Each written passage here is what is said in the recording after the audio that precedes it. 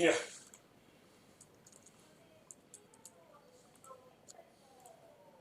No, it's frozen.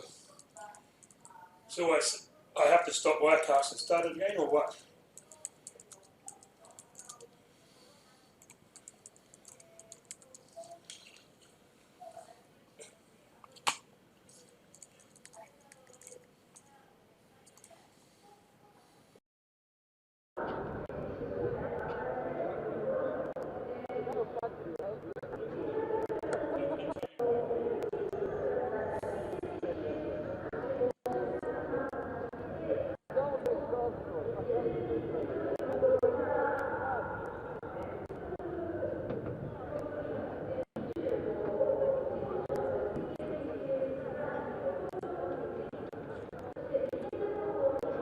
Good afternoon from Fuji Speedway, in the shadow of the snow-topped Mount Fuji for the second round of the 2016-2017 Asian Le Mans Series.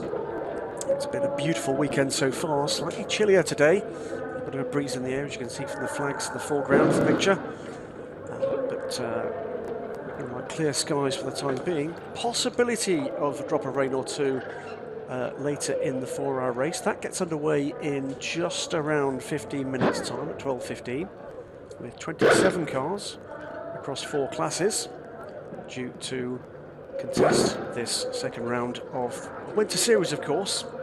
2 races at the end of 2016, 2 to come. Buriram Chang International Circuit in Thailand and Sepang in Malaysia in January, which will complete the second running, I guess, of the Asian Le Mans Series in its relaunched format. Success so far, big increase in the number and, for that matter, the quality of the cars on the grid for this year.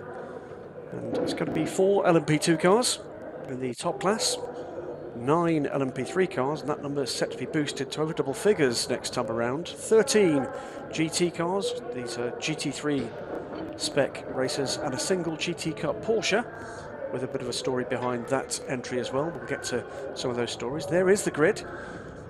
And, on pole position to the left of the picture is the number 25, the blue, white and silver Algarve Pro Ligier Nissan engine car.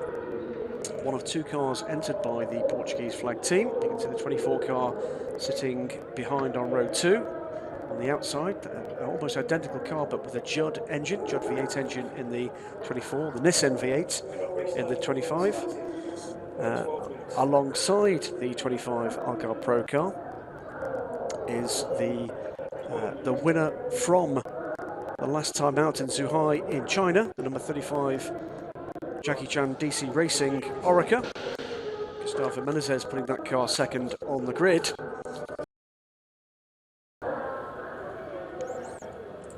Now I need to, why has this second pit come up? I've set up.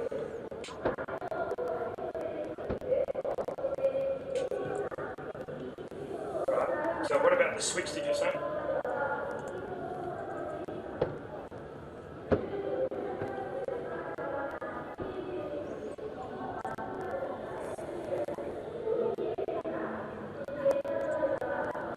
But I've lost the black. I should have a black background. Okay,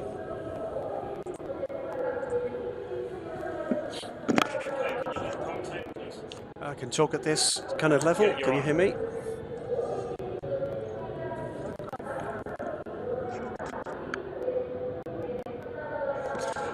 Good afternoon from Fuji Speedway, and as the grid begins to clear, just a few minutes to go before the 27 cars get underway for what will be the 4 hours of Fuji, round 2 of the 2016-17 Asian Le Mans Series. Pole sitting car on the left hand side of the screen there, the number 25 Algarve Pro Ligier Nissan.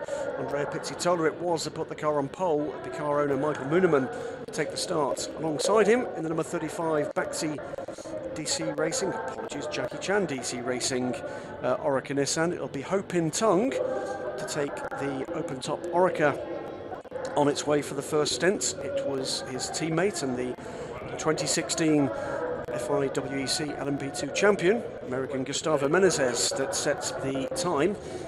Row 2, It's the second Orica, this time a Judd engine car. In fact, both the cars on Road 2 are Judd engine cars. The number 8 race performance car, Swiss flagged team, and the team that won the championship last year. It is going to be Giorgio Maggi that takes the wheel of the number 8 car for the start of this race. And the 24 car alongside the Judd engined Algarve Pro car. That will be Tak-Sung Kim, who will start the race. Behind that, we've got one of the stories of the event so far. It's the Intermark battle in LP3 on the pole position with 26. Top with Motorsports Ligier. Nigel Moore will take the start alongside 2015 MLS champion John Robertson. Top with Motorsport cars that possibly looking to be on the grid in their allotted position. After a closely fought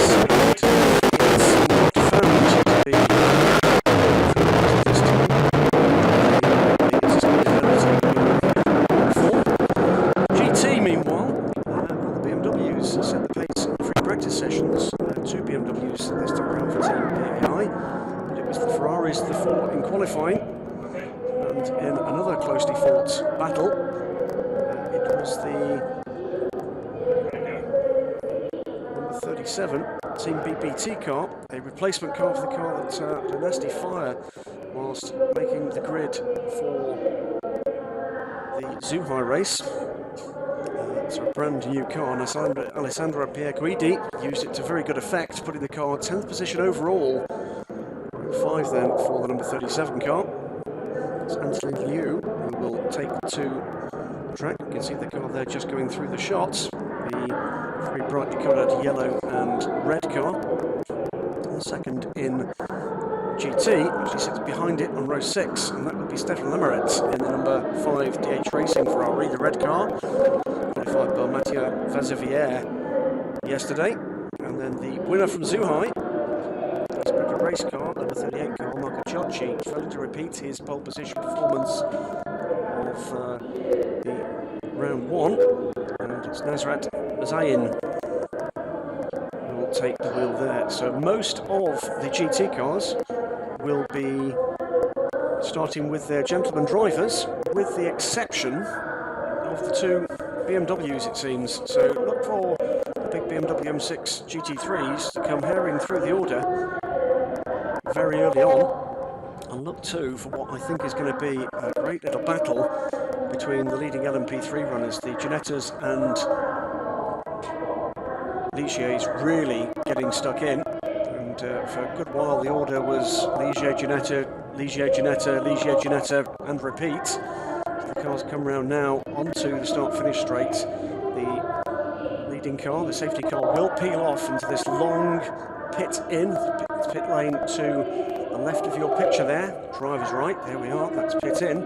This hugely long straight, one of the longest in world motorsports. A goodly chunk of this 4.5 kilometre track, celebrating its 50th anniversary, the Fuji Speedway. The announcements of free historic festival next March, but it doesn't matter now.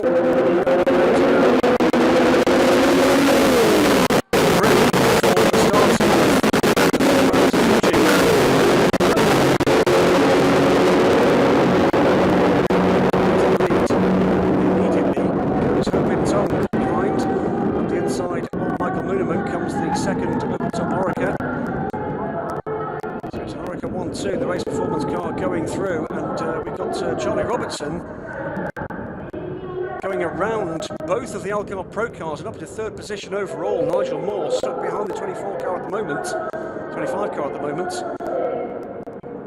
and cannot get back onto terms with the little Ginetta. 67 car well away, actually closing in at the moment on the Oracle Judd in second position overall.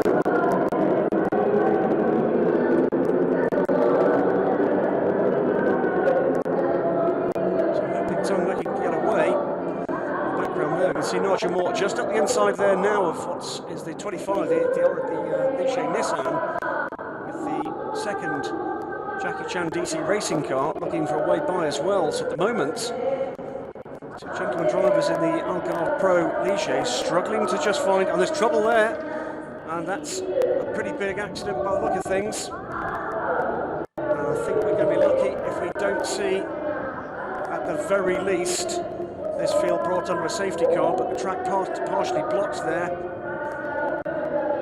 Keep a lookout. The flag's going to be shown here. It's turn 6.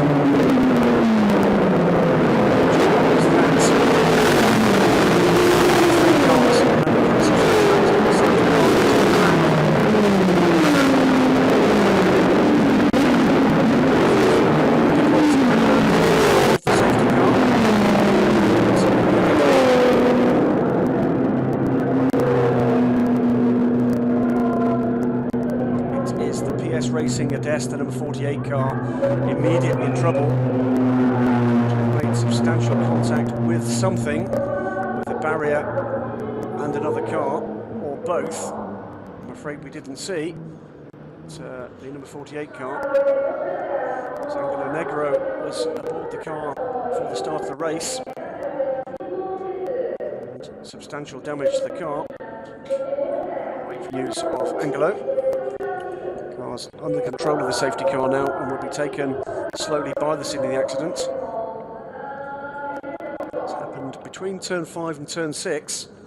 There we go, you can see damage to the left hand side of the car and what looks like the front bodywork of the car over to the right hand side of the picture.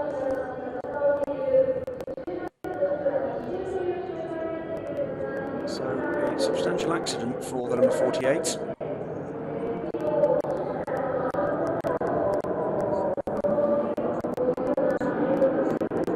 As well, we're missing one of the two BMWs. The number 90 car does not appear to have made the grid. This was the car that was in trouble with the timing transponder yesterday. We'll keep an eye out whether or not both BMWs are in the train here, but live timing at the moment not showing the number 90 car, which should be on the grid. So we see this for the car stream through. So, I'm afraid, as early as the very first lap, we've lost one car. It is the number 48 Ades. You can see again, the car looks to have been into the barrier and lost the front bodywork. Damaged the left-hand side of the car too. And the safety car circulating with the remainder of the field formed up behind. Fairly cool conditions with bright sunshine, but it is still fairly cool out there, so the drivers do what they can to keep some heat in the tyres. By the look of things, we're about to get a pit call or two.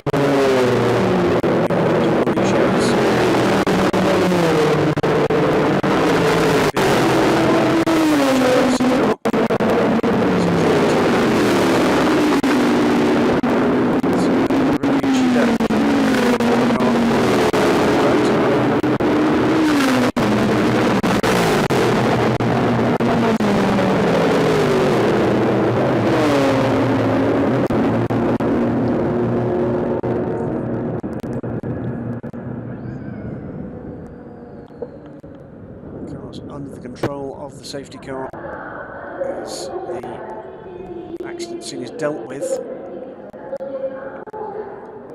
Ades was at the back of the pack for the start of this race. Started in 25th position of the 27 starters. Just watching this, the car being towed away. I'm afraid what remains of the car to being towed away. It is indeed the front end of the car on the left hand side that's taken the brunt of the damage. And, rather sadly, part of the variety of this LMP3 field has disappeared. Let's take you through the running order. Not had a great deal of racing so far with that very early incident, but it is Hopin Tung in the Jackie Chan DC Racing 35 Orica that leads from Giorgio Maggi in the number 8 Race Performance Orica Judd. Then that great start for Charlie Robertson in the number 67 PRT Racing Ginetta put that car up to third position overall. Nigel Moore, meanwhile, after making a little slightly heavy weather and getting by, Ligier is up into fourth position, so LMP3 cars up into second and third position. We saw this before in Zhuhai, fast starting, maybe the bigger P2 cars struggling to get the heat into those Michelin tyres. Then it's number 25 Algarve Pro Ligier Nissan of Michael Muneman. Aidan Reid in the Win Eurasia car, the number 99 Ligier P3 car, is sixth. And then it is Tak Sung Kim in the number 24 Ligier Judd. The running order there that you can see behind the lead car, that is the Spirit of Race Ferrari. I'm guessing and checking indeed that is Nasrat Muzayin. Pitted and has come back out. Reduces the leader.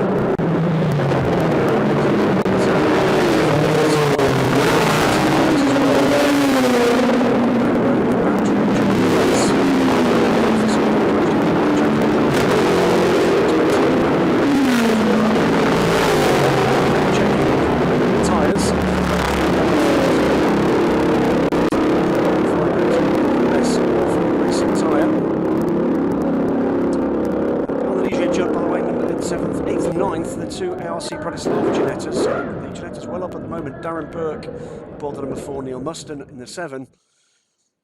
Then it's the first of the GT cars. It's actually the Lamborghini Huracan has come all the way through. It's Hiroshi Hamaguchi in the very pretty number 10 car, the black car. And that car sits in the top 10. 91, Team AAI BMW M6 in the hands of Philip Eng. We said that'd be a fast starter, and indeed Philip Eng has come through into second position. Then it's number 69 Ginetta, the Aliso Ekatent racing car, Ricky Christodoulou, cousin of Adam Christodoulou, Nürburgring 24 Hours winner last year, of course, or this year rather, of course. And that team will have a second Ginetta in time for round 3. And then we're getting into the cars that are beginning to go through early pit stops. So we'll see how this one pans out when this race goes back to green. The car is, the damaged car is in the place of safety. But we wait to see whether or not the clear up is complete. They'll want to get that track surface completely clear of debris. Because if indeed we did get punctures or suspected punctures, that's not what you want in this style of racing. This track, pretty low grip, non-abrasive, which means you can squeeze a bit more mileage out of these tyres, but not a lot of mechanical grip from them. And other cars looking to see whether or not a pit stop might be in order, and that's one of the Algarve Pro cars coming in. That looks to me to be the Judd engine car, the 24 car. It is indeed.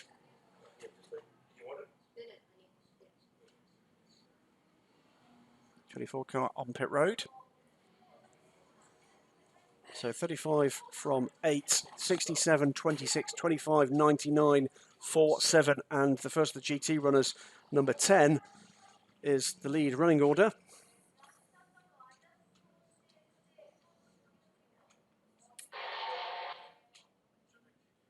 And with the 24 car having pitted, in fact the top 2 GT cars now into the top 10 with the 91 Team AAI BMW M6 GT3 of Philip Eng now running in 10th position. The Ferrari you can see amongst the pack, the silver car just ahead of the bright yellow Ginettas, is a lap down, having had a pit stop after lap 1. It's rejoined in the middle of that pack and is being told to drop back through the pack, so they're not waving that car by. And also in trouble, by the look of things, is the number 86 car. That's the OD Racing McLaren, 86 and 38 have been told to drop back and allow the other cars to overtake, to go back to the back of the pack. Not something we see very often. And the OD Racing McLaren team manager has been summoned to see Eduardo Freitas. So we'll see what that produces. But it's unlikely to be good news for the team running the solo McLaren this time. Has been up amongst the leading group in running earlier this week.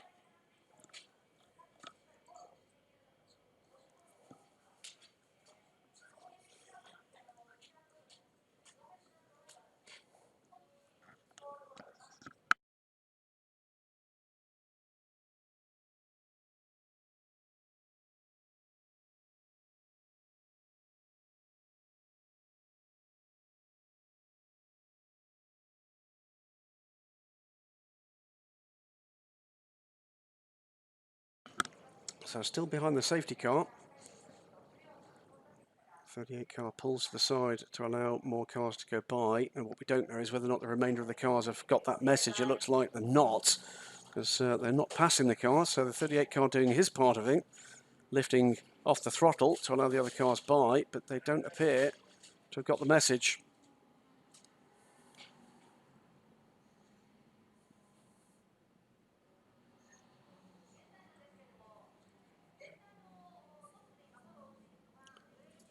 So clear up will be close to being complete now.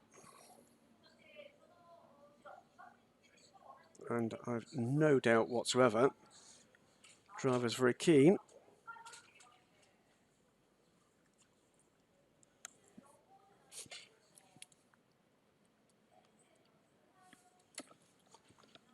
Driver's very keen to get this race going. It has led to a bit of a shake-up in the order with early pit stops for a number of cars. For the most part, there do not appear to have been driver changes. We'll double check that as the cars come through again. So it would appear that those stops for the most part have been precautionary.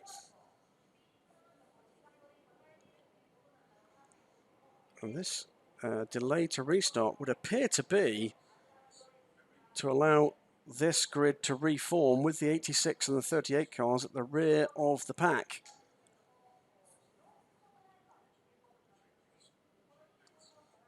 But at the moment, it would appear that the ARC Bratislava Ginettas are not keen to pass that silver Ferrari. I'm presumably waiting for clear instructions to do so. The other car that has attracted the attention of the race director is down in 17th position, the number 86 OD Racing best leader team. McLaren, good looking car.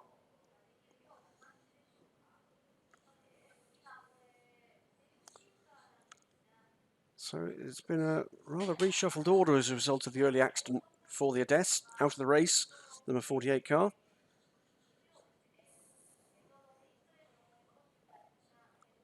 It will be another lap behind the safety car.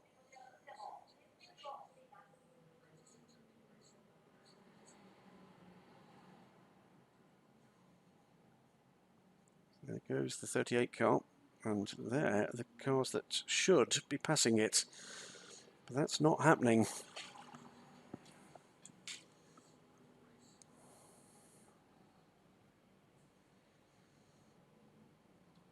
And increasingly urgent messages from race control saying that the two GT cars that have been the cause of some attention should be slowing down. And in fact, heavy braking there from one of them. But still, no sign of anybody being in a hurry to go by the number 38 Ferrari.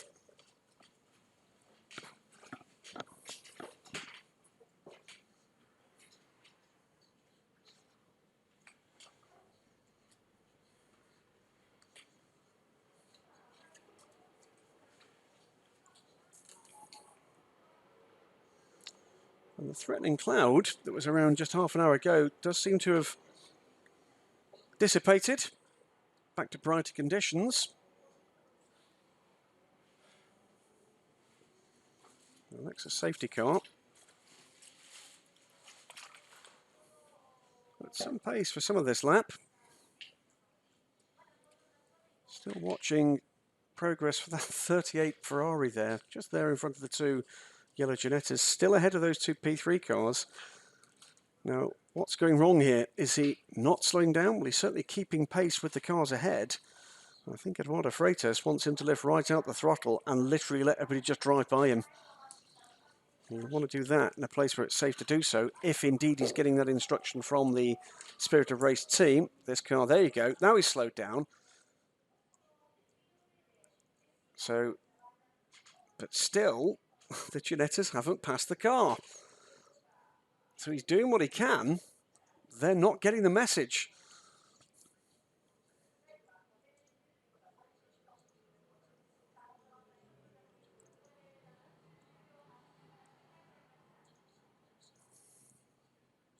Well, there is one simple answer. That's to bring the car into the pits and rejoin at the back of the pack.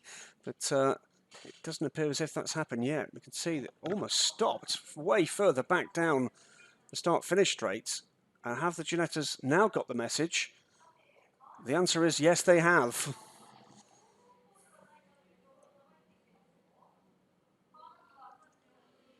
And we can breathe again. There we go. Happily, the next side around the bend there comes the two yellow Ginettas.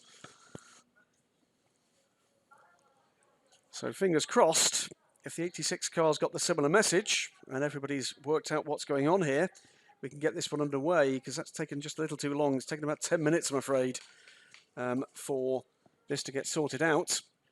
And we'll find out from race control a little later exactly what went awry there. But combination there of Nasrat Mazarian not getting the initial message, and then the cars behind not realising that the Ferrari pulling to one side and slowing right down was a result of the race director's instruction to allow them to pass, and they were initially unwilling to do so. So we're actually 18 minutes into this 4 hours of Fuji, and it's 26 of the 27 cars remain. Still trying to work out whether or not both of those BMWs are in the race. I believe they are.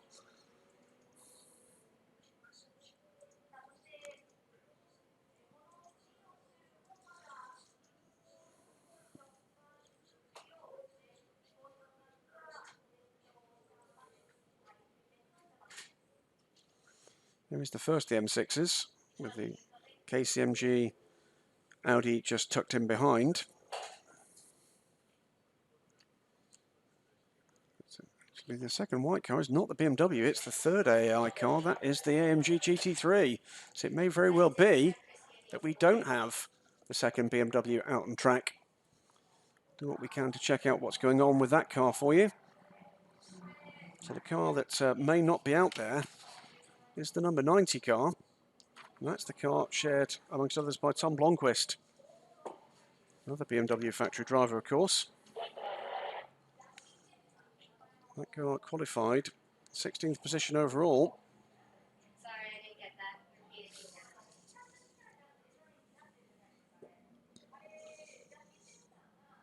It's car 86 that is now, so the 38 car is at the back of the train. And now rather more urgent instruction from Eduardo Freitas that the car 86 must go to the back of the line immediately. Well, where is that car? Spotted shot there, that's the Clearwater car, the 61. There's the Team BBT car. Started from pole position, has dropped well back in the early running.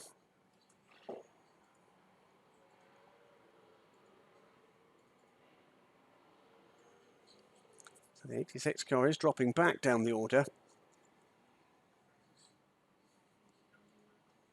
But perhaps not quickly enough to satisfy the race director.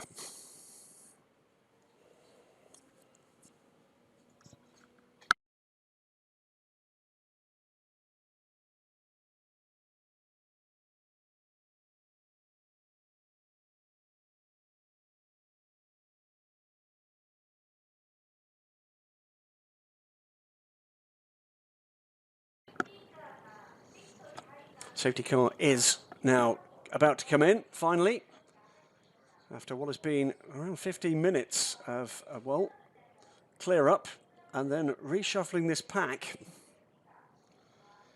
So a little bit more frantic, the weaving this time. So 2P2 cars at the front of the pack, then the 2P3 cars behind. Charlie Robertson in the Ginetta, the number 67 car, with Nigel Moore in the top with Ligier. No shortage of inter-Yorkshire needle here. And they're all looking to get the best slingshot they can down the main straight. Hoping Tongue has got away very quickly indeed. Charlie Robertson tries to tuck in behind the race performance, Orica Judd. And here we go. And back to green flag racing. Finally. So Nigel Moore still trying to get some heat into his Michelins. Meanwhile, you can see one of the two ARC Bratislava cars looking for a way around the outside of the number 99 Win Eurasia car. That's Darren Burke on Aidan Reid, and that didn't work.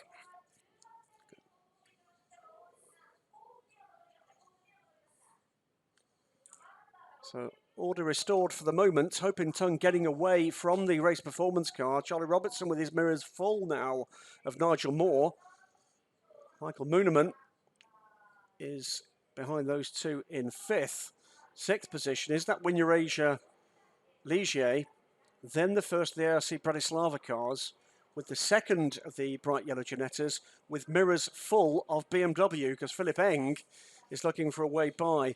Charlie Robertson goes defensive. Nigel Moore looks for a way around to the outside. No way through there. Now the inside.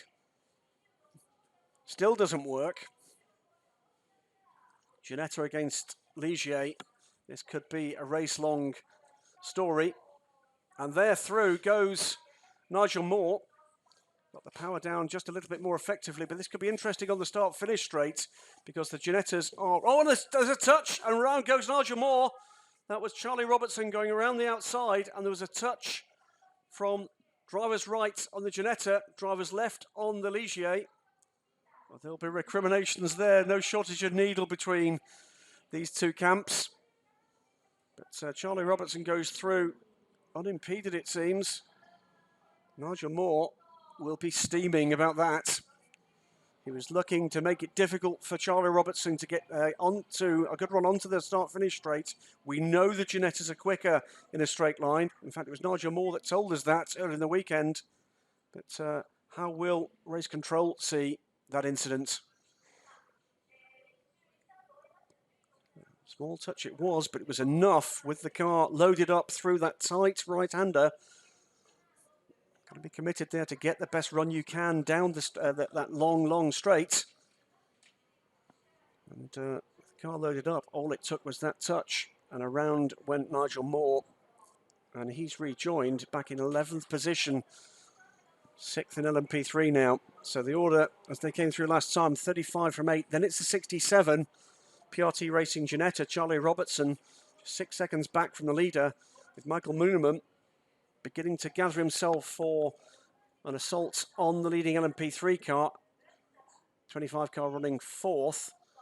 Aidan Reid, meanwhile, fancies a bit of a crack at Michael Mooneman's 4th position in the 99 Win Eurasia car, with Darren Burke in contention as well. And here comes that little pack. That is Nigel Moore making his way back through, in fact. He's passed the second of the ARC cars. And he's just about to go by the Elisa Ikatent Ginetta as well. So, he will feel wronged by one Ginetta. He's about to pass two of them. And there they come. Glorious looking pack of GT and prototype racers. They do race well, these GT3 and LMP3 cars.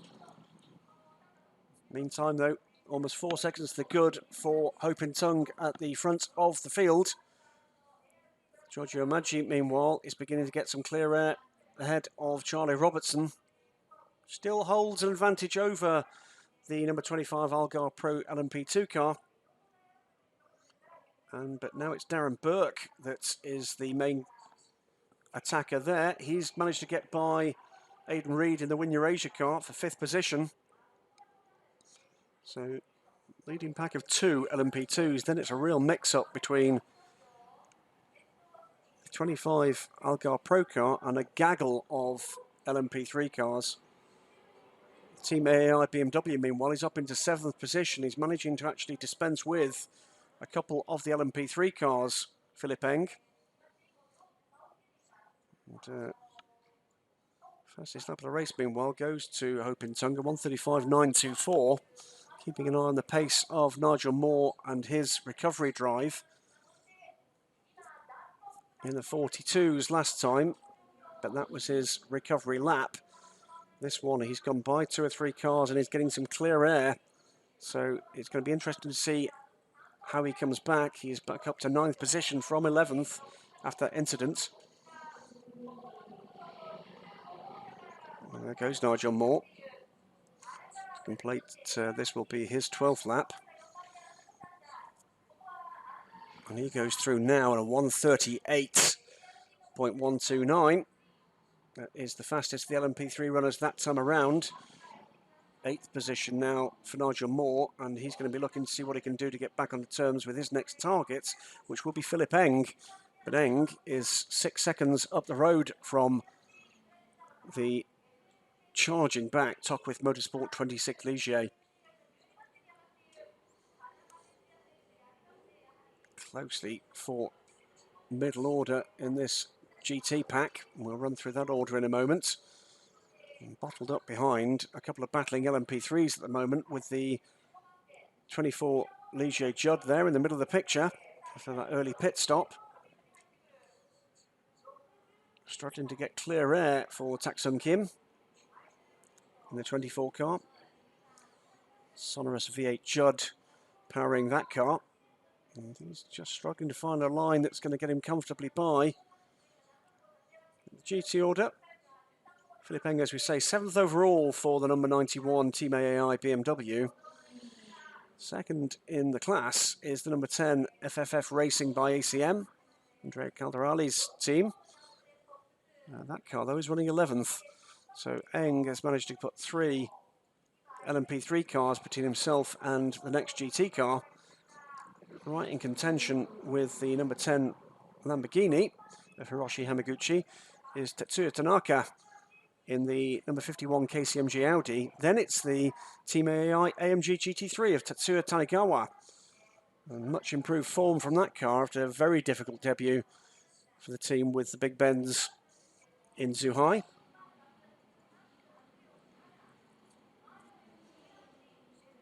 So, drivers working very hard indeed just to find the clear air they're looking for to attack this circuit. Frustration will be that some of these cars produce very similar lap times, but produce them in different ways. Some better straight line speed, some with better handling. And if you're behind the wrong car in the wrong place, it's going to cost you a lot of time. Battle there between the VS Racing Lamborghini and the Team BBT Ferrari, looking for a way around the outside. Can he do that? He can. That's a good move from Antin Liu. And going around Kai Cozzolino in the VS Racing car that made the podium in Zhuhai.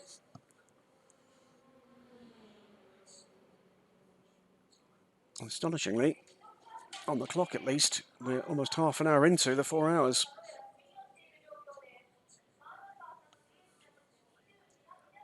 Oh, there's one of the DH Racing Ferraris there has gone around. It's turn 6 again. We'll start calling that tricky turn 6, I think. Is that Stefan Lemaretz or is that Rino Mastronardi? There's one of the 2 cars. It's Mastronardi in the number 3 car that spun on the apex of turn 6. What we haven't seen yet is whether or not that car has managed to restart. I think he has. Lost about 30 seconds, 40 seconds, Mastronardi. In the pits, meanwhile, is another of the Ginettas, the 69 car. Ricky Christodoulou has brought the Alizio Icotint car onto pit lane.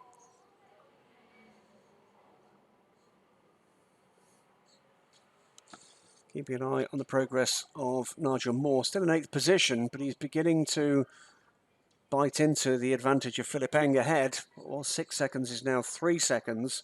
It's a battle for 7th position overall after that touch through the final turn.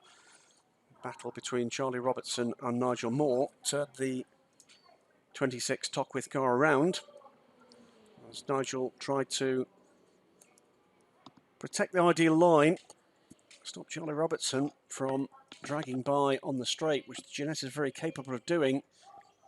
Nigel telling us earlier in the weekend that on the straight, the Ginetta pulled out 4 to 5 lengths on his Ligier, although the Ligier, it would appear, has the advantage in this section of the track.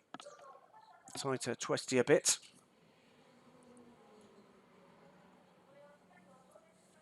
Still nicely packed GT battle.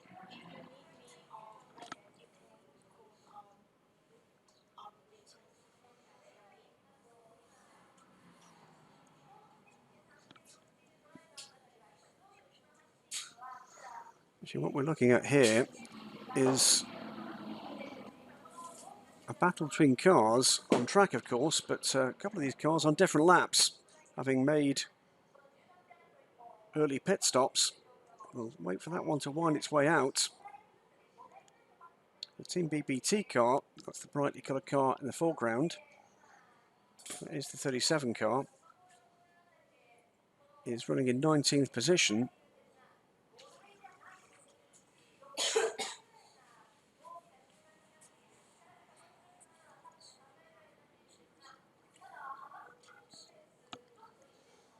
Just lapped himself, I think, from the number 10 Lamborghini.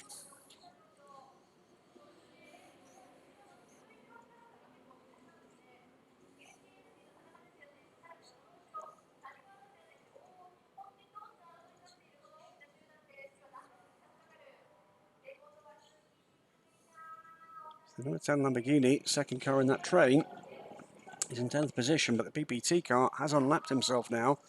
He's heading off, trying to gap that train of GT cars with the 24 Ligier, still looking for a way by. Does seem as if Tae-Sung Kim is struggling to dial himself in here.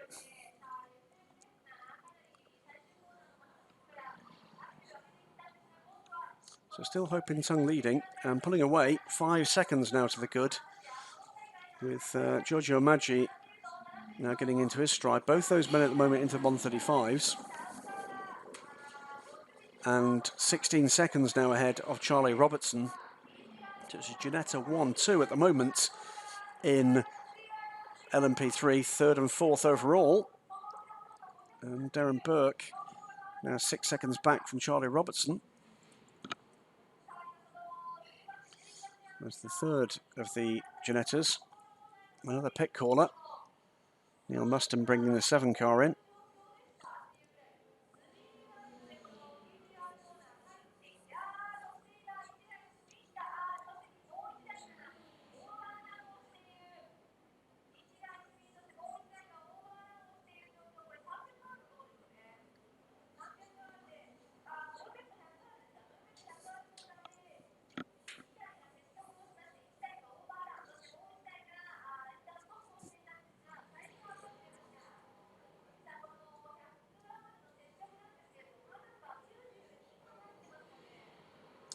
So just to reconfirm the overall order, 35, the Jackie Chan DC Racing Orica leads the number 8 Race Performance Orica. So Orica 1-2, Nissan engine car ahead of Judd engine car. Then a pair of Ligier LMP3s complete the top 4. The number 67 PRT Racing car, Charlie Robertson. Early incident with Nigel Moore here on the track, where the 26 Tockwith Motorsport car turned around as he defended the line. Charlie Robertson looking to get around the outside to get the ideal line down to start finish straight. And 4th is Darren Burke in the RC Bratislava car. Then it's Michael Mooneman, still in contention with the Ginettas ahead, but not making much of an inroad at the moment. When Eurasia number 99 car, another of the Ligiers, in fact the first of the Ligiers, Aidan Reid, leads Nigel Moore now just by a second, because the Tockwith car has now gone ahead of Philip Eng's BMW M6 GT3. The Team AAI car now down into 8th position, but a substantial lead in GT of 30 seconds over the McLaren now.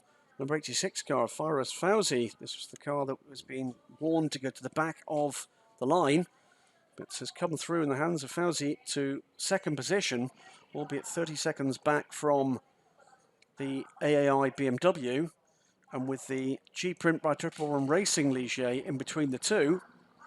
So 35.867.4, 25.99. In fact, that changes to 26.91.99. So a moment for Aidan Reed, it seems. 85 and 86 complete the top 10.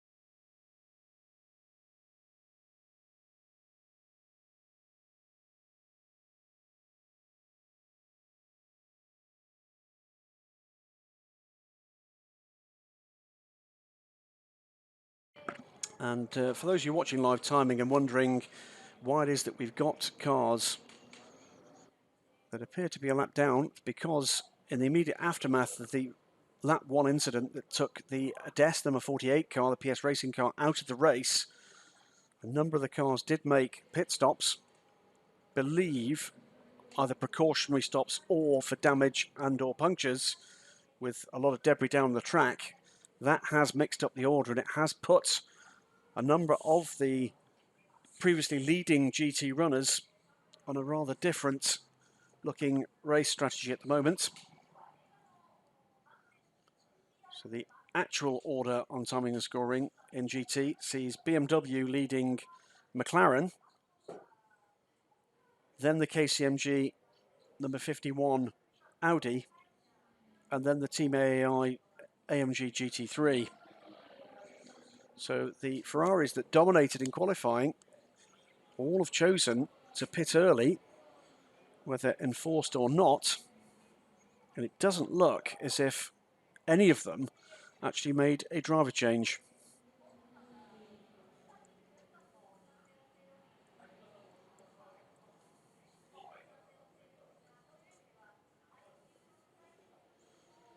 So 40 minutes in at the moment.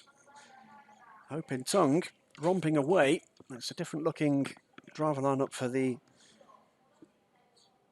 Zhuhai winners this time out, with the addition of Thomas Laurent, the Rookie of the Year from the European Le Mans Series this year. So yet another young and talented driver making his way to sports car racing, joins Gustavo Menezes, the 2016 FI World Endurance Championship LMP2 Drivers Champion with the Sigtech Alpine team.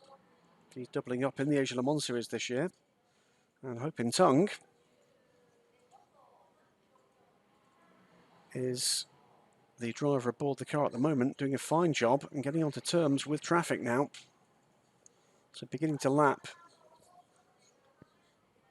That's his Clearwater Racing car. That's the 14th position car, Mockwing Sun, long time backer of Clearwater Racing, followed down to the start-finish straight now by Hope in Tongue. And Mock, of course,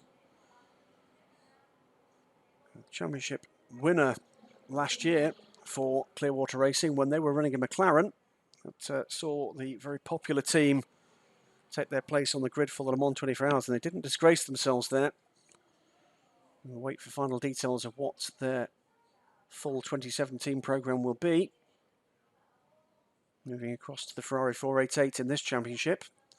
And of course, shooting for a win again in the Asia Le Mans Series, which would give them an entry for the 2017 Le Mans 24 Hours. That's on offer to the winning teams in the three major classes. Race Performance taking up that opportunity last year at Le Mans 24 Hours with this car, the number 8 car, and the DC Racing crew doing likewise in LMP2. Clearwater Racing taking up the opportunity in the GT class with an automatic entry. Bit of a lock up there for Maggi in the number 8 car in the GTM class. And I was hearing from the team yesterday that if they are lucky enough to be given an entry, whether or not it's automatic through success or by invitation, that it's been a very popular move to a kind of flat grey base to their Dragon liveried Ferrari would revert to the, if anything, even more popular chrome base livery. It does look spectacular, that livery, whatever car it adorns. Hearing from race control that incident between Charlie Robertson and Nigel Moore is indeed under investigation. No surprise there'll be an investigation there.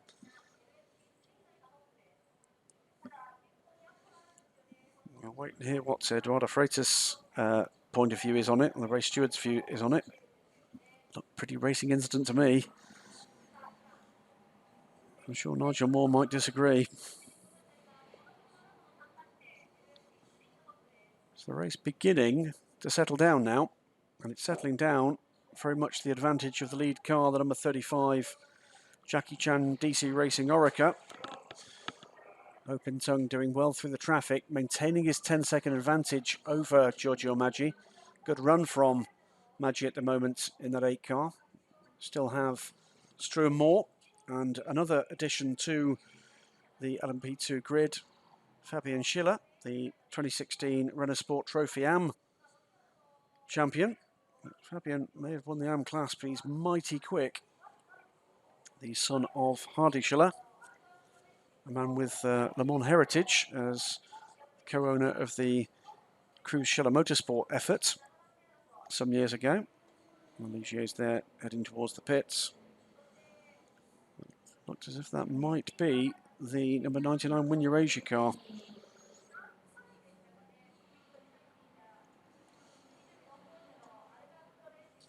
And indeed it was Aidan Reid pitting.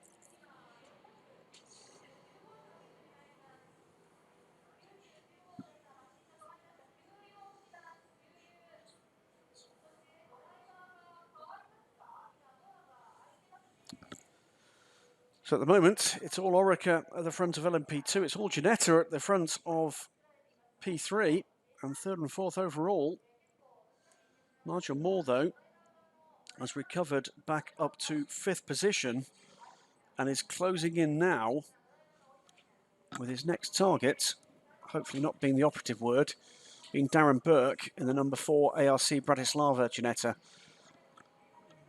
Some 11 seconds back from Charlie Robertson, Darren Burke, with Nigel Moore a further 6 seconds back from that.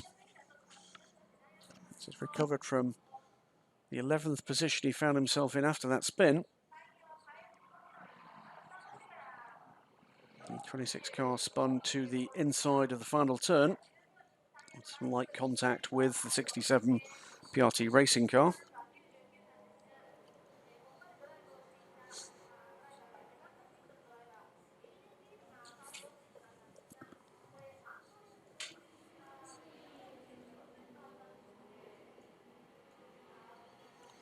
So 25 cars still running in this race. We'll wait for details as to why the number 90 car didn't start. One of 2 Team AAI BMWs. And of course, on that one, we lost the Seoul Ades 03 LMP3 runner. after an incident out of our sight. We saw the results of it, but not the incident from Angelo Negro. So that takes our LMP3 field down to still healthy 8 cars. I said a little earlier in the race, there will be a further 2 cars, we believe, for round 3 in Thailand in early January, with a second Ginetta for the Aliso Icotint racing team and an additional Ligier, which we expect to arrive with the Absolute Racing team. They aren't here this weekend. The logistics of the FI GT World Cup in Macau and this race meeting simply didn't come together in time for them. So we're expecting the Absolute Racing team, a very popular squad in this paddock and with fans around the world, to be back with 3 cars returning to the fray with their Bentley and a very pretty Audi R8 GT car and their first efforts in the LMP ranks with the addition to their garage of, we believe, an LMP3 Ligier. Giorgio Maggi there tucks out from behind the AMG GT3, gets the power down, and away he goes.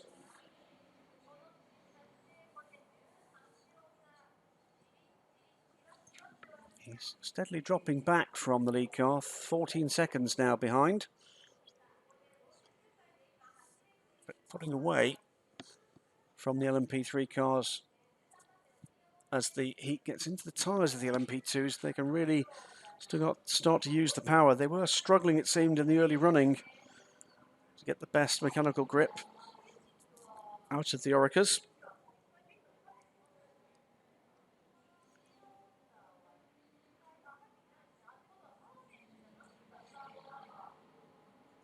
Still Charlie Robertson running third. He's beginning to pull away now from Darren Burke. Nigel Moore, though, is reeling in the yellow Ginetta. And he will not want to take much time with that move. Just a brief shot there, just behind the red Orica of a new car for the series this weekend. That's the Audi Korea car, there we go. Run by Phoenix Racing Asia. And featuring Alex Young, the now 3-time Audi R8 LMS Cup champion, winning that title in Shanghai on the support bill for the FI World Endurance Championship. And the 31 car, Kyung Yu aboard the car at the moment, and a very worthy addition to the pack. It's one of the 2 Algar Pro cars, runs wide on the outside of very tricky turn 1. That will be the 24 car.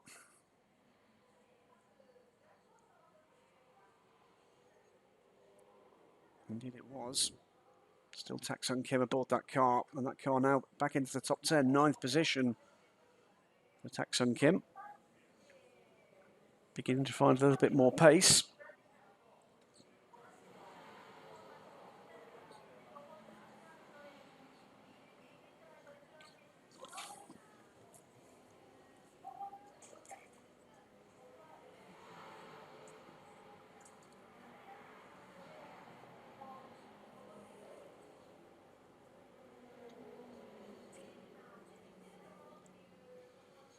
The battle we're seeing there is actually for 16th position and 6th in GT. These cars definitely a lap down with early pit stops. Anthony Liu was in the number 37 car, this new car, replacing the car that caught fire on the way to the grid in Zhuhai. Stefan Lemmeret, though, Belgian driver, in the DH Racing car behind. Identical cars, 2 different teams, both run with the assistance of AF Corsa.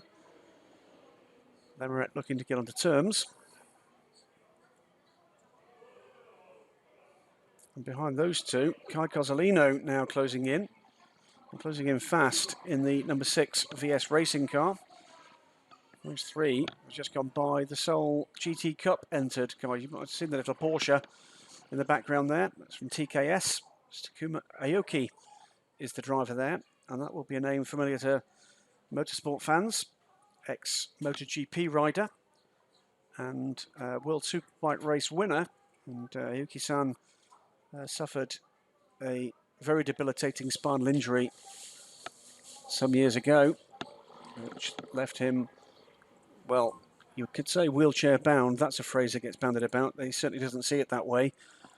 He's got back into motorsports, seen some success in off-road motorsports, was a class winner a couple of seasons ago, multiple class winner in fact, in GT Asia in a Lamborghini, and now makes his first international sports car race appearance in the Asia Le Mans Series. We're expecting the TKS team to carry on in the Asia Le Mans Series and hopefully have some GT Cup opposition in Buriram with the potential return to the series of the Team New Zealand Porsche. And that will be another class battle to savour.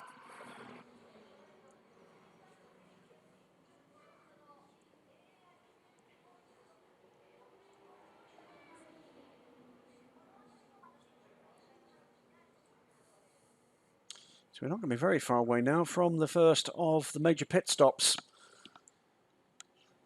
as Hope in Tongue, a brief flash of the lights, and looking to go by, that'll be the second of the Ginettas, that's Neil Muston. He's been in the pits in the number 7 car, 23rd position for that car. As now we can see this is the battle for 4th position because Nigel Moore is getting onto terms with Darren Burke in the number 4 car ahead.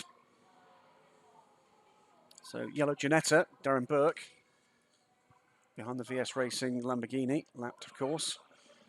It's the third of those cars in the train now. There's the Lamborghini, that's Darren Burke, and there goes Nigel Moore in the 26 car on his recovery drive. Just 1.5 seconds behind as they cross the line. Yellow flags might meanwhile at turn 15.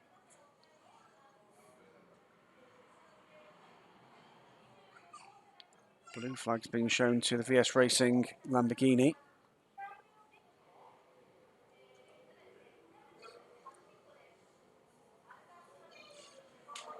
Whoever's had their little whoopsie, it's cleared, and it was, by the look of it, it was the number 38 car. It was indeed the 38 car. And that car, I think, has had a bit of a rotational moment in the final turn. Nasrat Mazayan dropping back a little. We'll keep an eye out, see if he completes the lap. It's cost him some time. But that car has not rejoined the race by the look of things. We're getting towards that part of the circuit. We might get a quick look here. Yellow's now at turn 15. I think is in some trouble.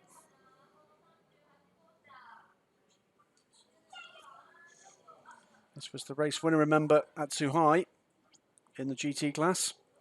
After a great late race battle between Marco Ciocci and Matt Griffin. It was the silver car that came home the winner.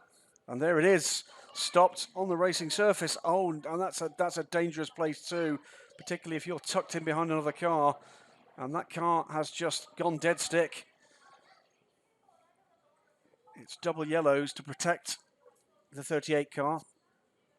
But if that car can't be restarted, that is going to require some form of intervention.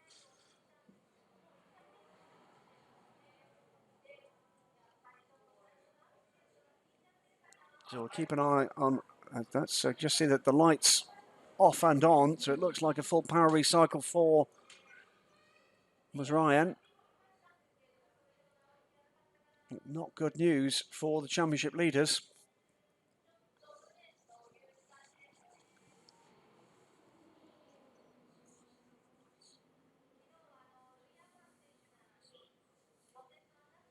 So still double yellows.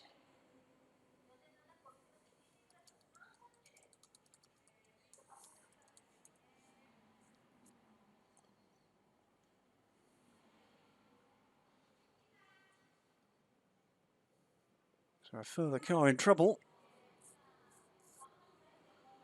Now Will that car be able to be restarted.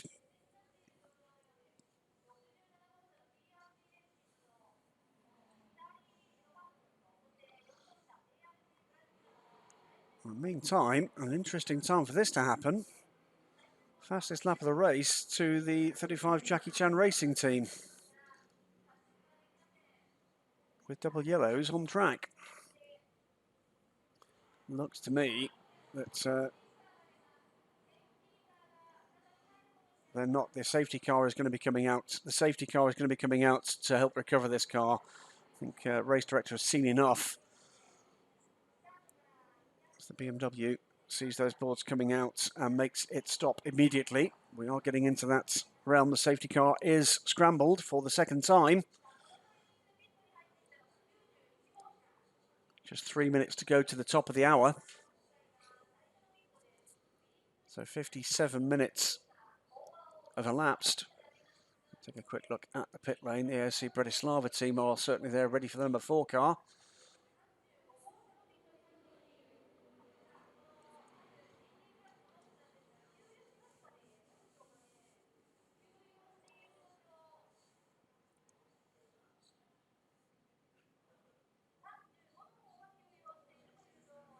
And immediately, the leading 2 cars make their way towards the pits. So, Hopintong and Giorgio Maggi on pit road. And the race performance car is towards pit out, or towards the end of the first group. There goes the number 35 car. Their pit is almost the first garage.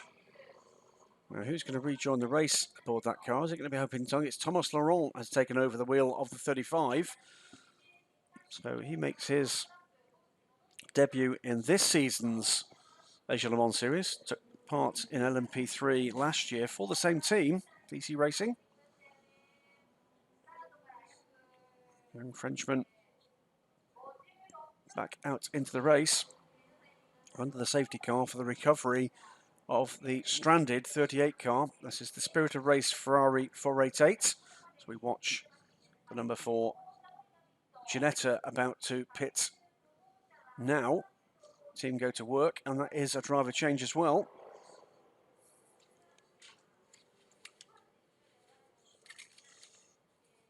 We're about at that point where driver changes will be the order of the day. And that looked to me to be likely Miro Konopka getting aboard that car. It's certainly not Mike Simpson's helmet. There goes Miro, team owner and proud owner of 3 of these Ginettas, 2 racing and a spare car at the back of the garage. Team handled by the Lannon Racing concern from the UK. So a mixture of British and Slovakian technical staff. There goes the BMW. Philip Eng started that car.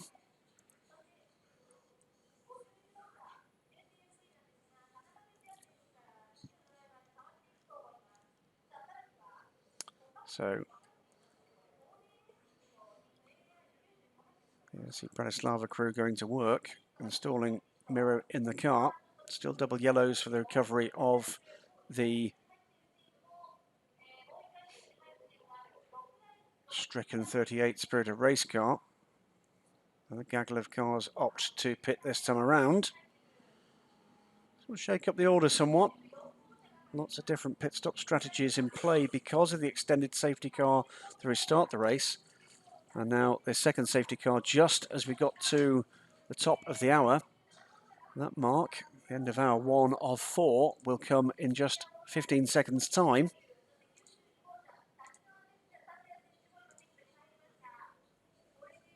There you go. We got car 35.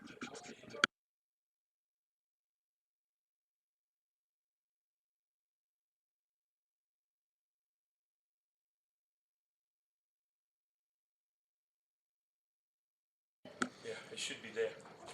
Doesn't matter. That's what the people are seeing now.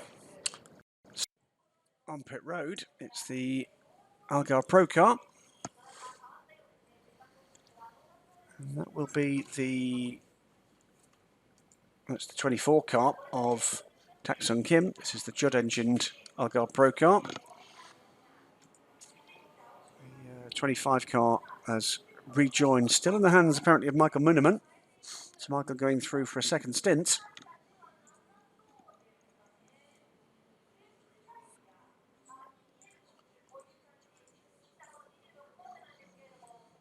And slightly extraordinary notes on the timing and scoring screens. It says car 38 must cooperate with marshals. One would guess that's car 38's driver, unless they've got a particularly stroppy Ferrari 488.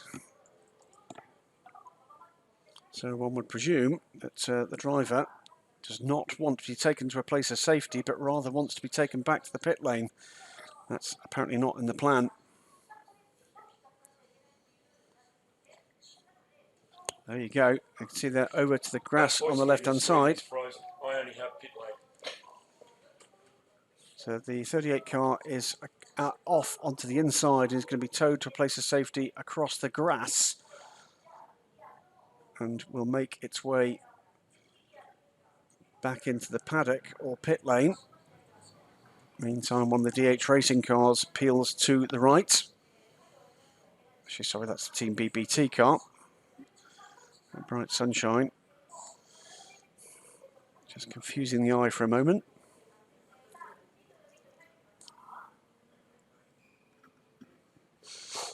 And cars between the safety car and the leader being told now to wave by. Away they go. So it will be Thomas Laurent will take up position behind the Lexus RCF pace car.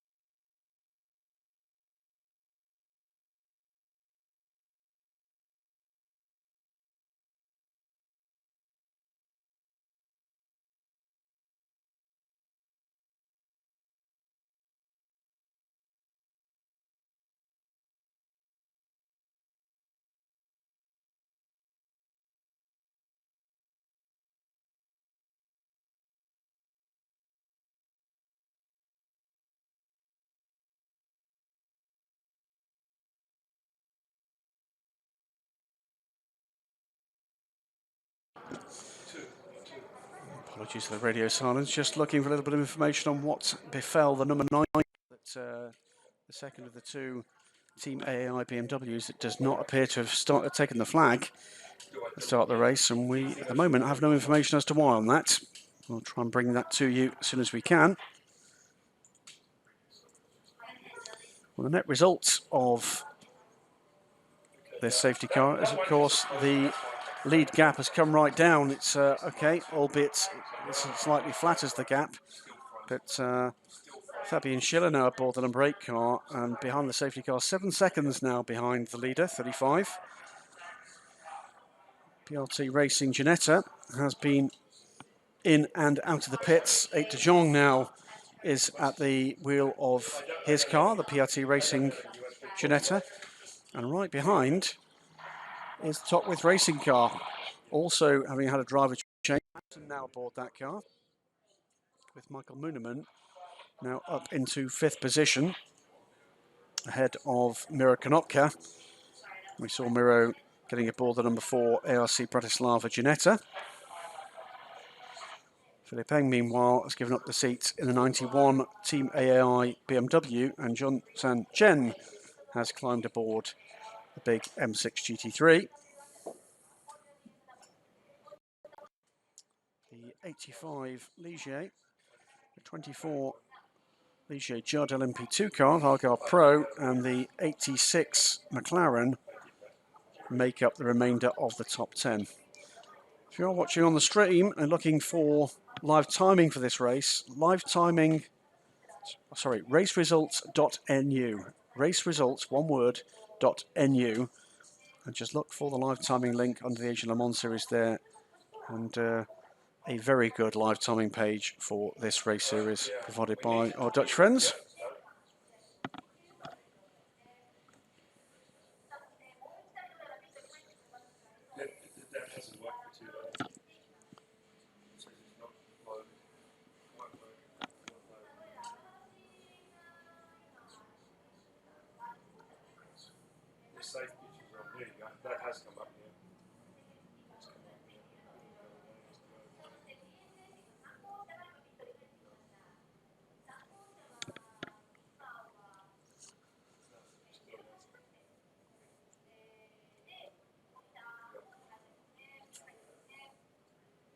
So safety car continues. This is the default option for race control for the Asia Le Mans Series. No Magneti Marelli in-car marshal system for the Asia Le Mans Series. Part of the cost control measures for this series, which will also see what will soon be the previous generation.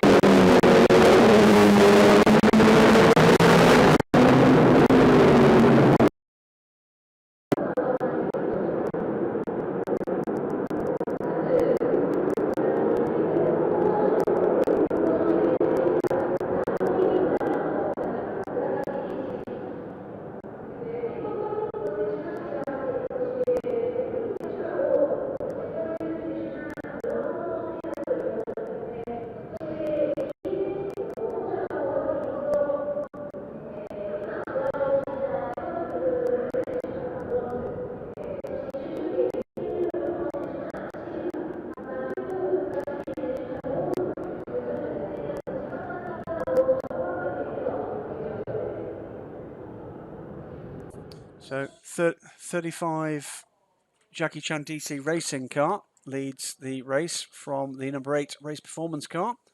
So it's an Orica 1-2, Orica Nissan with Thomas Laurent ahead of the Orica Judd, ahead of Fabien Schiller. Jeff, can you hear commentary?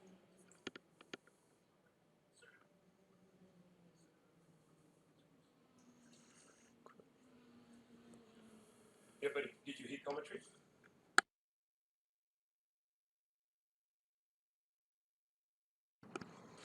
You sure with that? Confident with that? Oh yeah, I can see it. I'm watching it. I'm watching it. Yeah, there. Okay. So Right, thanks, mate. 2 hours and 46 minutes remain Thank you. of this race. And we've lost a fair chunk of it to a couple of safety car interventions. One for nasty accident for the number 48 car on lap 1. And then what's been a pretty extended recovery process for the stranded 38 car, the Spirit of Race Ferrari. Both those cars out of the race. Can now tell you, by the way, that the problem for the number 90 car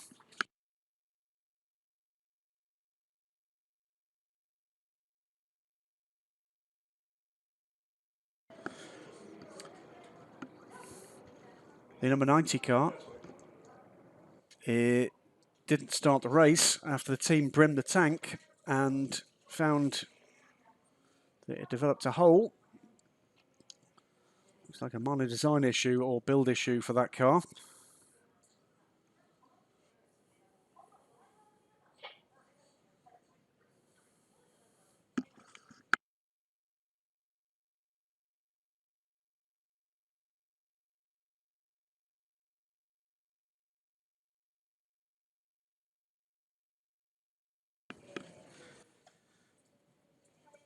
And the marshals still struggling to get that Ferrari to a place of safety.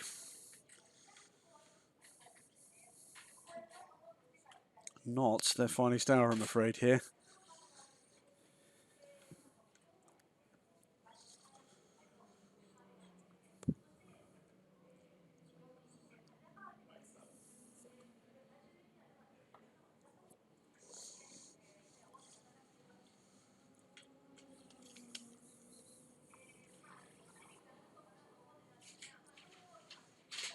I'm sure this is as frustrating for those of you watching as it will be for the guys in the train behind the safety car. It's taken a very long time indeed to get a dead stick Ferrari stopped the exit at turn 15 under tow and then to a place of safety, and they've tried and failed to do that by the look of it a couple of times.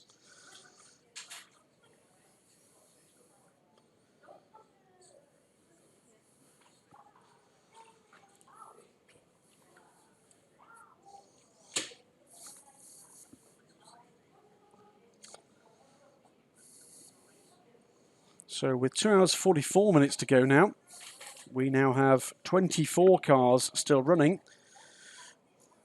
Casualty list: 38 Ferrari, Nasrat Mazayan, the Zhuhai race winning Spirit of Race Ferrari 488. That car stopped on track some little while ago, bringing out this second safety car, and the recovery team have been struggling to get that car to a place of safety.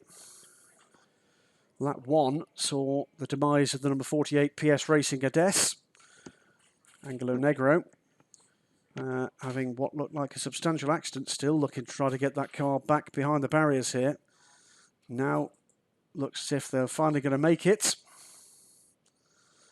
Get the race back under green flag running.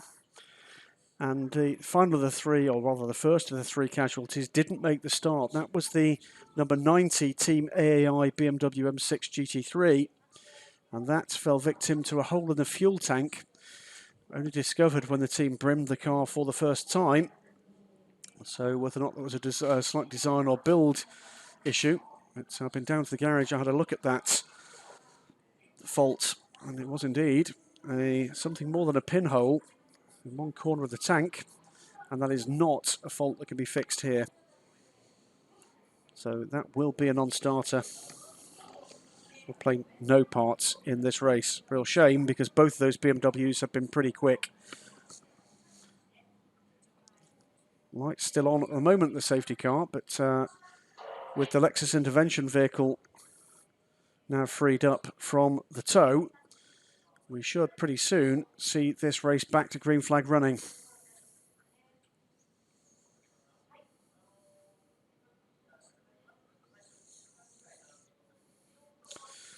Shake up in the order, of course, after those pit stops. So the running order now will be, when we get back to green, 35 in the 8. Will lead the way up into third position. Now it's Andrea Roda is now aboard the number 25 Algarve Pro Ligier. So it is LMP2 cars 1, 2, 3 now, with the ARC Bratislava number 4 car of Mira Konopka up into fourth place, ahead of the first of the GT runners. That's the remaining number 91 Team AAI BMW. And we'll all breathe a sigh of relief with the note on the screens that says that the safety car will be in this lap. Sixth is the first of the Ligier P3 cars. It's number 85 G-Print by 111 Racing car. Then the Algarve Pro 24, the Ligier Judd. So all 4 of the P2 cars in the top 7 now. It's Mark Patterson at the wheel of that car. Unlike Nico Rosberg, Mark hasn't retired. 8 de Jong in the PRT racing car that led the race in the hands of Charlie Robertson. 67 car is now in 8th position and 3rd in LMP3, with the Topwith Motorsports Phil Hansen aboard the number 26 Ligier, 9th position overall in 4th position, and rounding out the top 10 is the number 86 OD Racing McLaren. And back to green we go. 2 hours and 40 minutes remaining. Wait to see, by the way, whether or not the 86 car gets any kind of penalty, because I'm hearing there's potential for that car may have missed the red light at the end of pit lane after its first and very early pit stop. But we'll keep an eye on that. Moment, it's Philippe Descombes aboard that car.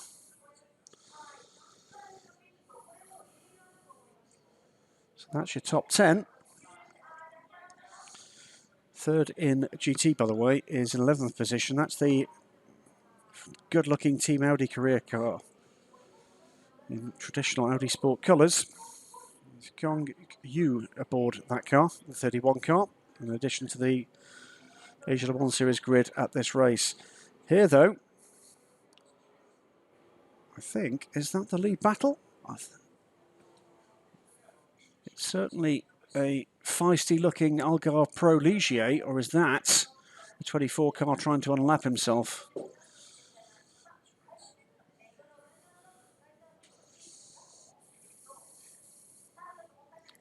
I think it's probably the 25 car trying to unlap himself, because at the moment we only have 2 cars on the lead lap. And they are the 2 leading cars, 35 and 8. But Andrea Roda, I think, is trying to get by Thomas Laurent to unlap the 25 car. It is indeed Andrea Roda.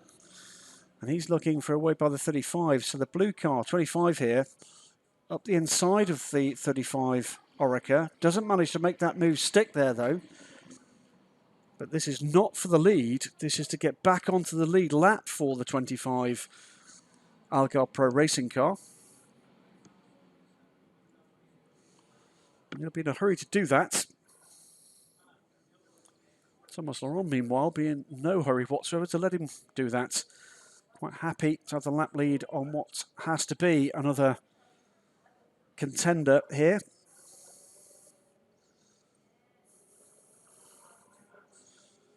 And they're the margins that can make a difference, just coming out of your pit stop, just a few car lengths down on the race leader. And that makes the difference for a lap once we go back to green, rather than being waved by to join the back of the line. You're left in a battle to save your race, to get by, well, in this case, a very quick young driver in a very quick car who's has no interest whatsoever in waving you by.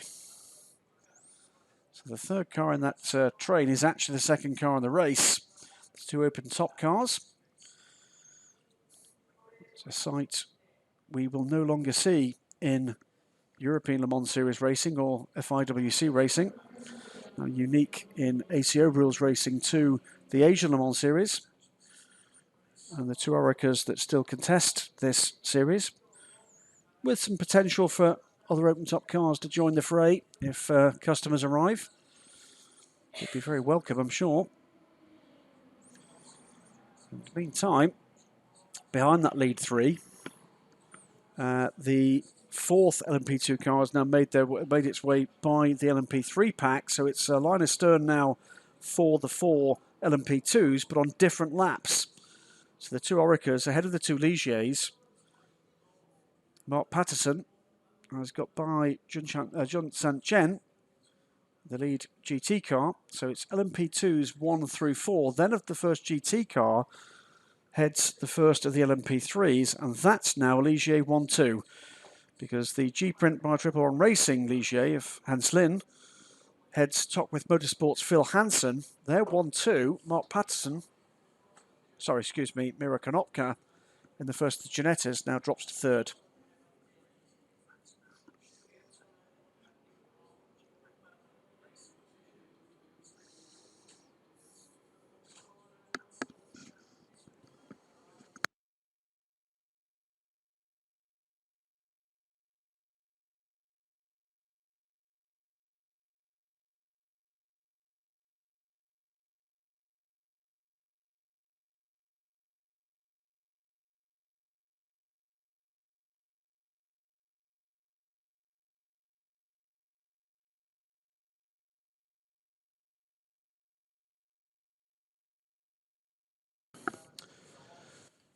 So as the LMP2 squad sort themselves out, with Fabian Schiller beginning to get onto terms now with Thomas Laurent. Now that could be an interesting battle developing. Young Frenchman versus young German. A man coming out of LMP3 racing versus a young man coming out of one-make Renault RS01 racing, title winner for the Marc VDS squad last time around. In fact, in the last year of that championship, Fabian Schiller feels he has an LMP2 career ahead of him, and they're looking for options to make that happen. Andrea Roda, meanwhile, still has not found a way by the 35 car. We'll see whether or not he's managed it on this lap around. It certainly has been substantially quicker in the last couple of sectors.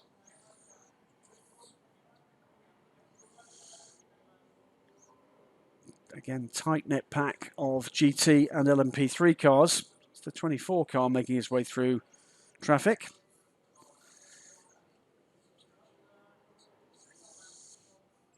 It does make for interesting viewing, the relative pace of these little LMP3 prototypes. But these GT3 spec cars are incredibly fast in a straight line. The prototypes having the aerodynamic grip advantage. Which is just there to the left-hand side of that picture briefly. The stricken and now out of the race 38 Spirited Race cars that will not add to its points total gained with the win in Zhuhai. That will open up the championship. So we won't be seeing Marco Ciocci or indeed Rui Aguas in this race.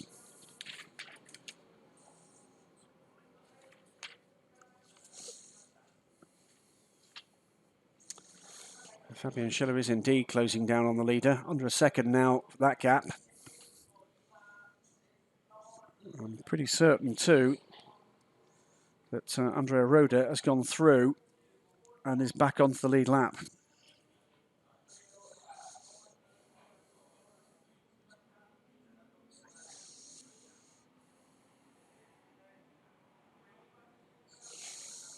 Hans Lim, meanwhile, in the 85 G-Print by 111 Racing Ligier, in the lead of LMP3, has actually gone by the BMW, the GT car. So the lead LMP3 car now up to 5th overall.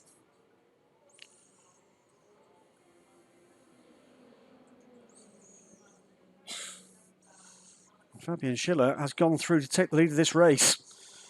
So Schiller, in his first LMP2 outing, has tested a Ligier Coupe back in October last year, but this is his first race aboard a GT2 machine. He's made impressive starts. He's taken the race performance car through into the lead, and by the number 35 Jackie Chan Racing Orica Nissan Kung Fu Yoga livery for Jackie Chan's next big Hollywood movie. Confirmed too that the Algarve Pro car has gone by the 35 car to get back onto the lead lap, but not clear as to whether or not Fabian Schiller's passed the 25 and effectively made him do it all over again.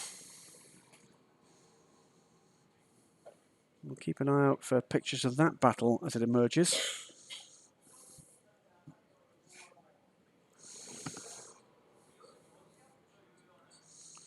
But certainly Andrea Roda going very quickly indeed at the moment.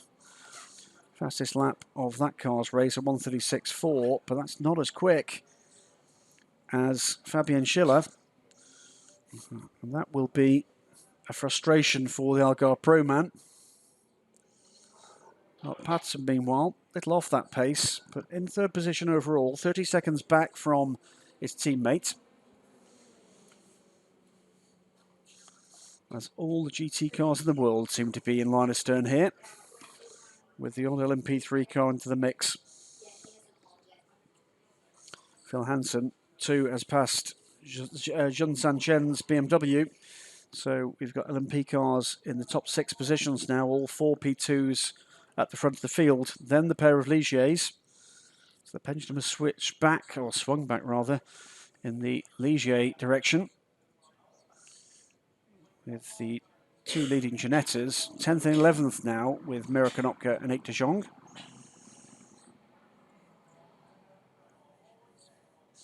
But plenty of time and pace to come here. 2.5 hours now remain.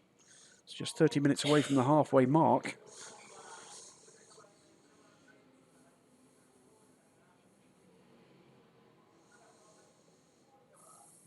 The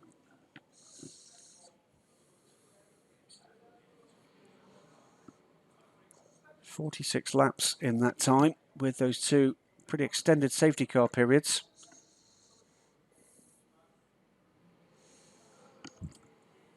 So Schiller from Laurent, Roda and Patterson, they're your top 4, and they are the LMP2 class. LMP3 leaders 5th and 6th overall. It's Hans Lin in the number 85 car, from Phil Hansen in the 26. Next, the LMP runners are a little way back, 10th and 11th overall. That's the number 4 ARC Bratislava and the number 67 PRT Racing Genettas in the hands of Miro Konopka and 8 de Jong.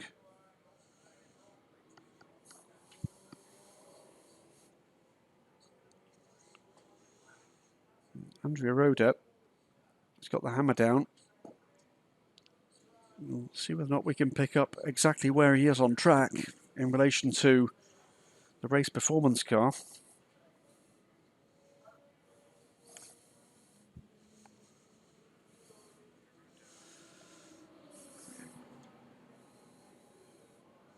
And the key there is, has Fabian Schiller gone by the Ligier to keep him off the lead lap?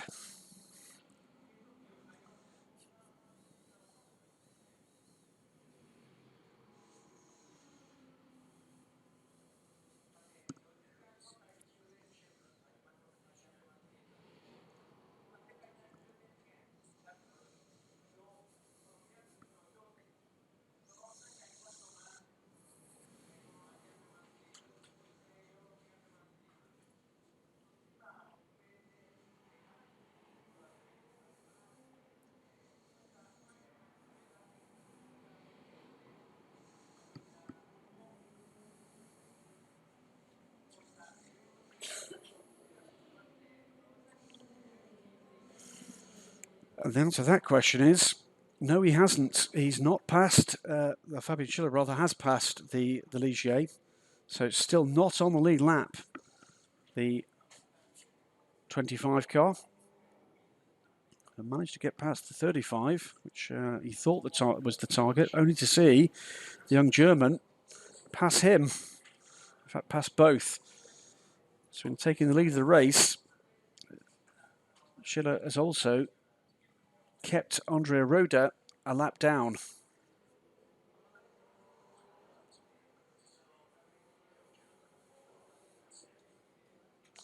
So we've gone through the LMP2 and the LMP3 orders, the top 4 for each. What about GT? Well, the lead car there, still the BMW, although John Sanchen has been gradually dropping down the overall order, still sits 7th position, but just ahead now of the McLaren of Philippe Descombes, the OD Racing best leader team, with the Team Audi Korea car third, those 3 separated by just 6 seconds. The yellow flag's out on the circuit at turn 15 again, not for the first time. And that is for the Team AAI AMG GT3. That car has gone around. It's sitting broadside across the track, just a little before the point where the 38 Ferrari came to a stop. The AMG, though, has managed to rejoin, thankfully. Zhang Wen, he is at the wheel of the number 92 car. He's had a much, much better afternoon than the team had with that brand new AMG in China. They're getting to grips with the AMG GT3 and overnight news breaking of a GT4 version of that car as the arms race in GT4, the junior international FI homologated category. The arms race begins, or rather accelerates.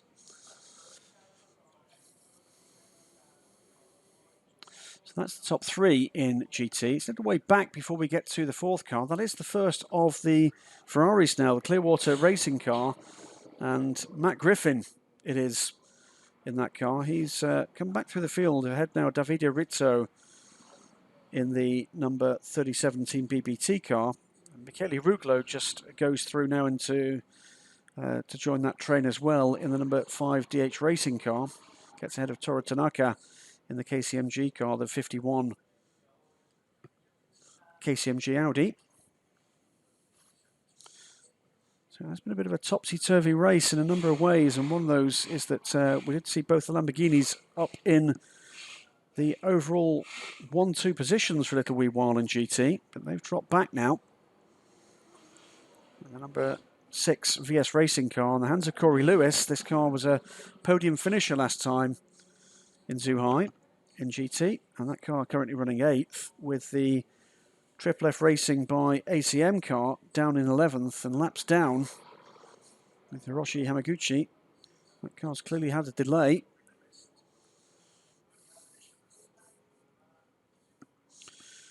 Fabien Schiller, meanwhile, is putting a gap on Thomas Laurent. 4.5 seconds, and my guess would be that's something of a shot to the Jackie Chan DC Racing team. And just got a quick shot there of Juntan Chen seeming to struggle to get out of the corner in the BMW.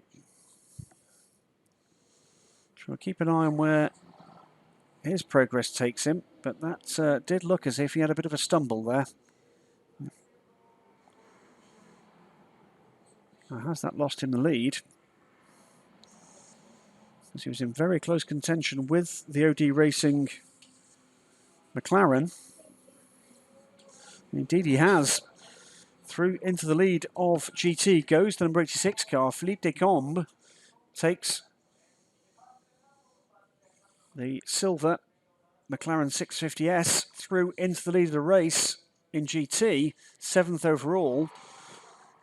Junsan Chen recovers and retains second position just from the Team Audi Korea Audi R8. Those 3 cars separated by under 2 seconds. That's the lead gap in GT, and for positions 7 through 9 overall. So the relative pace elsewhere. Well, gradually, Fabien Schiller, well, he's maintaining that gap lap by lap, seems to swing one way or the other. Schiller takes half a second here. Thomas Laurent grabs a few tenths back there. But between the two sits the Algarve Pro Racing Ligier of Andrea Roda, though he's a lap down on the leader. Way wide there from what looked to be the PRT Racing Ginetta, Fate de Jong. And 8 getting his head around the challenge of LMP3 racing, enjoying his Ginetta. But, dropping back a little from Mira Konopka, another man very fond indeed of his Yorkshire-built LMP cars. Not difficult to pick out the bright yellow ARC Bratislava cars. And Mira Konopka, long-time racer in GT machinery, was in the Asia Le Mans Series last year. So a piece of bodywork flew up in the air as one of the... what I think that was the number 25 car. Something flew up in the air. And keep an eye out whether or not that was anything vital. But getting a shot of the number 35 car as Thomas Laurent is looking for a way by number 25 to put that lap back on him. Indeed, there is debris in the middle of the track on the start-finish straight. Race control will want to see whether or not that can be cleared safely. It's, of course, a very long sighting line down that huge start-finish straight. Whether or not it can be safely grabbed without resorting to yellow flags. That would be their preferred option, but they won't take any risks with marshal safety, of course. And why should they?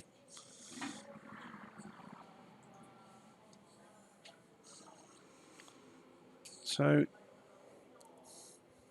far looking very good indeed for race performance. Fabien Schiller, the new addition to the squad. As into the pits comes the 3rd place in GT, Audi Team Korea car.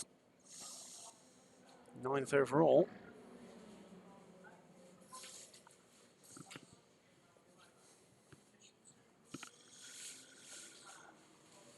Fabian Schiller followed Giorgio Maggi into the number 8 car.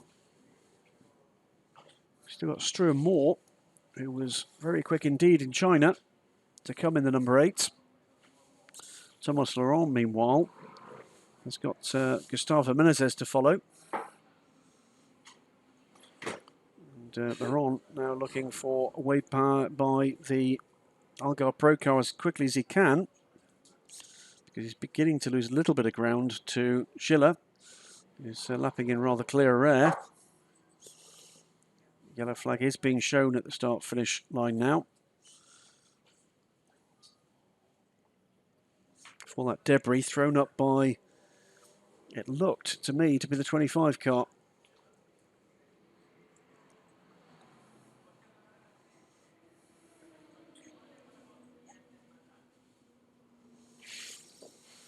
And my guess would be that a conversation with young Fabian Schiller after this race would find him telling us that he's thoroughly enjoyed his first race in LMP2. Has to be careful here. There is a yellow flag somewhere there. And it looks as if a brave marshal has managed to clear that piece of debris. So well done again to circuit marshals.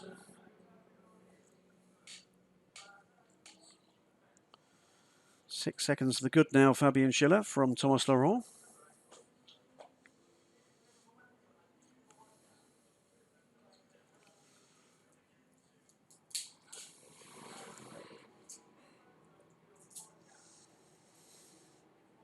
Keeping an eye on the LMP3 battle, as Phil Hansen is beginning to close in on the leader. So 26 on 85. And the G-Print by 111 Racing Squad came home with a podium last time out. But Top With Motorsports will want to take this win. No doubt whatsoever about that. It's a team with a lot of ambition moving up to LMP2 in the European Le Mans Series next year. Will retain this LMP3 car for an as yet unannounced customer program. Will complete the Asia Le Mans Series in this car. But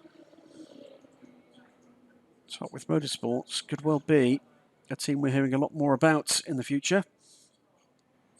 And they will have got a sniff of a possibility, of a chance, of a maybe, of a race here, of a race win here. And why not? As, taking the opportunity there. That is Thomas Laurent trying to drag by a slightly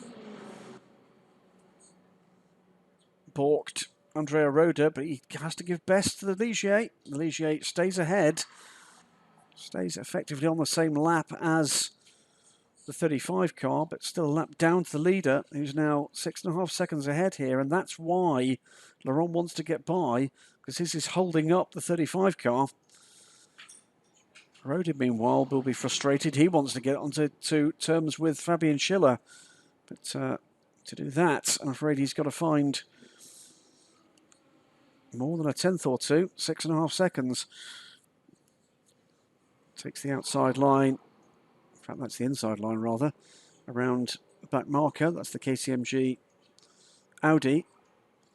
Roda with Thomas Laurent still trying to find a way by him. Still not finding it.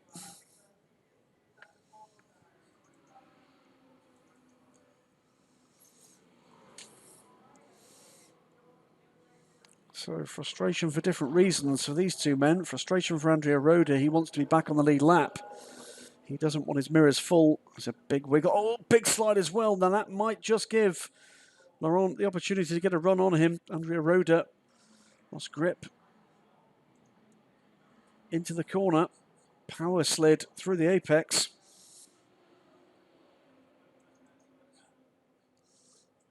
And did that give enough impetus for the Oreca to find a way by? Got alongside. I think he may have done it this time. He's got the right line to the corner. The Ligier is the quicker car on the straight line. Who's got the corner here? And again, the Ligier manages to drag clear. Well, it's pretty clear. aerodynamically, which car's got the advantage? Twice the 35 car has got alongside, and twice Andrea Roda has found space to reinforce the advantage. It's ahead of them. The gap is growing lap by lap, now up to nearly 10 seconds, and that's come because the fastest lap of the race has gone to Fabian Schiller with a 134.832.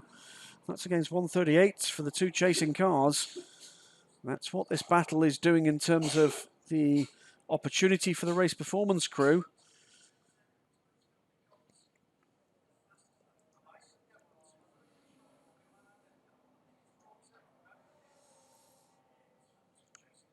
Phil Hansen, meanwhile, is still nibbling away at the advantage of Hans Lin. 2.6 seconds is the lead gap now in LMP3.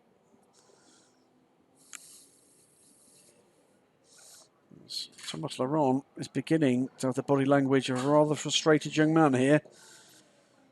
Further back this time, and no opportunity to use the traffic this time either for the Orica. Seems to be quicker in the first phase of this long straight, but as aerodynamics play more of a part, the Ligier's definitely got the advantage.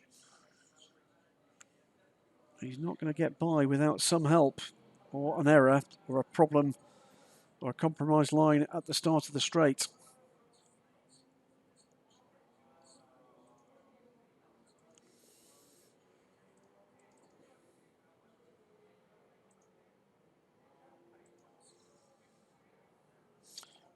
That pit stop, by the way, for the Audi Team Korea 31. Matt Griffin now up into third in GT. Some way back from the lead two. There's pit stops under the two safety cars have been a confounding factor here. That will eventually wind its way back out. So you will see the odd car hair up the order at various times.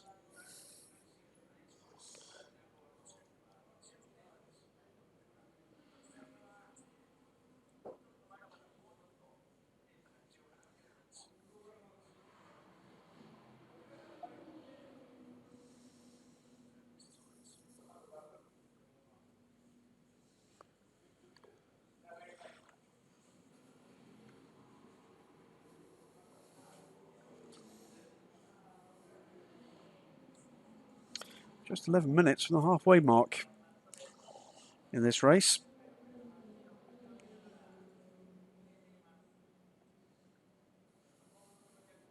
And it is a race that, well, a couple of, for viewers and listeners certainly, frustratingly long safety car periods that would appear to be drivers and or teams not taking instructions from race control. The team manager from the 38 car that took an awfully long time to be taken behind the barriers was summoned to race control as well. So whether or not trouble awaits there.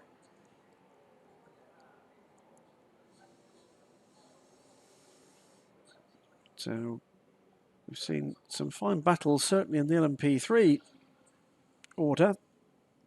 Another one underway because Phil Hansen is under 2 seconds back now from the leader. So a pair of Ligiers. Identical cars, identical tyres. It's all about the driver in LMP3. There is the overall race leader. First time for a little wee while we've caught up with Fabian Schiller, and he's just had to deal with one heck of a lot of traffic.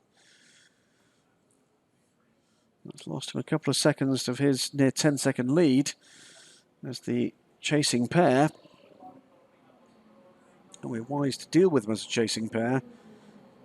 Try to go on to terms. There in the middle of that pack, the sky blue car is Andrea Roda. And he's going to have to be careful there, looking for a way around a pair of battling GTs. They haven't seen the Ligier. That compromised his line. Is that going to give an opportunity for Thomas Laurent? Well, not there. Still side to side, the BBT and Clearwater cars. That is a battle for position between Davide Rizzo And Matt Griffin just reinforcing his position. Goes around the outside of the BBT car. That has given Laurent the opportunity to close in again. Up the inside now of Matt Griffin. And through the traffic, Laurent made the better fist of that.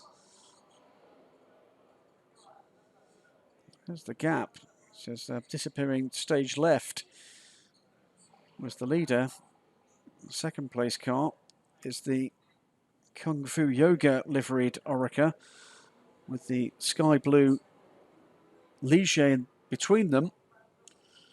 A lap down to the leader, but just as quick as both at the moment.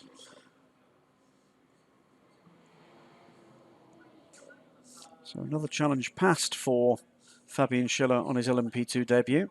Dealing with traffic, did lose a couple of seconds to the chasing pair, but not disastrous. 5.5 seconds is the gap. Of course, apologies, that battle between the two Ferraris is not the lead battle. It's a battle for a significant position. So Rizzo again flashes the lights at Matt Griffin in the 61 car.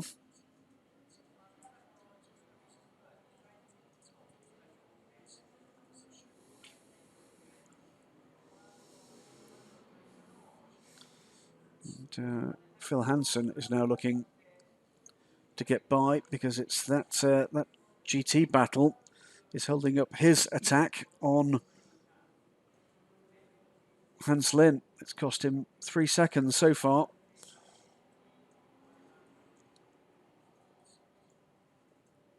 This is, as we said a little earlier, this is part of the trouble with cars that are this tightly matched.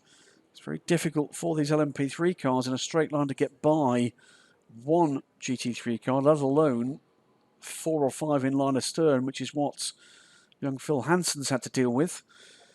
And he wants to be careful. He doesn't want to stumble here and take damage, but he needs to get by those battling Ferraris.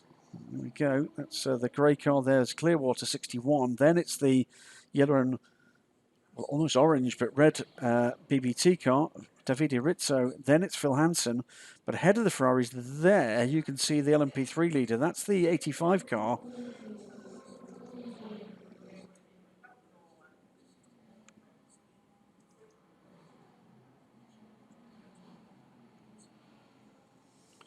Clear of traffic again. Immediately, Fabian Schiller reinforces his advantage. Is well, a lap and a half after clearing that traffic. He's 10 seconds ahead again. So he's found a further 5 seconds. As the other two contenders here encounter the same 2 or 3 cars that Schiller has already dealt with. Philippe Descamps, meanwhile, in the number 86 McLaren, has taken off into the distance. 13 seconds to the good now. And taking time in every sector out of Jun San Chen.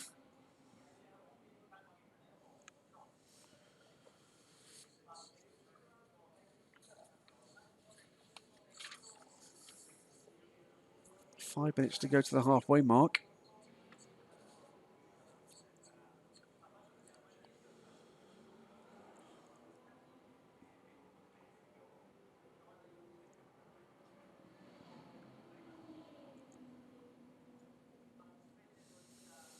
And now, the battling Ferraris. There you go. Matt Griffin up the inside of the LMP3 leader. That's not for position. But, for the moment at least, be happy just to not have the Ferrari in his mirrors. Now trying to use the slipstream of the 488. Look how quick these cars are in a straight line. There's not a lot between the V8 Nissan powered P3s and GT cars with a variety of power plants, but including this twin-turbo Ferrari at the back of that little pack there, the V10, in fact Audi-engined Lamborghini Huracan.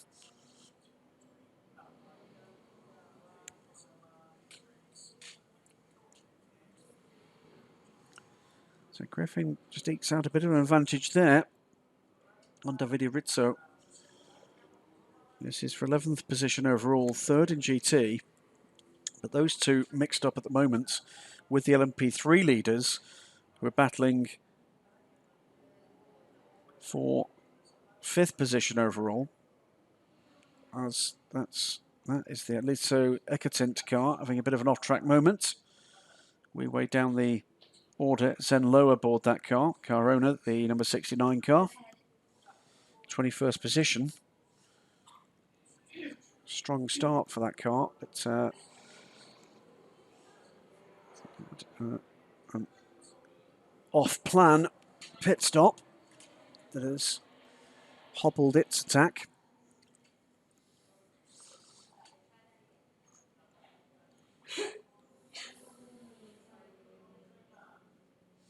Phil Hansen, meanwhile, in the middle of this pack, looking to see what he can do to get by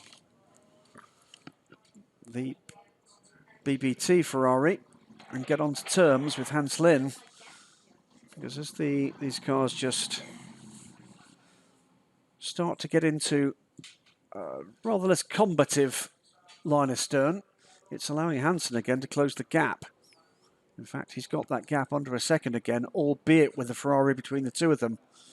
There's the Clearwater car, then it's the LMP3 leader, then the BBT car. In fact, there's two cars between them because there's a DH Ferrari, and that is Michele Rugolo in the number 5 car. Then it's Phil Hansen, and then it is Corey Lewis in the number 6 VS Racing, Vincenzo Sospiri Racing Lamborghini. So the GT cars are all battling for position in that little group. That's positions 12th through 14th, in fact 11th through 14th, and 3rd through 6th in GT. But equally, the two LMP3s are battling for the LMP3 lead and 5th overall.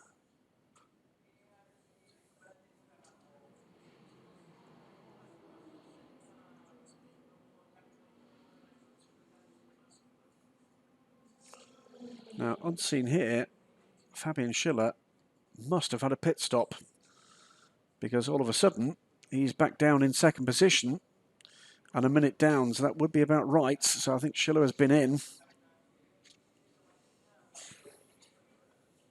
Indeed he has. He's had a 2nd pit stop.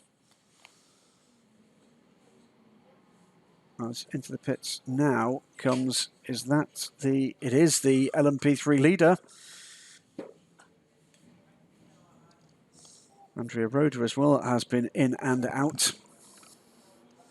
So Thomas Laurent to the lead of the race again. And to the lead of LMP3 goes Phil Hansen. We wait and see when it is that we'll see the Jackie Chan DC Racing car, the 35 car, down pit road.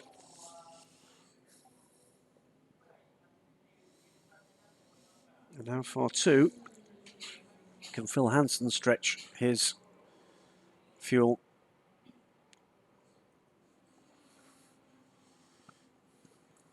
Could be trouble ahead for the 25 crew as their pit stop is under investigation, it seems.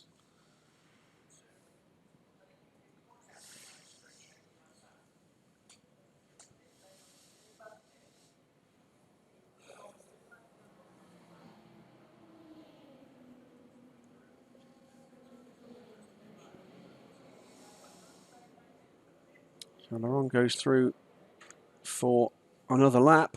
Does not pit that time around. So 35 now from 8. Laurent from Schiller. Andrea Roda still in 3rd position for Algarve Pro Racing with a pit stop under investigation. Mark Patterson is still in 4th position in the 2nd of the two Algarve Pro cars. This is the 24 Judd engine car. Phil Hansen now leads Hans Lin. So that pit stop still underway for the number 85 car. Indeed, the 86 McLaren now goes through into 6th position for Philippe Descombes. Lead of GT Third, by the way, in LMP3 now is the number 1, the second Jackie Chan DC racing car. They have a car apiece in P2 and P3. It is Hiroki Yoshida aboard that car. And that car is about to take second position with the number 85 car still on pit road.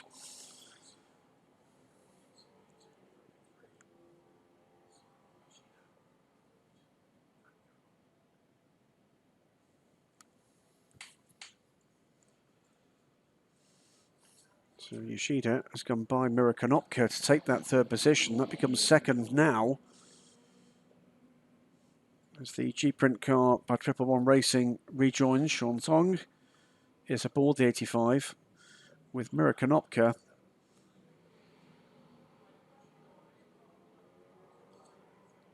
in the pits for the latest routine stop for the ARC Bratislava 4 crew.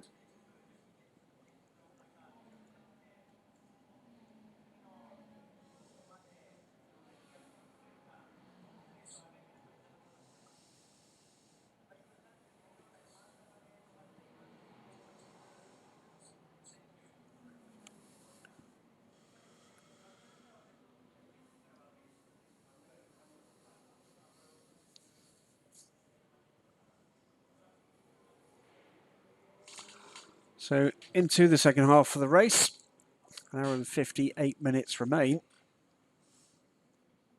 And it's at the moment a comfortable lead for the number 35 car, though the two lead cars are on rather different pit stop strategies here. Various curveballs to strategy being thrown by two pretty lengthy safety car periods in the early part of the race, both of which involved cars retiring. The 48 rather dramatically on lap 1, and then the 38, 48 by the way is the PS Racing Adest, the 38 Spirit of Race Ferrari, the Zhuhai race winner as the leader pits now, 35, Thomas Laurent. That should see Gustavo Menezes getting aboard the car. The 38 Spirit of Race car stopping on track and taking an unseemly long time to be put behind the wall.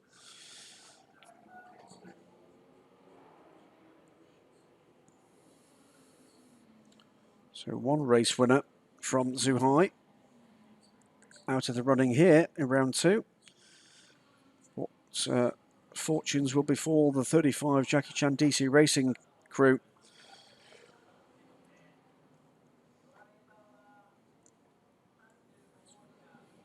A couple of questions, by the way.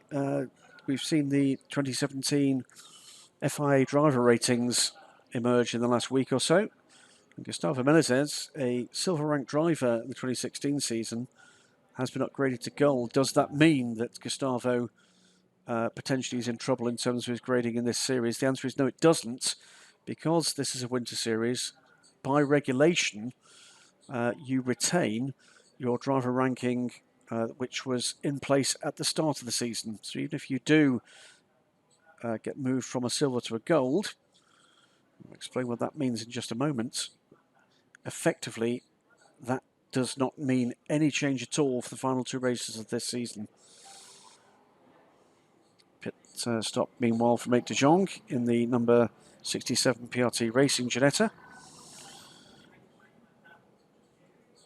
Driver rankings, for those that are not familiar with this concept, it's all come about with the pro-am nature of much of sports car racing and some other forms of racing as well.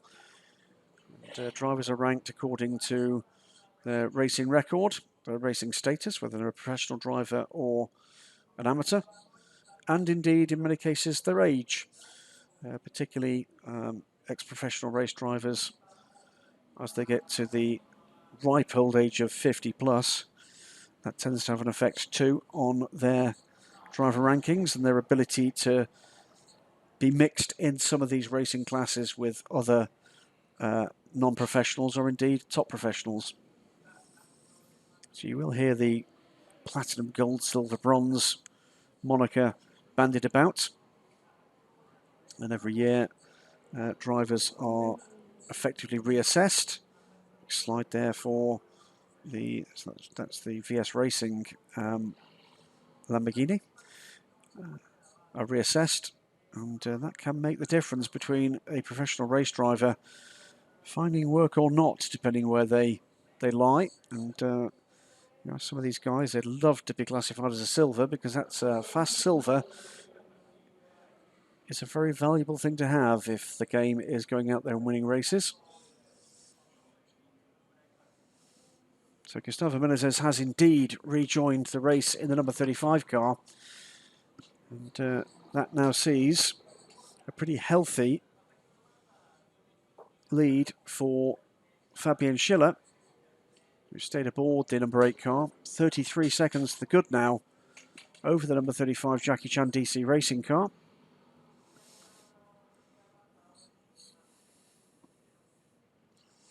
Andrea Roda still sits third. And off the lead lap. Mark Patterson, meanwhile, continues to lap. He's on his out lap now. He stays aboard for a second stint aboard the 24, the Judd engine car. Just drops back behind the LMP3 race leader, Phil Hansen, now.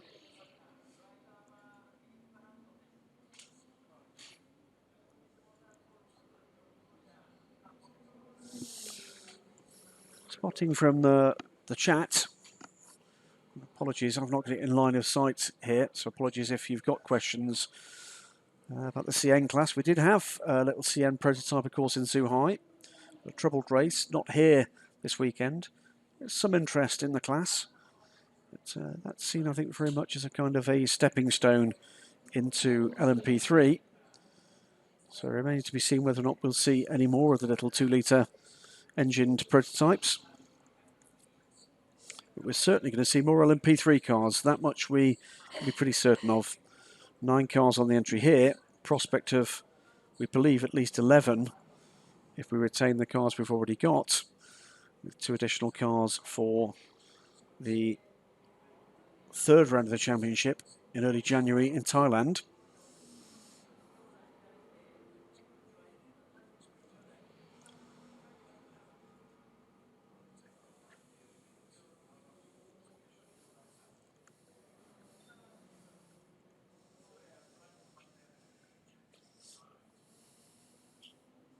Pretty remarkable. We look down the start-finish straight, a long line of GT cars with P3 cars in the mix.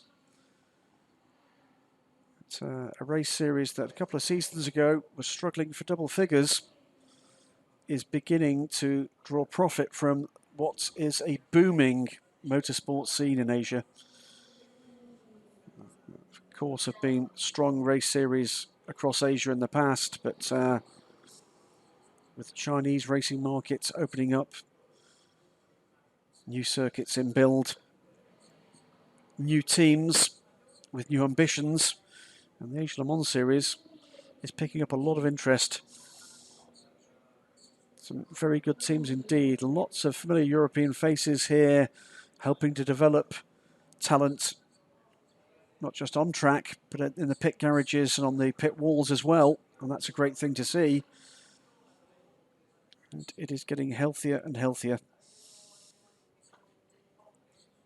And the Asia Le Mans series has absolutely nothing now to be ashamed of at all, with the grid of near 30 cars here that it's got. I think it will be 30 by the time we get into the second half of the season. Of course, into next season, this series will expand to 5 races, with 2 races in China. And there'll be 4 Asian Le Mans Sprint Cup races at Sepang over the summer as well. Another initiative from the series to help develop that ladder, encourage more people to come and take a look at mixed class racing, endurance racing, and to take a look at these prototype races as well. And that was a very successful initiative indeed over summer 2016. Yes, barely double figures in terms of cars for the sprint series. That wasn't the issue, the intention. It wasn't about numbers. It was about drawing interest. The vast majority of those teams are either here on this grid or will be on the grid for Thailand and or Malaysia. So a series beginning to look as if it's in rude health. A quick shot there, by the way, that yet again coming out of the pits. We've got, again in line astern, it's the 25 Algarve Pro car. Andrea Roda is just ahead of Gustavo Menezes. Menezes is catching the Ligier. And what Thomas Laurent was struggling to do, can Menezes do any better? This is that battle. It's not for position, this is for the 35 car to, and he does, round the outside, and does that beautifully and does it very cleanly indeed. And that is the 25 car now a lap down to the top two. So that's a decisive move on track and a significant move in the order. Side by side, the AMG GT and one of the two ARC Bratislava Ginettas. They currently sit 16th and 17th in the order. Darren Burke and Konstantis Kalko. Kalko, a very quick young man indeed. And will, I'm sure, fire himself back up the order with the 7 car.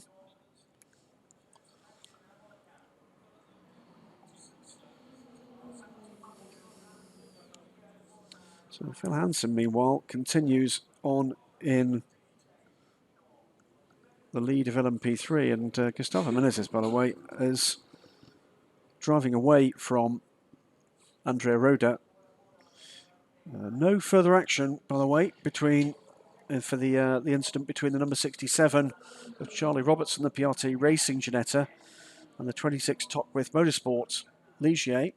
Side-to-side contact saw the defending Ligier turned around at the apex of the final turn. I think in an attempt for Nigel Moore to compromise the line of the Ginetta onto the start-finish straight, where he knew that the Yorkshire-built car, the UK-built car, had a straight-line speed advantage. It just went wrong. It was no harm, no foul is the decision from steward's room. But it was a hard racing move by both men, and Nigel came off the worst. But on track now, his car is the car that's in the lead. The PRT car, meanwhile, is way back down in 19th position now. De Jong, I think, has had a bit of trouble in the pits.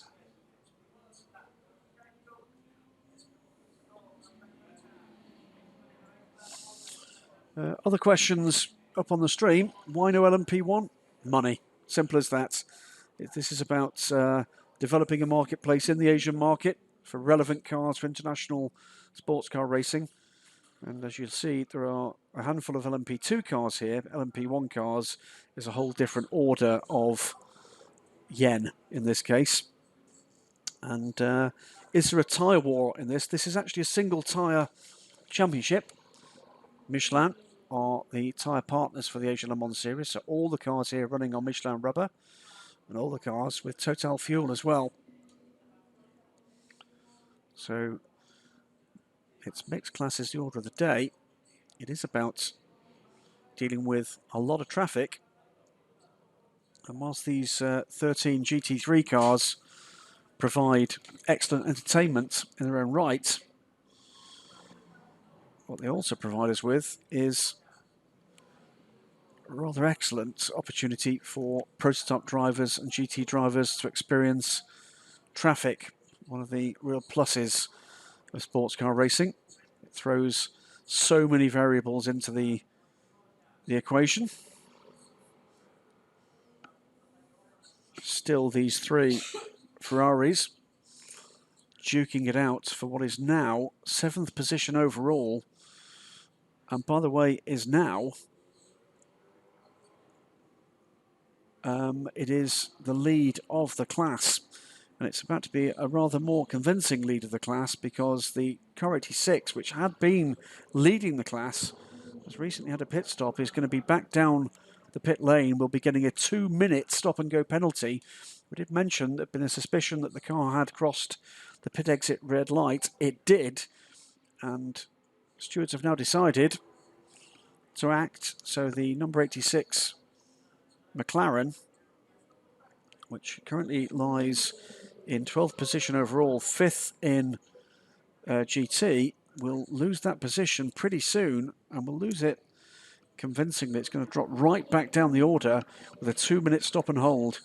That came very early in the race with an early pit stop for the 86 car, missing the red light at the end of pit road and then rejoining the pack in the middle of the order. If you've been with us from the start of the race, you'll recall that there were 2 cars that were being instructed by race control to drop back down the order. That's why. Certainly in the case of the 86 car. Phil Hanson, meanwhile, has been in and out. We'll see where that drops him back into the overall order. Came in from the lead of LMP3. His nearest rival was the car that led a little while ago, the number 85 G-Print by 111 racing car.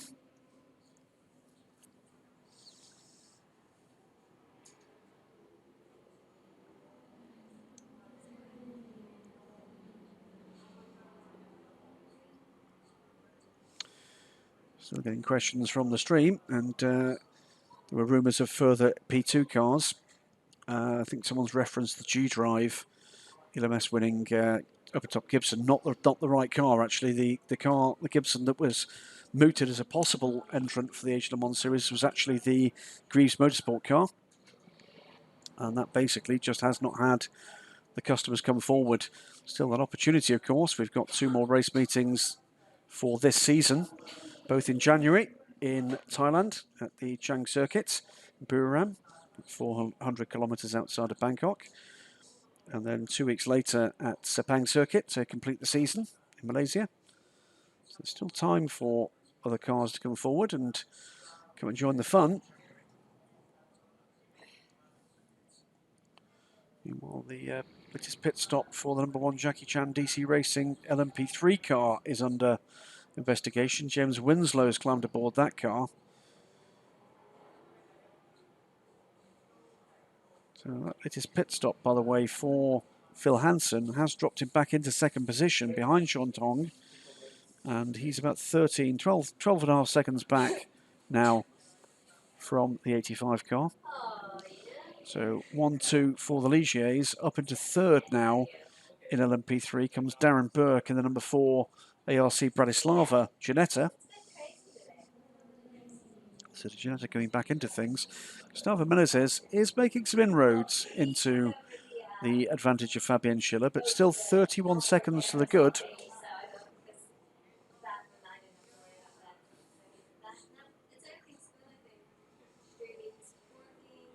And now 45 seconds ahead of Andrea Roda, Gustavo Menezes.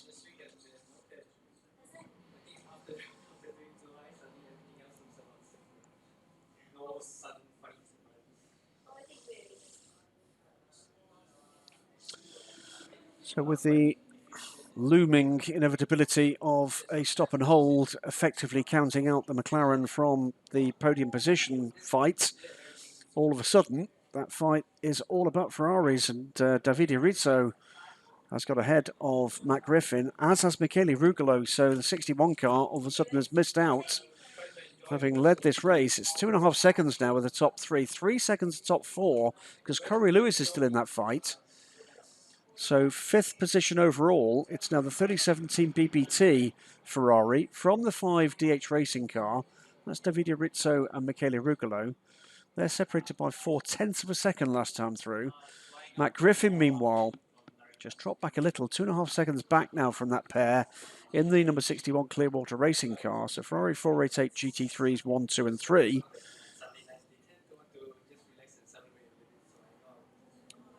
Then Corey Lewis, just half a second back from Matt Griffin.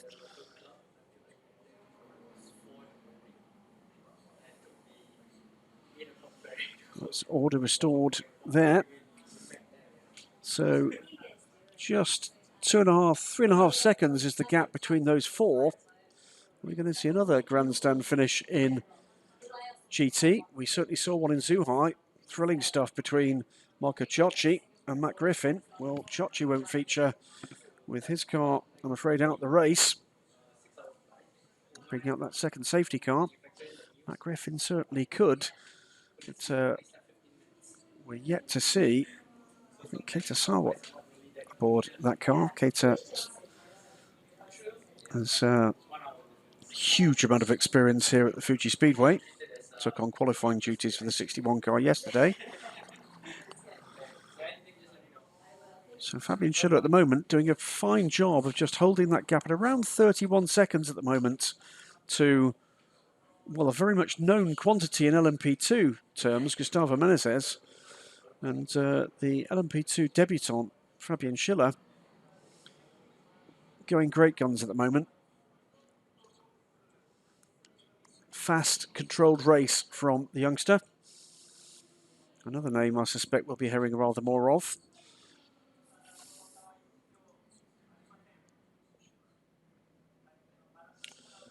Questions as well about sports car racing in China, taking off China GT and the GT Asia series, certainly picking up friends. And the Asia Le Mans series announcing an alliance with the GT Asia series, far-reaching alliance at that, which sees GT teams with championship-winning success in this series getting a free entry to the GT Asia series and vice versa. And for next year, a contest across the GT classes or the lead GT3 classes in both series, so scored across the Asia Le Mans series and GT Asia, combined points for that. The winner of that overall contest will receive a free entry, or sorry, will receive an automatic entry to the Le Mans 24 Hours in 2018.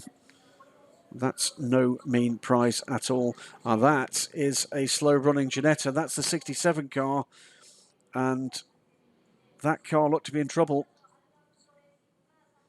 Being passed with ease by a number of cars there. And that's Isaac de Jong, 19th position. Is he carrying a problem, or did he just lose a bit of momentum there? The 67 car, which led the race, we'll soon see, because if 8's got a problem, he'll pull over to the left of your screen. He's not, so he must just have had a bit of a stumble through the corner. He carries on. This is the car that led the race in the early stages after that clash between Charlie Robertson and Nigel Moore.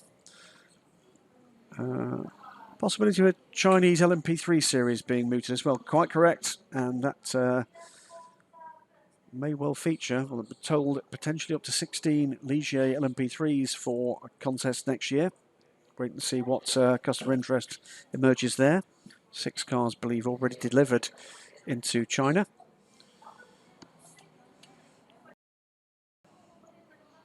And besides a GT Cup Porsche, other classes of Cup car eligible for the series? Great question. I'll find out the answer. Would normally be the likes of the Ferrari 458 challenge cars, maybe a Lamborghini Super Trofeos. It's the kind of things that we'd normally see out there in the Cup class. And some of the quicker Lotuses as well have been allowed to compete in the Sprint Cup. Saw those cars actually out in one of the support races in Zhuhai. And a couple of you asking, I believe, about Fabian Schiller. Fabian, well, pretty new to racing. Young man. His father, as I said, ex-team owner of an LMP2 team that contested the Le Mans 24 Hours some years ago. Gave the one prototype start to Alan Simonson, and tragically killed in an accident at Le Mans some years ago. But they ran a Lola LMP2 back in the day. But Hardy Schiller, very proud father to Fabian, and Fabian contested the Renault Sport Trophy in 2016 with the fantastic Renault RS01s. Carbon-tubbed, effectively GT car, but probably closer in concept to something like a DTM car with full house Nissan twin-turbo engine in the back of those cars. They're very quick indeed, and he contested that series for the Mark VDS team, a Monlau competition, alongside a couple of different drivers shared the car with him, but principally Marcus Paltella as the pro driver, Fabien as the AM, and Fabien bringing home the AM title and did it in some style. As for calendar, that's another question out there. Well, there has been an expanded calendar announced. You can see that on the Asia Le Mans Series website. It will be an additional race in China for next year. So we retain the 4 circuits for this year, but we add a second Chinese race for 2017-18. And we have additional Asia Le Mans Sprint Cup race as well, all at Sepang. So they are beginning to just extend that influence, extend those opportunities as well, because one of the important factors to take into account in this form of racing is for the teams, professional motorsport teams, to actually have a business case to run these cars. And the more they can be out there and running these GT and prototype cars, the more of an opportunity there is commercially for a motorsport company to do good business. And as for Super GT and Asia Le Mans Series doubleheaders, not in prospect at the moment. The alliance that's underway at the moment is with the GT Asia organisation, but again, there no plans at the moment to muddy the waters, because of course, very many of the teams running in this championship over the winter will be wanting to run in the GT Asia Championship through the summer. But guest entries, I'm sure, would be more than welcome in either direction amongst the GT runners. The GT3 cars in the Asia Le Mans Series can, of course, enter Super GT and GT300. Though it's looking like the Super GT Series is going to have a packed grid in GT300 next year. Record numbers predicted. No shortage of Super GT talent here at Fuji Speedway this weekend with the Interpro Series. A number of the GT500 drivers take part in that, not least Ronnie Quintarelli, 4-time winner of the Super GT Championship. I was chatting to Ronnie before this race got underway. I think he's quite keen to perhaps have a bit of a go in one of these cars at some point, but it's got to be the right car.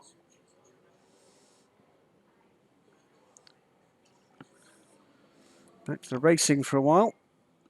And where is the overall order?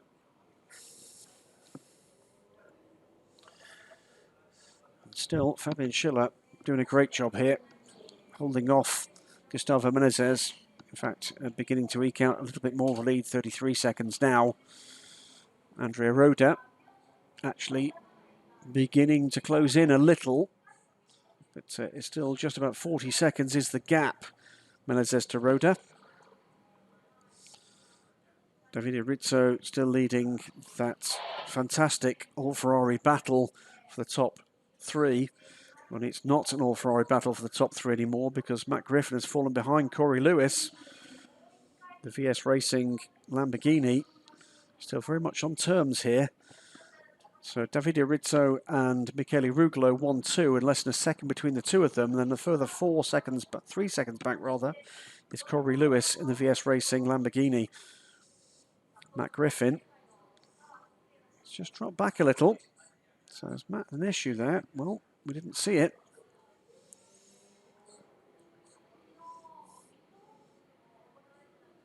So LMP3 is still those two Ligiers, the G-Print by 111 racing car of Chantong, and Phil Hansen is 30 seconds back now from the number 85 car. Long stint here from the youngster. And Nigel Moore will get back aboard that car, I'm sure. Third in LMP3, meanwhile, is the first of the Ginettas. That's Darren Burke in the number 4 ARC Bratislava car with James Winslow. Well, holding station at the moment with Darren. 4th position in the number 1 Jackie Chan DC Racing Ligier. Konstantin Skalko, meanwhile, further 45 seconds back from James Winslow. Just keeping an eye on that PRT racing car. It was a slow lap last time around from 8 de Jong. I'm wondering whether he's actually carrying a problem in that 67 car. That's a shame because it certainly had the pace in the car in the early running. Charlie Robertson aboard. Early days for a number of these teams, a number of these drivers.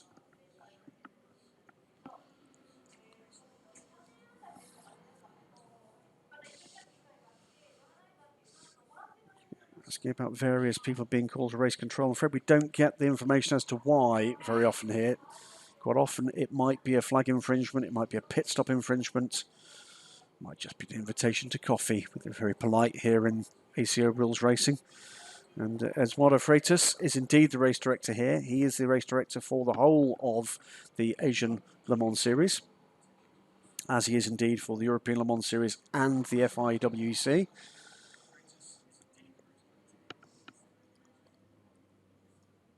Assisted here again, as always, by his regular support staff. There are some differences between the permanent staff of the ACO series, but Eduardo Freitas is one of those that does pop up for all three. His assistant Lise Crampton is another ever present in all three series.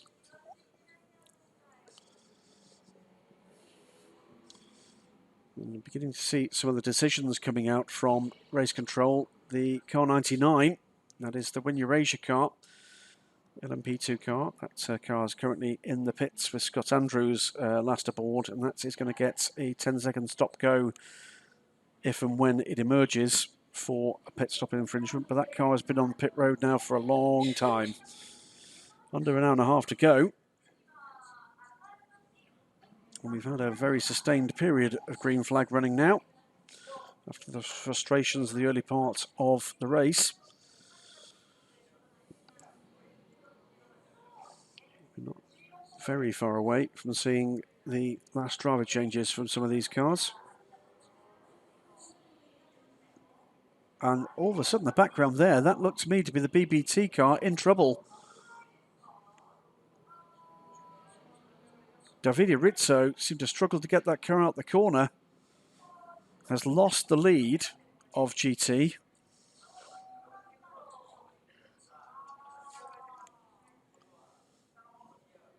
And Davide Rizzo, I think, has had a moment there. He's lost 6-7 seconds to the new leader in GT. That goes to Michele Rugolo in the number 5 DH Racing car.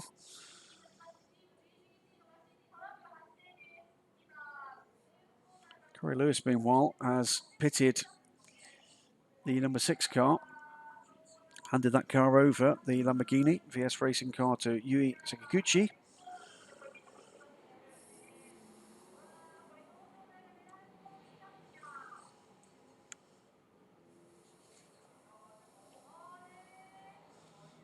Car 25, by the way, third position car for Andrea Roda. That's another car that's going to get a 10-second stop-go for a pit stop infringement. So you get the feeling there's going to be more of these. Matt Griffin, by the way, is another man who's climbed out of his steed. It's Kitasawa now aboard the number 61 Clearwater Racing. Clearwater have nicknames for all their drivers. Matt Griffin, for reasons which will not need explaining, is Lucky Charms. Kitasawa is All the Lights. I'll tell you why in a moment. Drive-through penalty as well for car 92. That's the team AAI AMG GT3. And the reason Kitasawa is known as All the Lights comes from an incident in the Sepang 12 Hours a year or two back, after, I believe, Jimmy Bruni, driving their car, the Clearwater car, reported a problem. Kitasawa-san was out and was asked whether or not any of the warning lights were on the car, and of course the answer came, all the lights, just before the car retired. So, team manager of car 1, meanwhile, that is the 4th position, Jackie Chan DC Racing Ligier, James Winslow, getting onto terms with Darren Burke. Those two had a fine battle, by the way, for third in the LMP3 class. the team manager, has been summoned to race control for the 4th place car. So that doesn't interrupt that battle because it's a good one.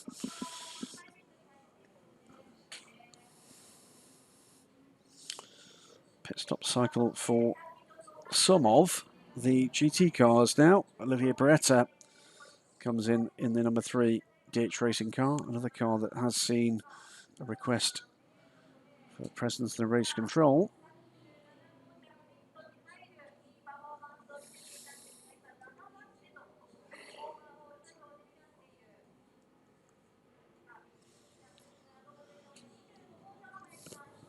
Algar Pro Racing team taking their pit penalty, I think, this time around. We'll keep an eye on whether or not that's the 25 car. Like 10-second stop go. Davide Rizzo pits. And he pits after. Was it another slow lap? No, he was back up to speed by the time we got through to that lap. Car 25, having just been dealt a stop and hold penalty, has another pit stop under investigation.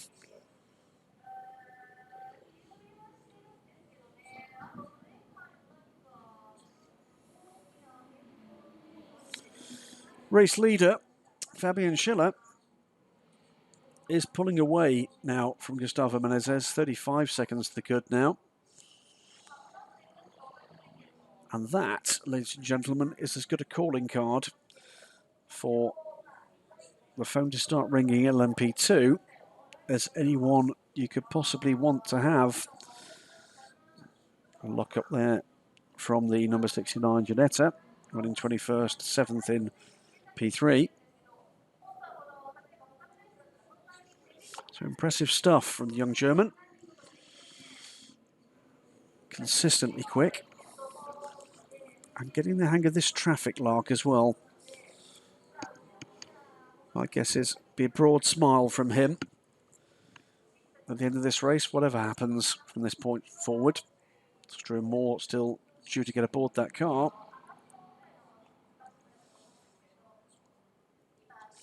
And after the clash between the Algar Pro Ligier, the 2 Algar Pro Ligiers together on track at the moment, albeit on different laps, I believe. Yes, they are. That's cost the number 8 crew the opportunity for a hatful of points in Zhuhai. It is a further stop and hold penalty. It's car 1, pit stop infringement.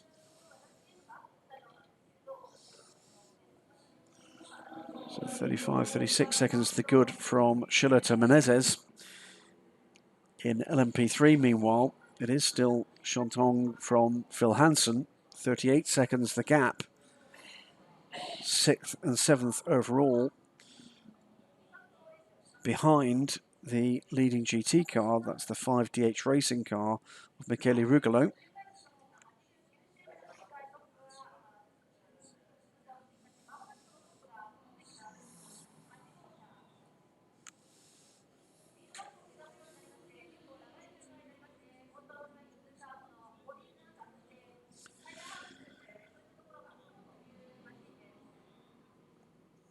And a question about new chassis. Well, you can't have the new for 2017 LMP2 cars for the Asia Le Mans Series until at least 2020. 2019, this series is reserved in LMP2 terms for what were the current cars until this year in the European Le Mans Series and the FIWEC.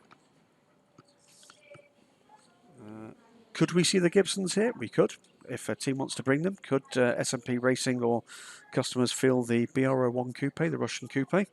They could. Nothing to stop them from doing that other than the required will and the required industrial amounts of money. And they'd be very welcome. There's the 2 Algar Pro cars, nose to tail there, side to side now down into turn 1. And that is Andrea Roda, I think, looking to put a lap on Mark Patterson, and does so. Another lap on Mark Patterson. Mark Patterson, serial retiree. was most amused at the season finale of the ELMS to be given a round of applause in the driver's briefing with a slide put up by Eduardo Freitas that looked a little bit like the kind of poster you get at a wake. But he's very much alive, very much kicking, and still a very quick gentleman driver.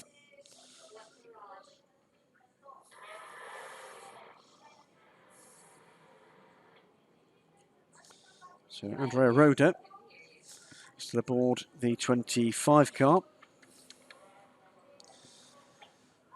Andrea Pizzitola still to get aboard that car, the man who put the car onto pole position.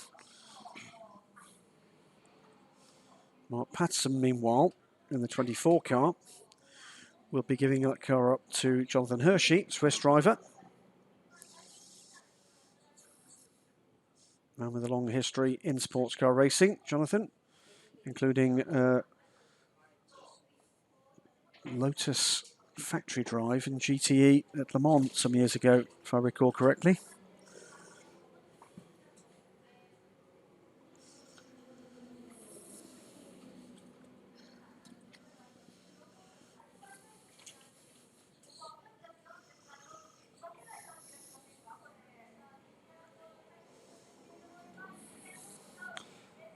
So just under around 20 minutes remain of a 4-hour race, and well, just to kind of punctuate it a little, Fabian Schiller puts in the fastest lap of the race, 1:34.829.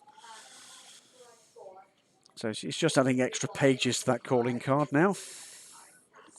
38 seconds, nearly 39 seconds to good now over Gustavo Menezes, man rated by very many as, well, let's put it this way, a very good silver driver. So good that the FIA have decided that he's too good to be a silver driver, and next year will be a gold. But not in this series. He started the series as a silver. That's the way he remains until the end of the 4 races, and that's a very sensible rule to have if what you're trying to do is to plan a 4-race season. And one of the series VIPs standing next to me is nodding sagely and agreeing that that's a very good idea.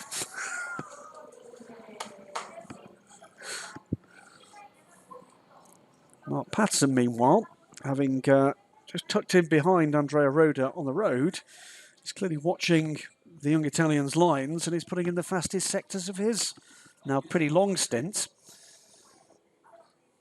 There's life in the old dog yet.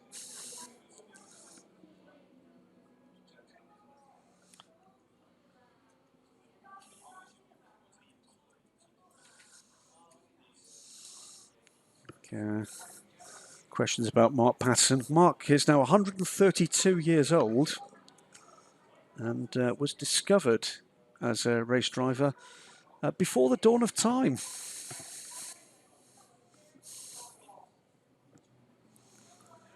Fascinating man. As with very many of the gentleman drivers here, made his money in business, does this for fun, and he has a great deal of fun. Very talented artist, and very many people in the sports car racing paddock have been handed drawings of themselves in various unflattering poses that Mark's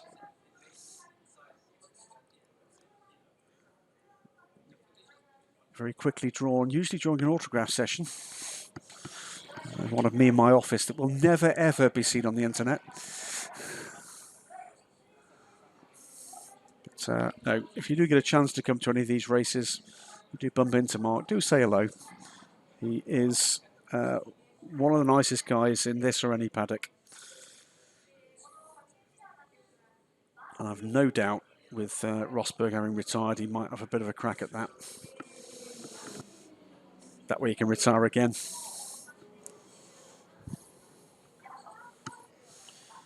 So closing in on the final hour, just a quarter of an hour to go until that mark, and we'll have 3 hours in the books.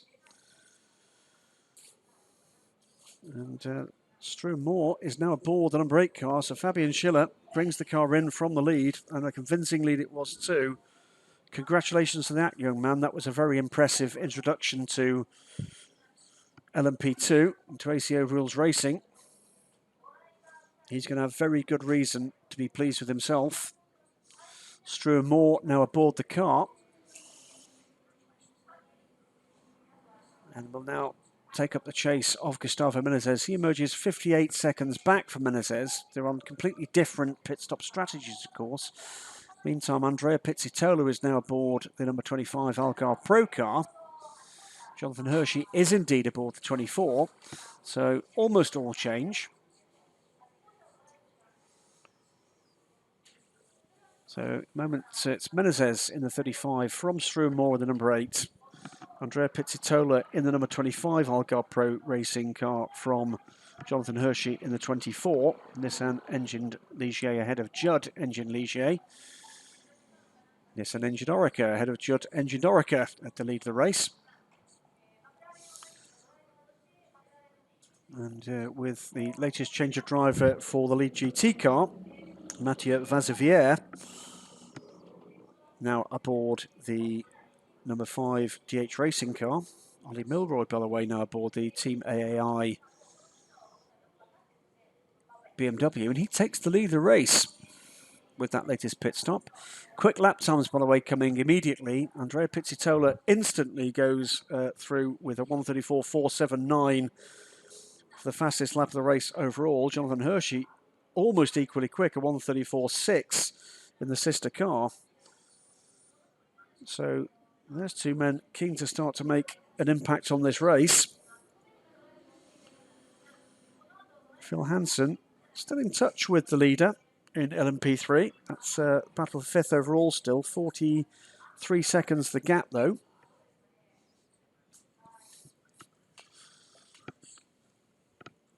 So yes, we've got some pit stops still to come, but Ollie Milroy leads the race for the time being for Team AAI, the 91 BMW, 7th overall.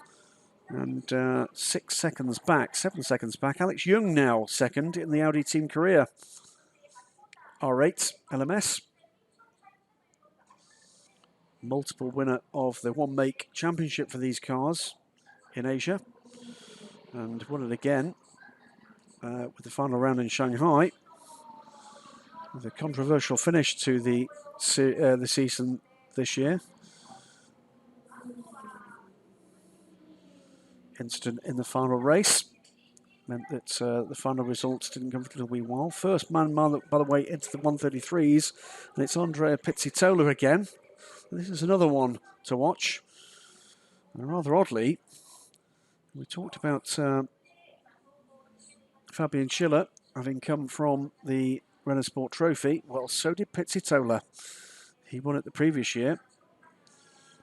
And his reward for that was a start in the Le Mans 24 Hours. And he did that last year with Algar Pro alongside Michael Mooneman and Sir Chris Hoy. He's just put in a 1:33.996. Another one to watch.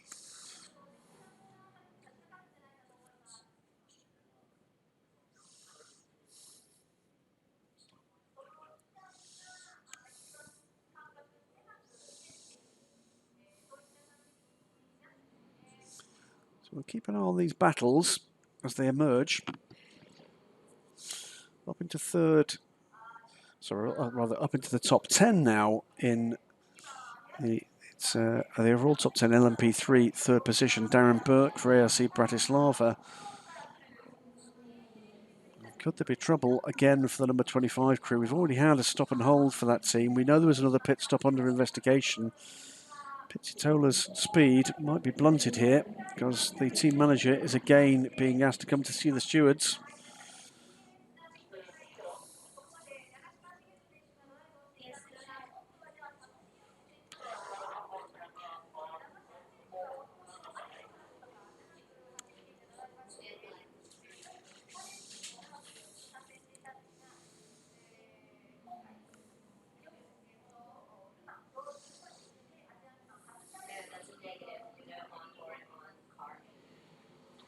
So just under 70 minutes to go.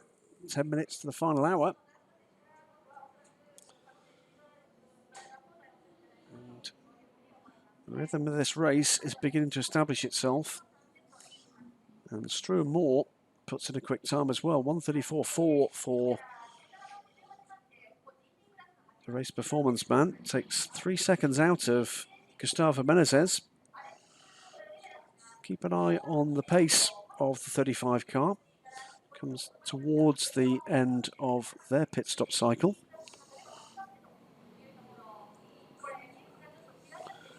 So for an all Ferrari top three, moment Kitasawa is the only Ferrari in that top three, but that is in part because of those early safety car periods which saw a pretty wide variety of strategies being taken. And in truth, that will only emerge in the final half hour of this race. And, sadly for the progress of that car, it is indeed a second 10-second stop and go penalty for another pit stop infringement for car 25. So Andrea Pizzitolo's heroics at the start of his stint will be for naught, I'm afraid. He's going to lose far more than the seconds he's grabbed back with another run down pit lane and 10 seconds at a stop. That will be,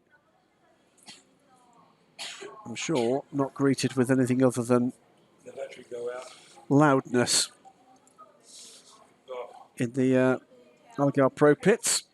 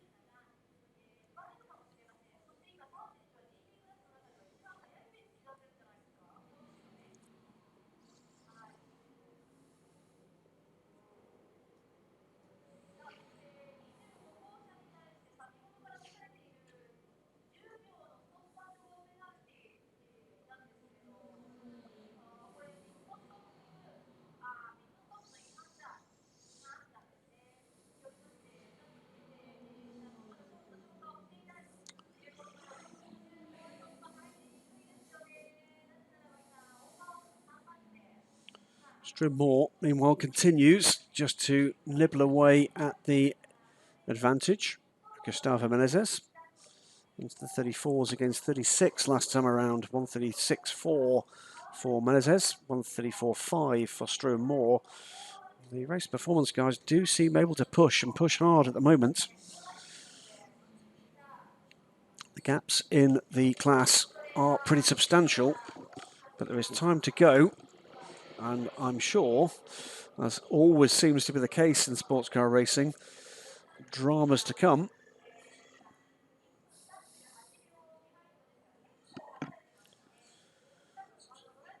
Sean Tong, meanwhile, is beginning to pull away a little from Phil Hansen,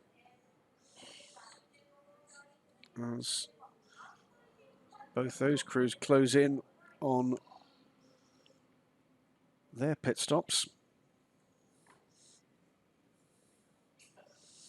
Ollie Milroy doing a fine job and pulling away from Alex Young. So Team AAI BMW pulling away from the Team Audi Korea Audi R8.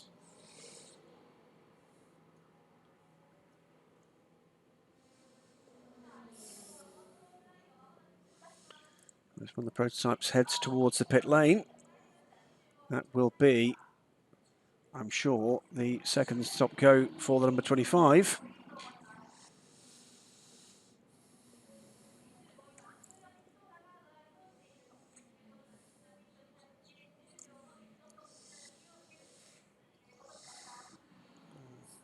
Moore, I'm being asked what's his plans for next year. Well, I genuinely don't know, but I can tell you can read about it on dailysportscar.com, because he'll be providing us with a bit of a race diary from this and all the other races. He's keen on finding not just LMP drives, but also GT drives. I know GT3 racing in Europe is on his agenda. But another emerging talent. And it's good to see that as a key part of this Asia Le Mans series. Yes, we've got some established names, people like Gustavo Menezes, Nigel Moore, another. But the likes of Struan Moore, Fabian Schiller, and for that matter, Andrea Pizzitola, have got a part to play in this sport, without a shadow of a doubt, in the years to come. Just moving up the order last time around, the ARC Bratislava car. Now it splits the two leading GTs, as Darren Burke moves up to 8th position overall. Struan Moore being told by DSC's deputy editor Stephen Kilby, following this race back in the UK at what is ridiculous o'clock in the morning. He's done Japanese Formula 3 in the past, loved it. He's loving it here. Bumped into him as I arrived at the circuit. And I think he'd love to do a little bit more single-seater racing in Japan. It's been a career launch pad for so many drivers in the past.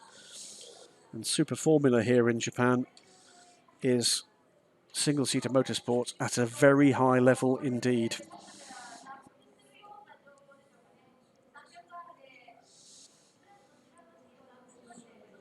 And, racing at the national level, whether it's Super Formula or Super GT, attracts immense crowds.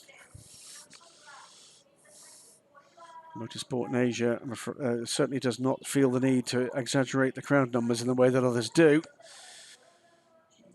Massive stand here at Fuji Speedway, regularly well filled for those race meetings, with an incredibly enthusiastic and respectful and partisan group of Japanese fans. And for this race meeting this morning at 7:30 this morning, queue of something like 200 cars for me to deal with to get in. It's the 35 car. Jackie Chan DC Racing. Gustavo Menezes pits now with 62 minutes to go. I'm not sure he can bring that home from there. Does that car need another splash?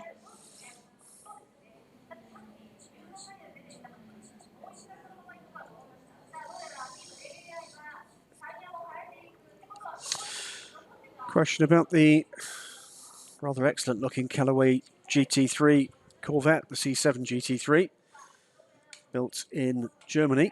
Could that race here in the Asia Le Mans Series? It could, if indeed a customer team wanted to buy and campaign the car. The only commercial no-no for that car is in the USA. That's part of the licensing agreement with GM, that they're not permitted to sell that car into North America.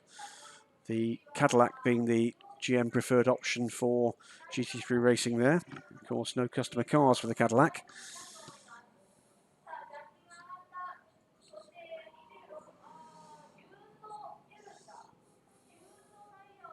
Well, they've been looking at potential business in Asia Pacific, with the emphasis on the Pacific. Certainly, my last conversation with them, they were very keen indeed to look at potential, for instance, in Australian GT. I know the potential customers in New Zealand as well. So you never do know. Pretty fluid marketplace in Asia Pacific for motorsport. So meantime, what's happening at the front of the race? Well, it will be back to the lead for the number 8 car, Struan Moore. Let's have a look at what the gap's like once we complete this first flying lap for the now back into the race number 35 car. Andrea Pizzitola has served that 10-second stop-go and now holds a 55-second gap over teammate Jonathan Hershey. They're 3rd and 4th, both on 98 laps, so a full lap down on the leading two. Struan Moore goes through and confirms his lead position. We'll see what that gap is in just a few seconds' time. Phil Hansen, meanwhile, has pitted in the Top-With Motorsports Ligier from 2nd position in the class. And followed down pit lane by the ARC Bratislava car, the number 4 car. And the gap, by the way, for the lead is 26 seconds now. Strummore, Gustavo Menezes staying aboard the car, 35 car. So it's more from Menezes, Pizzitola and Hershey. Sean Tong is in the pits as well, so it's now going to be a battle in the pits between the top three LMP3 cars. First to stop was the Topwith car, and therefore it's the first to leave. In just a couple of minutes' time, we're going to be able to see, well, the true picture here.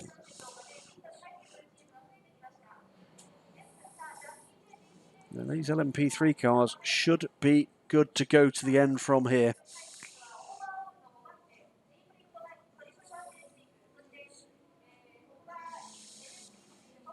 Sure it will be, and it is. Nigel Moore back into the fray.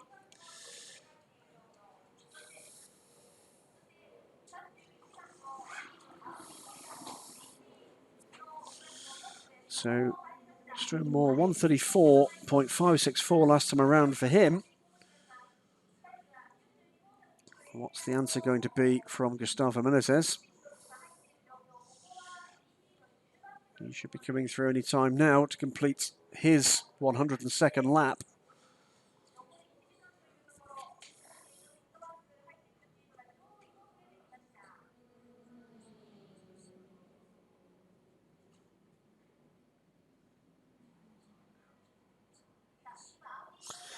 And the answer is not as quick. 29 seconds is the gap now, so Moore pulling away from the number 35 car. But it's a lap and a half really is the gap now with those two stop and holds for the number 25 car. Despite the pace of Andrea Pizzitola, he's actually quicker than both the cars ahead of him at the moment. 134.2, so a lap and a half, I'm afraid, the gap now. So it's going to take something extraordinary to get either of the Algarve Pro cars into the mix for the overall 1-2.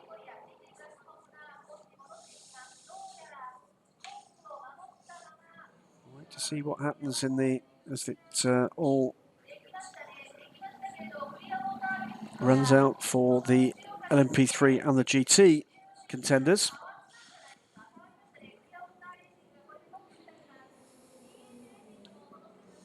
Could this be where we see a bit of a shake-up? We'll soon see. The Topwith Motorsports pit stop seemed to take a very long time indeed, unless we've got a timing glitch. That car's dropped out the top 10. So Nigel Moore is aboard the car, but it was 4 minutes in the pits.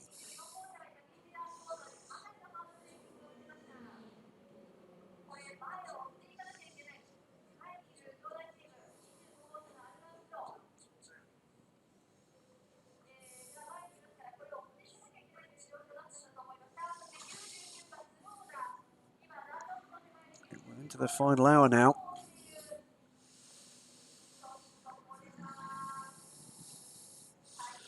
Ebbing and flowing. The lap times, as always with traffic. 134s when it's clear, 137s or so when it's not. The lead gap around 30 seconds with Andrea Pizzitola, well, just 10 seconds short of 3 minutes back from Gustavo Menezes. So with less than an hour to go, you're not going to do that with just a quicker lap time.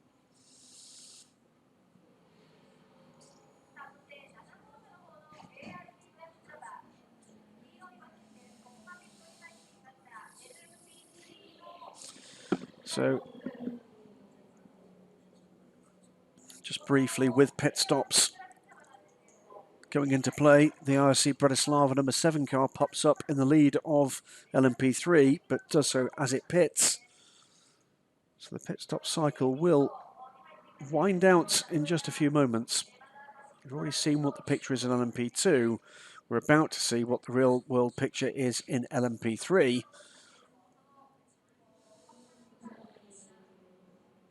And it looks to me very much as if it's going to be a couple of the Ligiers that bounce back up to the top here.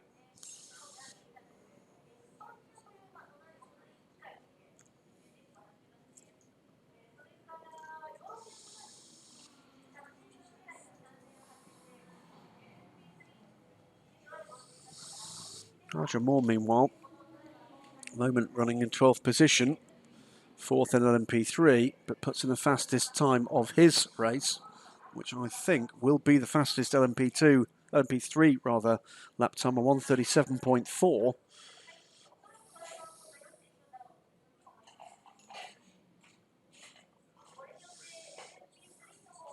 Retirements, meanwhile, as I was about to actually call the effective retirement for the number 99 car. It's been in the pits for a long time, well over an hour and a half. Literally, as I was about to say it, out pops William Locke back out to the race in the number 99, Win Eurasia Ligier. It's the three retirements. Spirit of Race Ferrari, the race winner in GT for round one in Zhuhai. That car stopped out on track a long time ago. It was eventually manoeuvred behind the barriers. The PS Racing Adesse, meanwhile, number 48 car, had a substantial accident on the first lap, bringing out the first of two safety cars. And the number 90 Team AAI BMW M6 GT3 was a non-starter, as when the team brimmed the car with fuel for the race, they discovered a not insubstantial hole had developed in the fuel tank.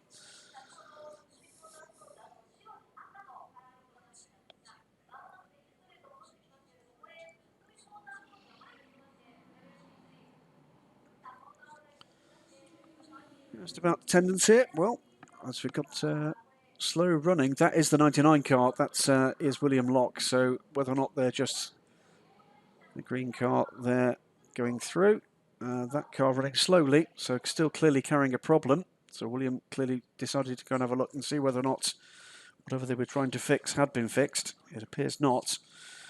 How's the attendance? Yeah, the answer is not bad for a race at this kind of level. Substantial queue of cars coming in this morning. Stands are by no means full, but it's a perfectly respectable crowd around on top of the grandstands and in the hospitality booths, and a substantial family entertainment area behind the paddock, which is very well attended through the lunch break and beyond, which is great to see. So an awful lot of families here. And being asked for a quick shout out from Kang's Racing Company. Wants a shout out for Cheap Print by 111's Hans Lin. You can have one. He drove it splendidly and held the lead very well indeed. Been watching him on the stream. And Hans was apparently managed by team principal at KRC back in his Asia Formula Renault 3.5 V6 days. Delighted to do so, sir. Your man did you proud today. And still very much in the running for a very strong finish in LMP3. So Struan Moore now 30 seconds to the good over Gustavo Menezes. Andrea Pizzitola continues to close the gap. It's now 2 minutes and 42 seconds to Menezes. We'll keep an eye on that. 51 minutes to go. It's clearly giving Andrea something to shoot at. Fifth, by the way, it's the first of the GT cars now. It's Kitasawa, the Clearwater Racing car, has risen back up the order. And Kitasawa leads Mathieu Vazevière by just a couple of seconds. Sawasan, very experienced indeed, as we said earlier here. So it's Ferrari, 61 Clearwater car from the number 5 DH Racing car. Then it's the VS Racing Lamborghini Huracan. Yui Sekiguchi at the wheel of that car. Then comes the first of the LMP3 cars. And rising like a salmon, it's the Jackie Chan DC Racing Ligier. James Winslow at the wheel of that car. And he's got Alessandro Pierguidi charging along in the Team BBT Ferrari, 3.5 seconds behind him and catching him before we get to the second car in the order in LMP3 and the final car in the top 10. And that's the 85 G-Print by 111 Racing Team, and that's Hans Lin. See, told you I'd mention him. And Hans doing very well indeed. And he too is closing on James Winslow. And the gap between the three, so that's the two LMP2 cars and the sandwiched Team BBT Ferrari of Alessandro Pierguidi is well under 10 seconds. So that's 3 cars in the top 10 that look set to be engaged in battle. Further 24 seconds back, by the way, is Nigel Moore in the top with Motorsport's 26 car. But Nigel is going faster than any of the 3 ahead of him. So could he get in amongst this? There's time for that to happen. Just under 50 minutes to go. And plenty of time for that to happen.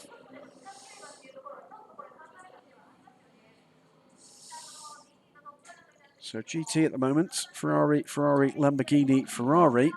Then the BMW Audi battle that on pit stop cycle had emerged as a lead battle a little while ago. Where are the Ginettas, I hear you ask? Well, the answer is the lead Ginetta running 4th at the moment. That's Mike Simpson now aboard the number 4 ARC Bratislava car. Konstantin Kalko in 5th. We're Tan in 6th. And Martin Rump in 7th. So all 4 of the Ginettas running strongly. An emerging theme here through the season will be not just the strength of the professional drivers, but the relative strength of the non-professionals. And remember, this is very much a development series and a developing series. What that means is that the skill levels of these gentlemen drivers will be emerging through the year. And it would be good to see just how that progresses. We've already seen some of that. Clearwater Racing's highly experienced gentleman driver, Bok Win Sung, I thought putting the drive of his life in Zhuhai. Drove very well indeed. I think we're going to see that too with some of the LMP3 drivers, particularly if they've driven GT cars to this point. It's a very different discipline indeed.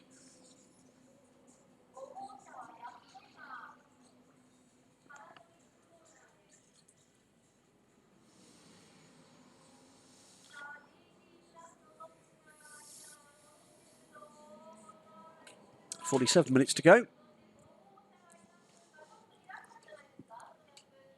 Well, the nip and tuck racing so far, beyond the early minutes of racing, has come very much in the GT class. And we had that fabulous battle with the 3 Ferraris and the Lamborghini a little earlier. 3 of them, those 4 cars, are still engaged in battle, with the Team BBT car charging back. So at the moment, from Keita Sawa, who leads the GT race in the 61 Clearwater Racing Ferrari, that's 5th position overall, 104 laps. And from that car back to 4th position, with an LMP3 car also in the mix, is under 20 seconds. And that's after a very sustained period of green flag racing. So it's been close fought stuff between these GT cars.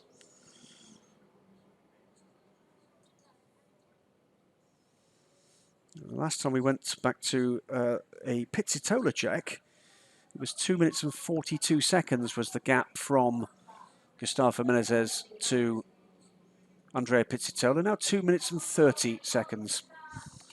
So he's consistently taking a couple of seconds a lap out of the American driver ahead. But you do get the feeling that Gustavo Menezes is just managing this run, driving conservatively.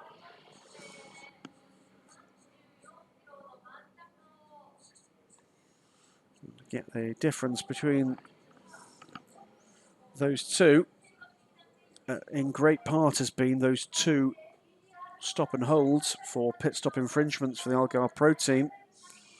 That's cost them dearly. That means there's 5 pit stops for the 25 crew against 3 for the 2 cars ahead.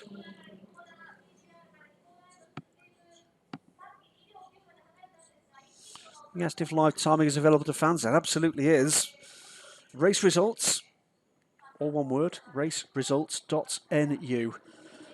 And a very fine timing page indeed is available. My favourite features is the ETA column. What does that mean? It means it predicts the next lap time that a car is going to have, so you can instantly see whether a car is effectively overdue or not. So do take a look at that. It adds hugely to your ability to actually make sense of what's going on in a sports car race, particularly as in the case of this stream at the moment, we're working with trackside cameras and not a produced show. Baby steps here.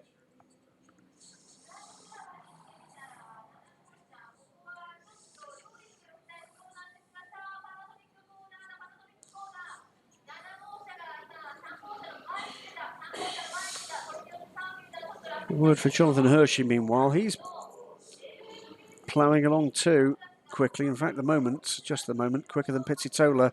He's a minute behind his teammates, 25 from the 24. The Nissan engine Ligier from the Judd engined car.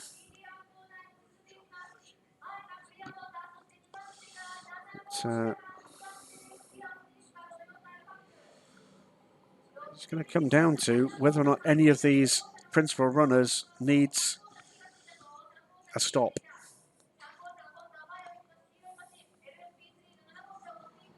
They shouldn't, but it's a matter of whether or not anybody's got their sums wrong.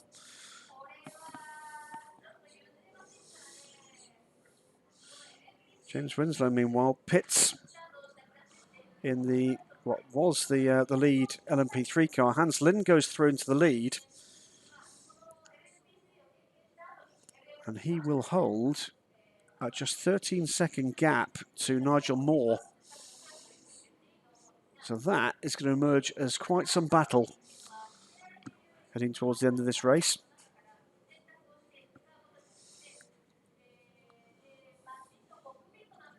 So keep an eye on where James Winslow's car, the number 1 Jackie Chan DC racing car, emerges.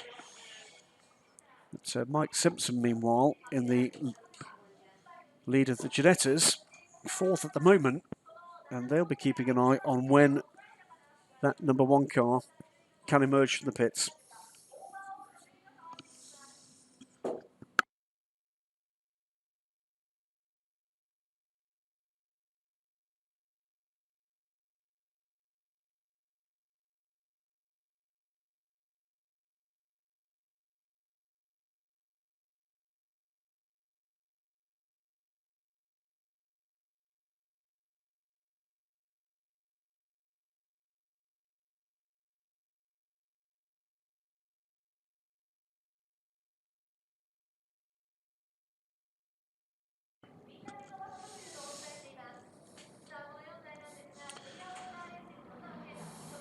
Great stuff. Meanwhile, in this GT battle, Kitasawa now fending off Mathieu Vazevier, just a second behind. The Clearwater Racing 61, with Ginetta just clearing that battle, but he's got his mirrors full of DH Racing Ferrari. In fact, it's both the DH Racing Ferraris. One of those cars is a lap or two down. Alex Riberas in the number 3 car.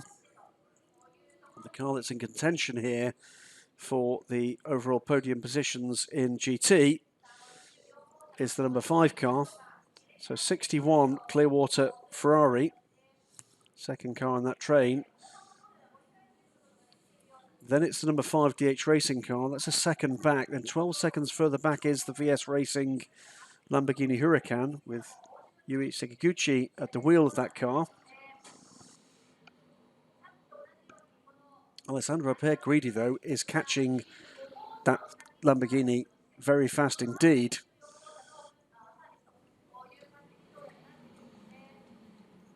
Traffic interrupted charge last time around from Pierguidi, but it's not going to be very long before the Team BBT car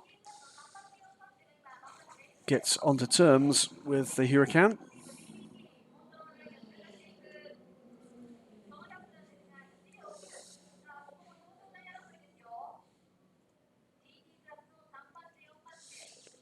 Andrea Pizzitola has just been out and so in and out again. He retains, or does he? He does retain 3rd position. That was a quick stop. Now, what was that about? Now, was that just fuel? Of course, would have been unable to take fuel or tyres in either of those stop and holds.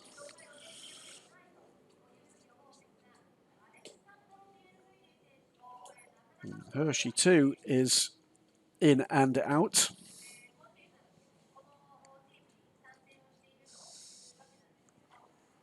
So are we going to see? I think we are. Both the lead cars down pit road.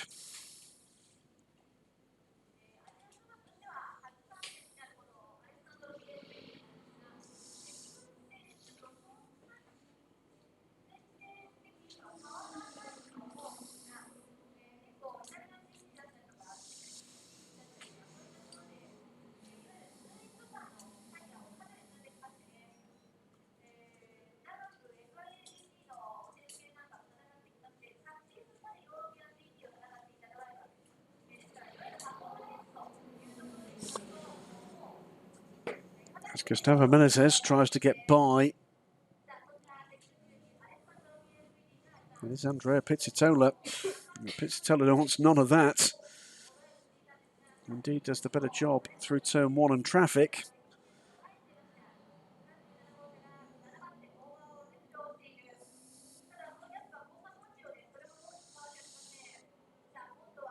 In fact, I think that was Pizzitola taking back one of the laps. Lost to the DC racing car, the Jackie Chan DC racing car. 15 laps for Struan Moore. Just under a minute back now, Gustavo Menezes.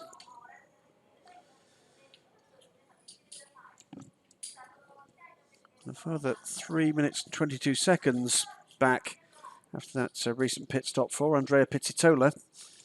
Jonathan Hershey, 76 seconds back from that. So the gaps are substantial,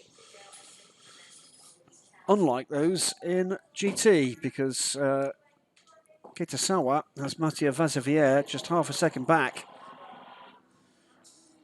Then we've got Alessandro Perguidi now up into third position. He's gone by the Lamborghini Huracan, the VS racing car of Yui Sekiguchi. So it's Ferrari 1, 2, 3, Clearwater Racing from DH Racing from Team BBT. And the gap between those three is just 12.5 seconds with 37 minutes of the race to go. Add a further 0.4 of a second, you can add a Lamborghini into the mix. LMP3, meanwhile, top two inside the top 10. It's G-Print by 111. Ligier, the number 85 car, Hans Lin, is being caught quickly. In fact, it's been passed. Now, what has happened to Hans Lin?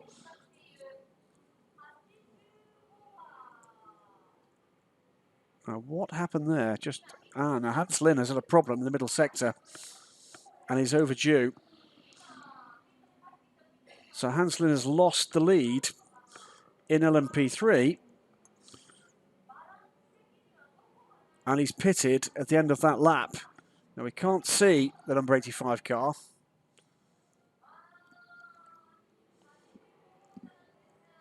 But he lost time, 7 or 8 seconds in the middle sector, pitted at the end of that lap. That puts Nigel Moore back into the lead of LMP3, 9th overall. And next up in the order, and going through now to go into second position, is Mike Simpson in the RC Bratislava car. So we've now got, again, a Ligier Ginetta 1-2, but it's a different, it's a lost a wheel. It's lost a tyre at turn 5. The 85 car lost a tyre and made its way back to the pits with 3 wheels on the wagon. So real misfortune there for Hans Lin. I'd look to, yes, be in a battle for that lead position in LMP3. Looked to have reasonable control there that it was going to be first or second, but is now in the pits, has lost that second position. And just how much further back? It's another lap before we'll see David Cheng, who's now aboard his number 1 Jackie Chan DC racing car. But if there's damage to that number 85 car, that could have seen a potential race win go up in, frankly, in tyre smoke. So Nigel Moore will be through into a pretty strong lead now.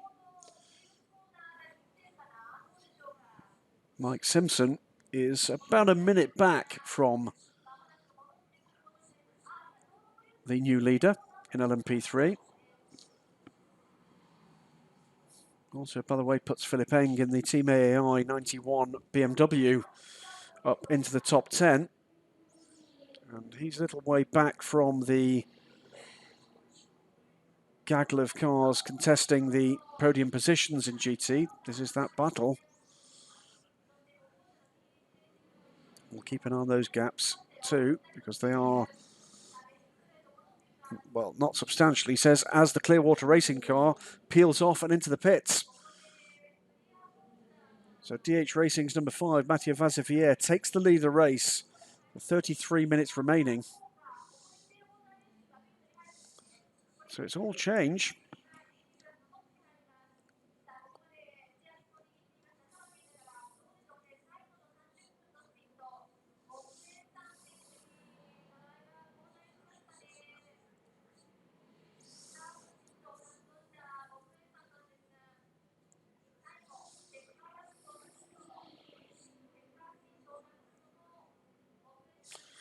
It's an incident involving car 35, which is the Jackie Chan DC racing car, and car 67, which is the PRT Racing Ginetta that turned 10 under investigation. Didn't see that, but that could be interesting. Of course, the Jackie Chan DC racing car running second overall. Could that be why the pace of Gustavo Menezes is a little off? He's now 64 seconds back from the leader, with Andrea Pizzitolo again taking chunks out of his advantage, but it's over 3 minutes still, with just over half an hour remaining. It's the advantage of the number 35 car.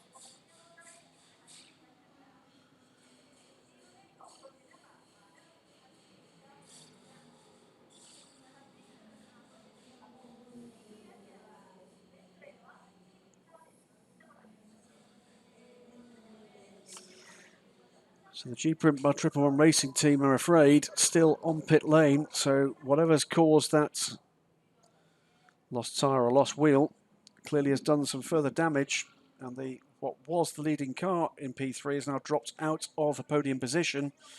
That's the new order. Top with Motorsports up into 8th position now overall with Nigel Moore. Then comes the ARC Bratislava, the number 4 car, Mike Simpson at the wheel of that car. That car runs 11th overall. Then it's the number 1 car of Jackie Chan DC Racing, David Cheng, who is the DC of DC Racing, at the wheel of that car. At the moment still shown 4th, but on pit road is the number 85 car. And the next car to profit from the gathering misfortune of the number 85 will be the second ARC Bratislava car. Konstantis Kalko is currently scored 5th, just single lap behind. But I'm afraid it's not a moving target for him, the 85 car ahead. And will pretty soon be up into 4th position if the G-Print by Triple One crew can't get the 85 car back out into the race.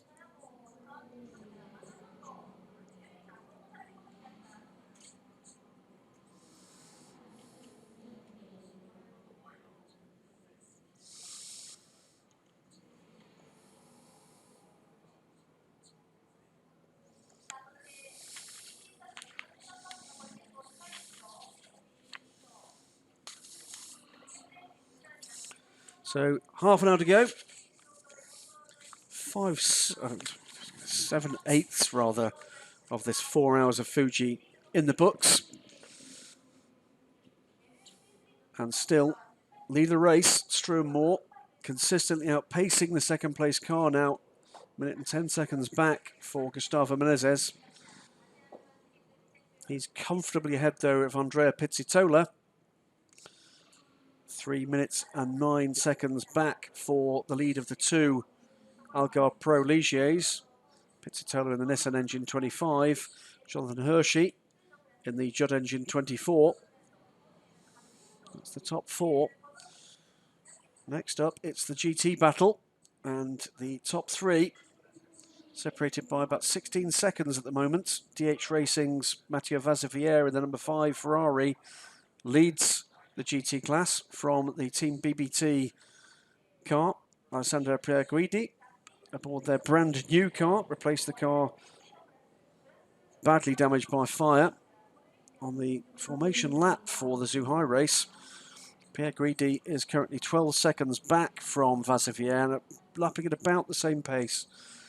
And Pierguidi had gone by just a couple of laps ago the VS Racing Lamborghini Huracan, Vincenzo Sospiri Racing. It's Yuhi Sekiguchi at the wheel of the Huracan GT3. He's about 4 seconds back now from Pierguidi. LMP3, meanwhile, starts with the car in 8th position. Tocqueville Motorsports Ligier JSP3. Nigel Moore is at the wheel of the 26 car. As the leader pits now with 28 minutes to go. Keep an eye on that pit stop.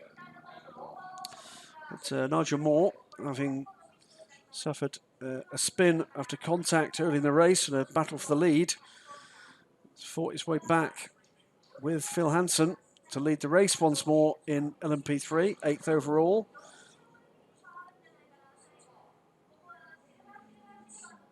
And it's black and white flag, meanwhile, for the number 67 car after contact with the 35. We talked about that earlier.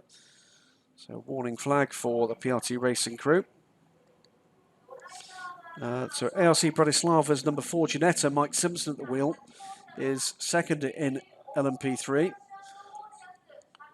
And it's a little way back before we get to the 15th position overall car, and third in LMP3, the number 1 Ligier, David Cheng, the wheel of his Jackie Chan DC Racing car, championship winner last year in LMP3.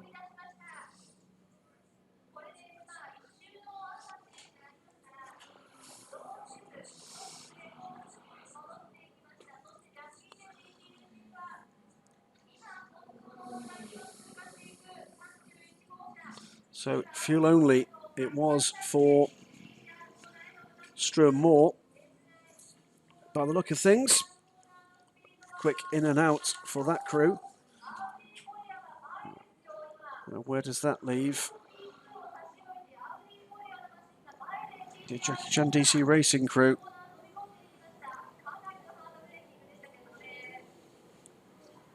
And the answer, when we see Struan Moore clear sector 1,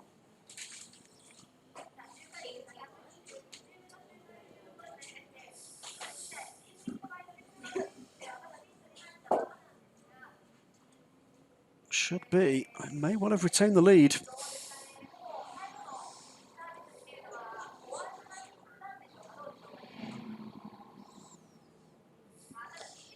We'll keep an eye on that, and keep an eye too on when and whether we see the 35 car down pit road. If you think we must.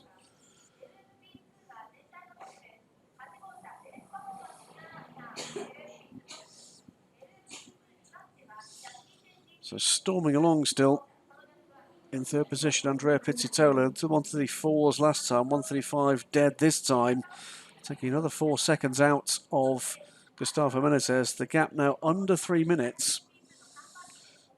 It's not going to be done on pace, but it's a fine chase.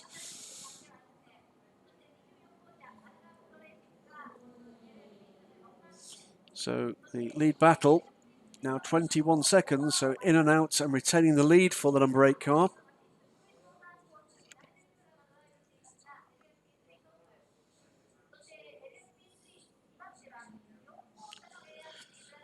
Two minutes and 58 seconds back from Gustavo Menezes lies Andrea Pizzitola.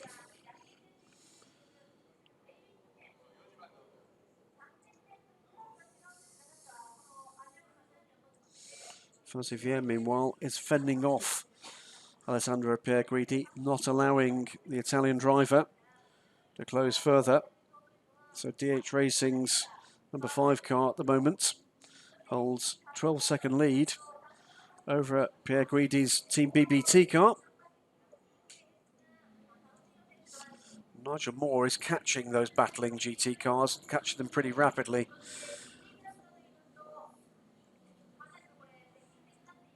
Philip Eng's progress, by the way, is quicker than the GT cars ahead of him, but is about 40 seconds back. Does not appear to be time to do anything about any of these guys on pace. It's going to be about whether or not anybody has got it wrong on fuel. Matt Griffin, meanwhile, is back aboard the Clearwater car. And their strategy has not worked for them at the moment. Let's see whether or not this has got something else to throw at us.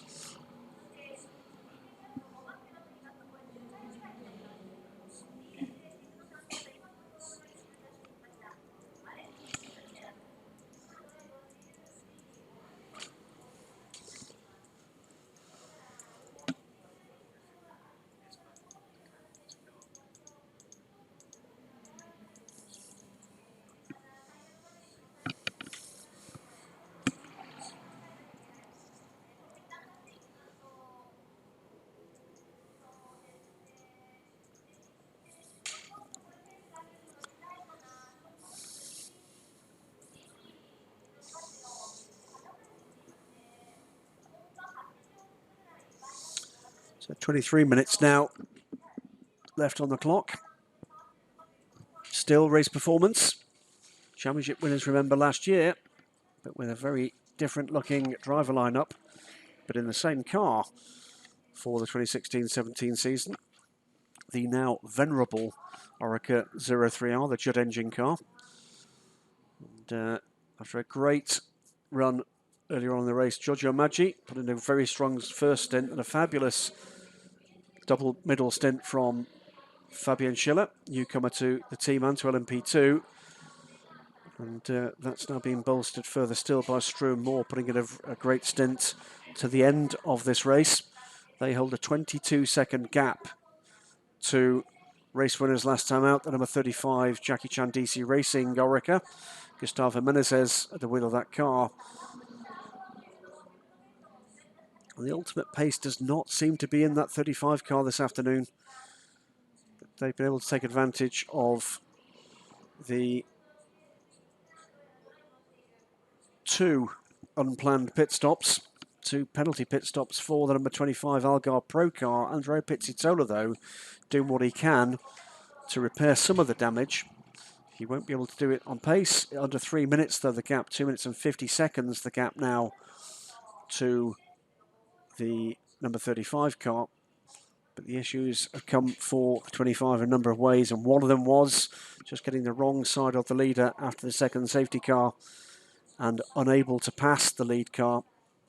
Going a lap down, and it's been a little bit downhill from there. Nigel Moore picks up a place in the overall standings, up to 7th now, ahead of Sekiguchi's Lamborghini. Still retains 3rd place in GT and has 37 seconds advantage over Philip Eng's Team AAI BMW, and coming charging back, but running out of time to do anything about a podium position unless there are surprises ahead with GT cars needing splashes of fuel.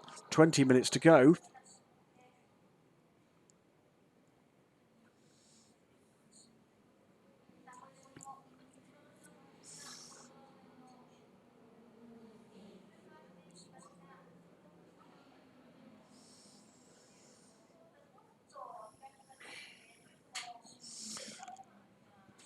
So race performance looking for a first win of the season.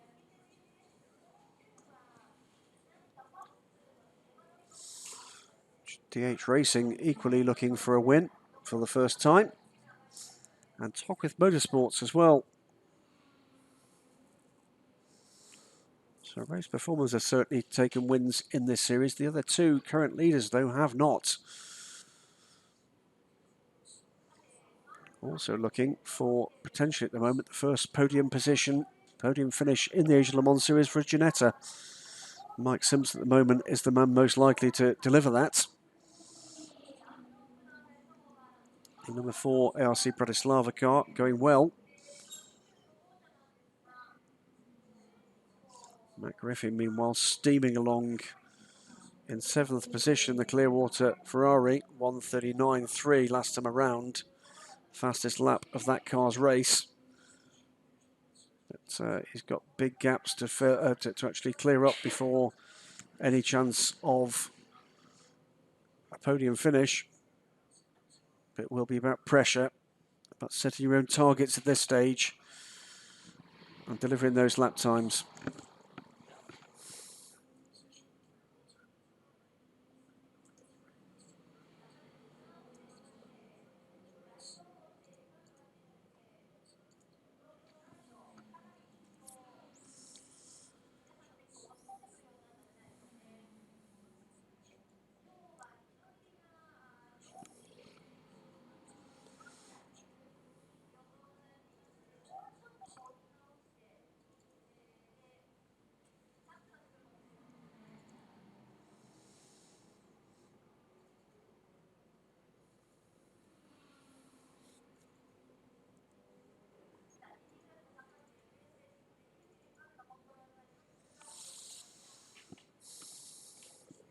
$18 minutes to go.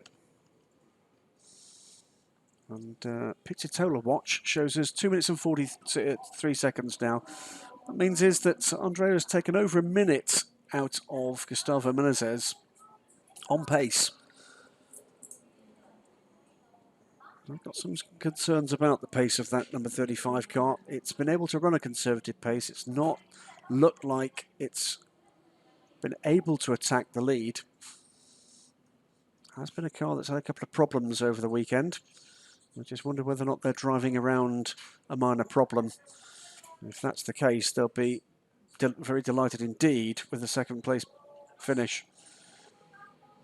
So I just saw going through the shot there, that was Nigel Moore taking another position on the road and taking it from Alessandro Pierguidi's Team BBT Ferrari this time. There goes the red and white Tocqueville Ligier ahead of the very yellow and orangey red Team BBT. Ferrari 488. Very Yorkshire Nigel Moore leads very Italian Pierguidi.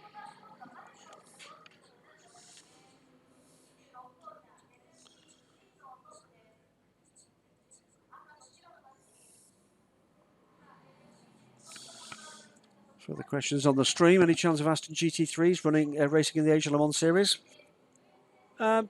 Possible. Nothing on the horizon. Any chance of Ginettas running in the LMS in the 2017 LMP3? Possible. Nothing on the horizon. But we'll see. You do get the impression that there is a little bit of an additional impetus behind the Ginetta LMP3 program again.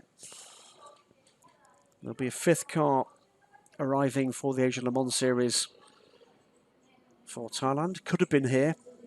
Commercials happened a little late for that, but the Aliso Ikatin racing team were ready with the required resources here should that car have been able to be delivered. It's sitting there, being polished in Garforth in Yorkshire at the moment, ready to roll. But certainly nothing wrong with the pace of these Ginettas. Pole position here was very closely fought indeed between Charlie Robertson and Nigel Moore. There's a little bit of healthy Yorkshire needle involved there. Nigel, of course, an ex-Ginetta driver. And taking great pleasure in tormenting the Ginetta teams on track.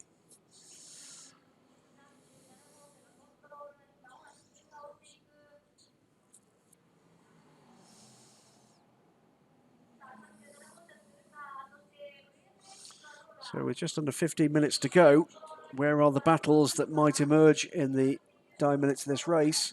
Or could it be that we see an unexpected pit visitor or two? Should say, by the way, the number 85 car, after losing that wheel, did not make it back out. And the number 99 car, after William Locke completed that one slow lap, that car too has been pit bound.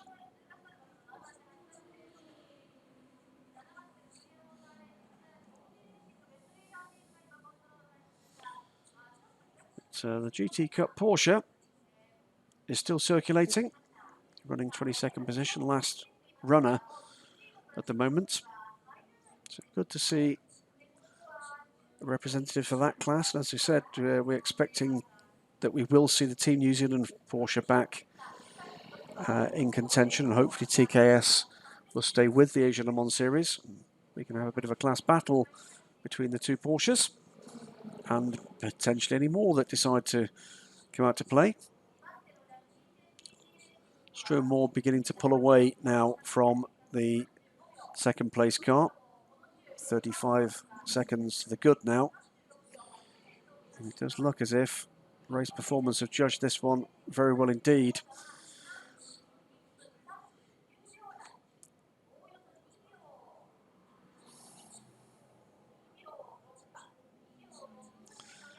Nigel Moore, meanwhile, is making his target for the end of this race. 5th position overall, and he's homing in on the GT leading DH Racing Ferrari, Matteo Vazevier. Alessandro Pierguidi, 16.5 seconds off that lead, and not looking like he can do much about it. Yuri Sakaguchi is just dropping back a second or two further back from the second placed Ferrari in GT. Mike Simpson, meanwhile, closing in on Philipp Eng. Don't think he's got quite enough time to get there. Philipp Eng is quicker than the Lamborghini driver, but has, I think, run out of time to do that on pace.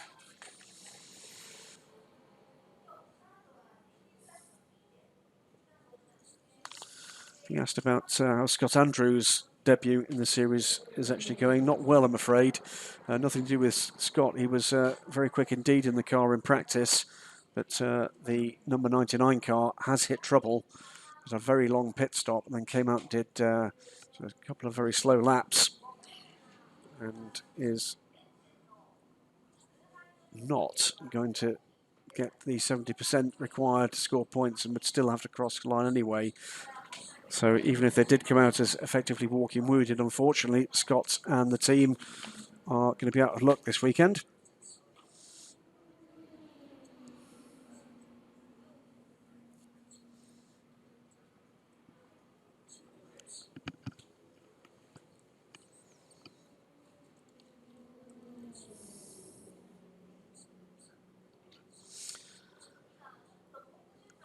So 11 minutes of what's been an interesting, at times engaging, at times exciting 4 hours around Fuji Speedway.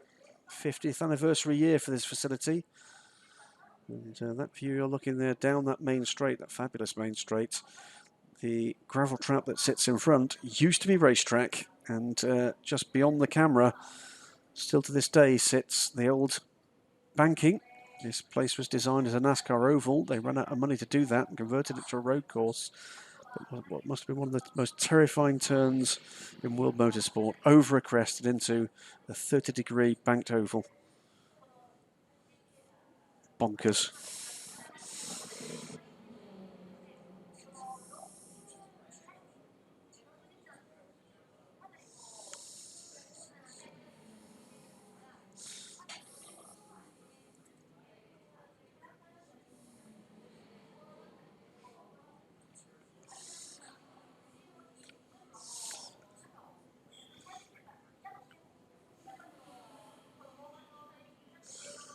The good news for the championship is that none of the winning cars from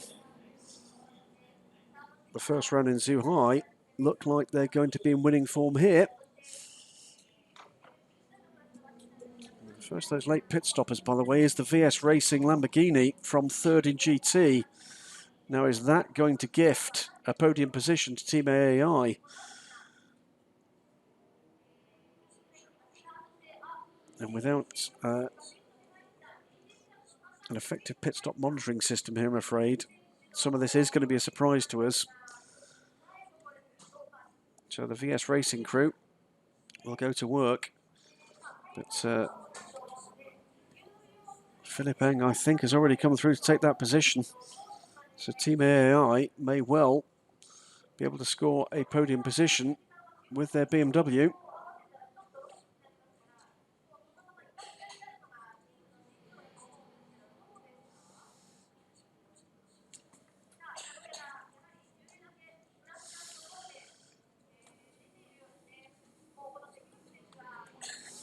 So it's the final 10 minutes, the overall order. It is the number 8 race performance, Orica Judd, Stroh Moore, as the Jackie Chan DC Racing number 35 comes down pit lane. So it is a late splash and dash for Gustavo Menezes. It won't be enough unless this is further drama to do anything about changing the overall podium positions. We'll keep an eye on that pit stop.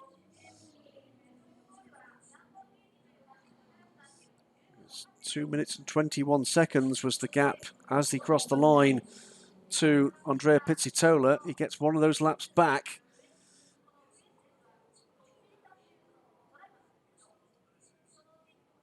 Indeed, I think we'll get onto the same lap as Gustavo Menezes. And indeed, it was a quick splash and dash. Menezes back out into the race. 7.5 minutes to go. That's not going to be enough time for Pizzitola to do anything about the challenge of Menezes on track. But Pizzitola it is, running third in the 25 Algarve Pro Ligier Nissan. His teammate in the Judd engine car, the 24 car, Jonathan Hershey, further minute and a half back in fourth. So the 4 LMP2 cars, first, second, third, fourth. Then it's the lead GT car, the DH Racing Ferrari 488 GT3. Frenchman Mathieu Vazevière at the wheel of that car. 127 laps to the leaders, 133. And then in sixth position, so 3 of the class leaders in the top 6, is the leading LMP3 car, Top with Motorsports Ligier of Nigel Moore. He's 17 seconds back from Vazevière. We get into the class podium positions. Alessandro Pierguidi in close contention with Nigel Moore in the Team BBT 37 Ferrari. Brand new car after the fire for the team's earlier chassis in Zhuhai. And then 34 seconds back from Pierguidi, Philip Eng, BMW factory driver in, guess what, BMW M6 GT3 for Team AAI. Taiwanese team running 8th overall, 3rd in the GT class. 9th now, Mike Simpson in the second placed LMP3 car, the number 4 ARC Bratislava Ginetta. Rounding up the top 10 after that late pit stop, Yui Sekiguchi in the VS Racing Lamborghini Huracan GT3. 4th in GT, 10th overall, which leaves us with the 3rd place car in LMP3 to find on timing and scoring. That is the number 1 Jackie Chan DC Racing car with David Cheng, Ligier, sitting 15th overall, 3rd in LMP3, and 2 laps ahead of the next car in the order in class. That is the 4th place car, the 2nd ARC Bratislava Ginetta, Konstantin Skalko, aboard that number 7 car with the 3rd Ginetta, Martin Rump aboard the PRT Racing 67 car in 5th. As I said a little earlier, the sole entered car in the GT Cup class, the TKS Porsche 911 GT3 Cup, still running well, down in 22nd position and the last of the runners. Shinyo Sano at the wheel of that car. So the gap was 2 minutes and 20 seconds from 2nd to 3rd. It's now 1 minute and 17 seconds, but there's under 5 minutes to go. The lead gap, meanwhile, now over 90 seconds. So this has been a very well judged run indeed from the race performance crew. Pretty faultless stuff. And strong runs from all 3 drivers. Giorgio Maggi to start the race. The introduction to the team of Fabian Schiller made a very strong impression indeed, and another very good stint from Struan Moore. Drove very well in Zhuhai until an incident with the Algarve Pro Ligier put both cars into the gravel and the number 8 car into the garage. But with under 4 minutes to go, looking well on the way now to a very strong win indeed.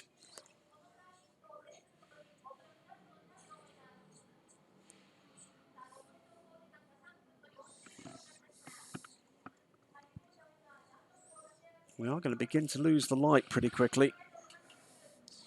This mountainous region in the shadow of the fabulous Mount Fuji.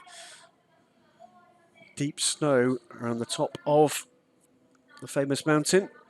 There was deep snow here a week ago. Still the vestiges of that in a couple of dark corners of the paddock when we arrived midweek.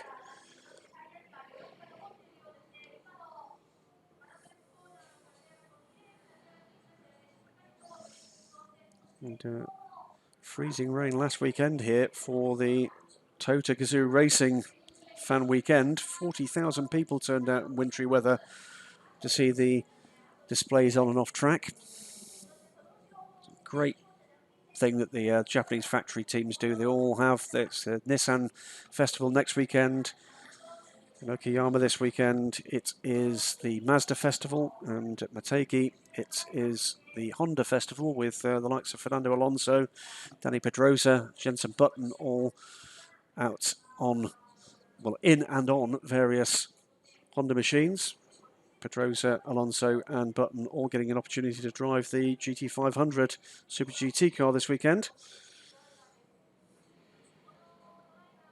Be great to see that principle back over in Europe with some of the factories getting involved, and the USA too. I know there's a lot of you guys watching in from the States. Into the final 2 minutes though. And well, Pizzitola still laying down the marker for the pace that's within that Algarve Pro.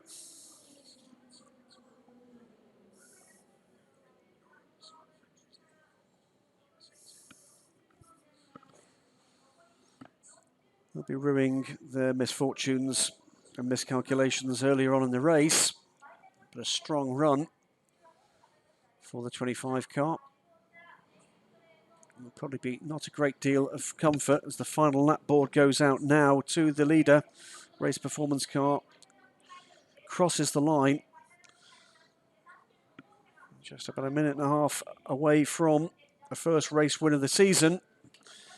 Will this be a step on the road towards a second title for the race performance team?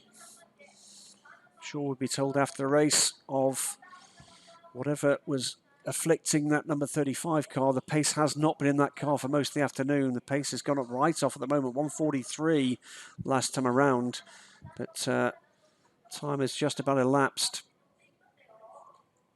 Pizzitola will cross the line to start his final lap with the gap down to around a minute. So it's been some chase from Pizzitola. Let's not forget it was over 3 minutes. So with a little bit of pit stop out of sequence and an awful lot of pace, 2 minutes taken out of the second place car. DH Racing, meanwhile, look to have it all under control, pulling away now from Nigel Moore, driving conservatively to the end here. And in fact, Alessandro Perquidi right on the tail now of the Tocqueville Motorsport car. He was on the final lap. And it looks like it's going to be the BMW coming through into third. No last lap dramas, it seems, for anybody in the significant runners. And here comes Struan Moore to take the flag and the win. And there it goes. Well done race performance.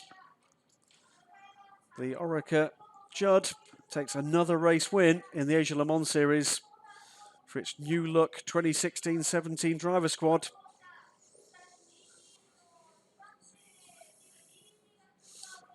Also home for their first race win. Tockwith Motorsports, well done to them.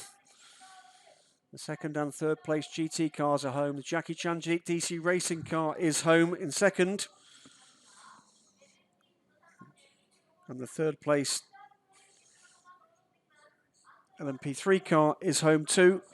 So both the Jackie Chan DC Racing cars on their podiums, but neither will win the race this time. And home too for the ARC Bratislava Ginetta, second in LMP3 and the first Ginetta on a podium in the Asia Le Mans Series. They'll be delighted with that. We'll wait for Andrea Pizzitola. He's due through any time now. Under a minute was the gap, by the way, the last time through. And what did he bring it down to on the final lap? And the answer was 50 seconds. Took 10 seconds out of the 35 car on the final lap. So I think they knew there was a problem for that 35 car. It wasn't a serious enough problem that couldn't be managed to a fine second place finish for the Jackie Chan DC Racing crew. So 1, 2, 3, 8 from 35 and 25. In the GT class, number 5 DH Racing Ferrari of Mattia Vazevier. He brings that car home ahead of the Team BBT 37 Ferrari, Alessandro Guidi, and the Team AAI BMW, the 91 car with Philip Eng at the wheel. That is your podium for the GT class. In the LMP3 class, it will be Tockwith Motorsports, Nigel Moore and Philip Hansen with the first win for the number 26 car anywhere. Second place comes to ARC Bratislava, their first podium with the Ginetta, the first Ginetta on the podium in Asian Le Mans Series. Mike Simpson brings the number 4 car home. And completing the LMP3 podium is the number 1 Jackie Chan DC Racing Ligier JSP3, David Cheng. The team principal will bring that car home. And word 2 for the GT Cup. Well, winning, because it was the only car in the class, but still brought the car home after 4 hard hours here. TKS, the Porsche 911 GT3 Cup. Shinyo Sano brings that car home. It's going to be a fairly abrupt end to this stream, because I'm going to go and do the podium celebrations.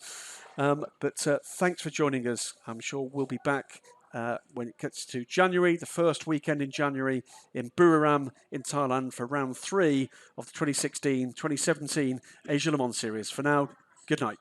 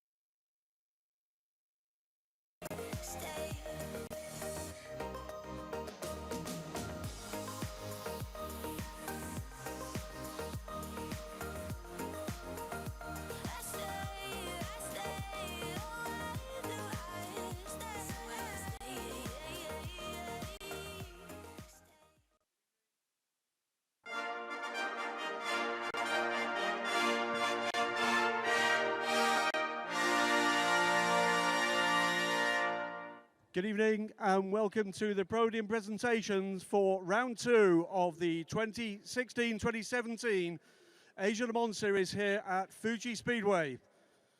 We're going to get things underway with the winners of the 2016 Asia Le Mans Fuji LMP2 class. And first the podium, the number 25 Algar Pro Racing Ligier Nissan team, Michael Mooneman, Andrea Roda and Andrea Pizzitola.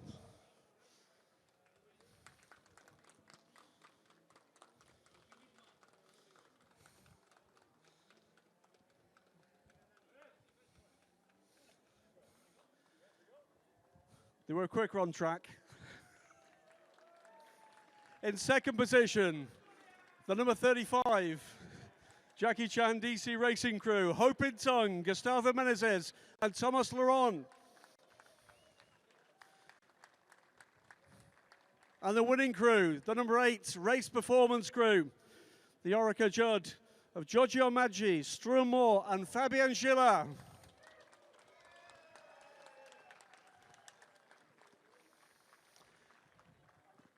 It's my honor to invite Masanori Sakia, the winner of the 1995 24 Hours of Le Mans, to present the trophy.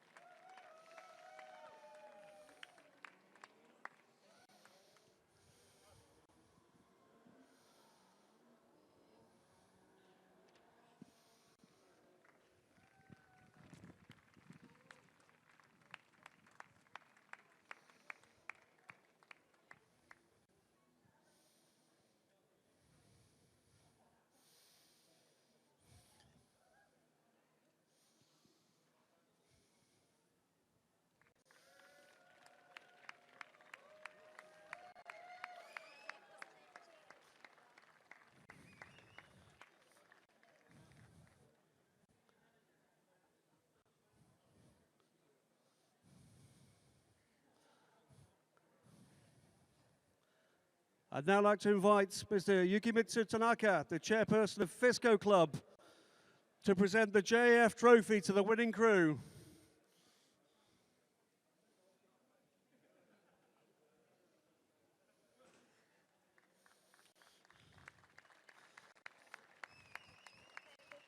Now, gentlemen, before you go for the champagne, it's a group photo first, please. Photos first, Gustavo.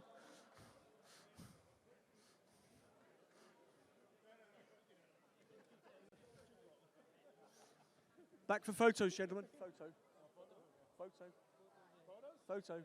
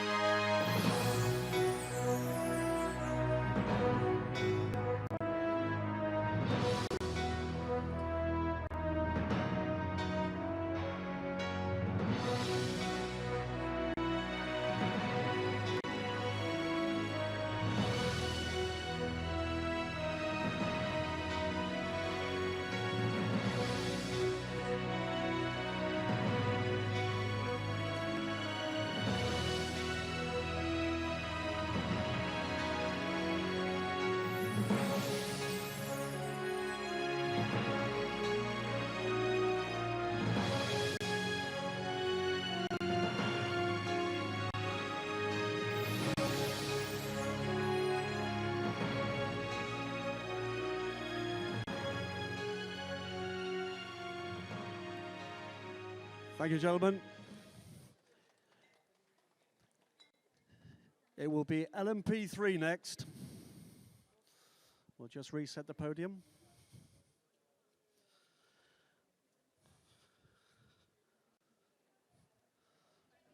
And first to the podium, the third place finishers in the LMP3 class. It's another podium finish for the Jackie Chan DC Racing crew. The number 1 crew, James Winslow, David Cheng, and Hiroki Toshida.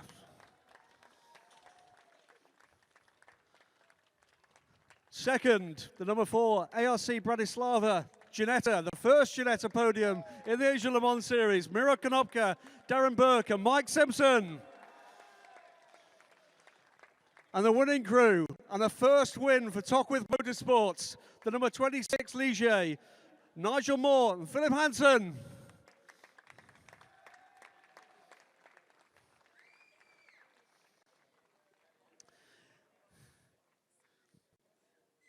And it's my honor to invite Patrick Diaz from Michelin Motorsport to present the trophy.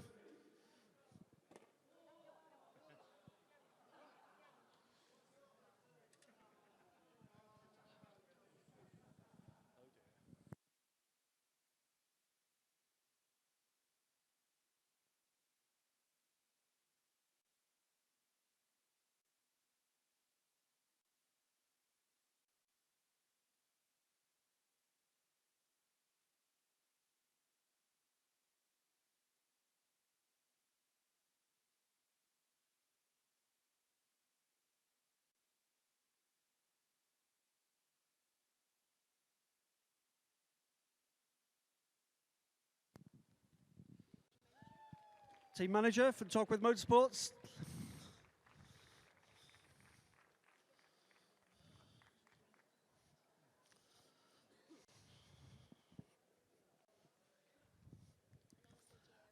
And the JAF trophy to the winning crew will be presented by Mr. Yukimitsu Tanaka, the chairperson of Fisco Club.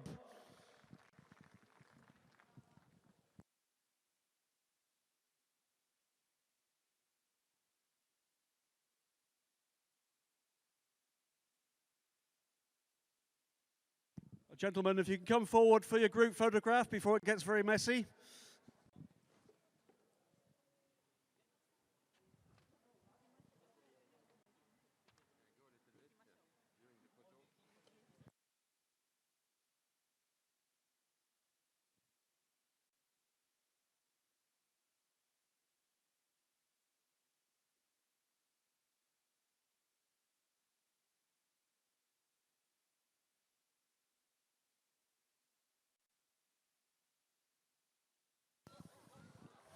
Run away fast.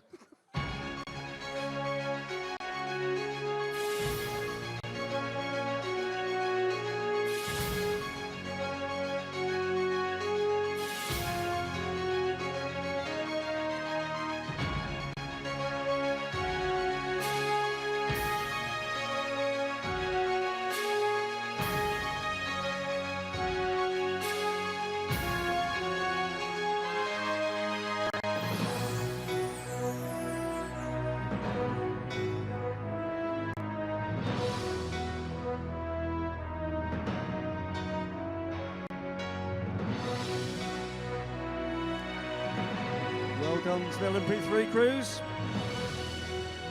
We'll clear the podium for the final podium presentation.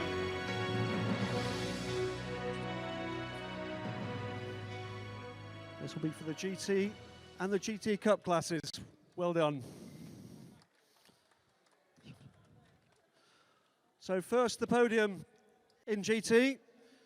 The 91 Team AAI BMW crew, Jun San Chen, Ollie Milroy and Philip Eng.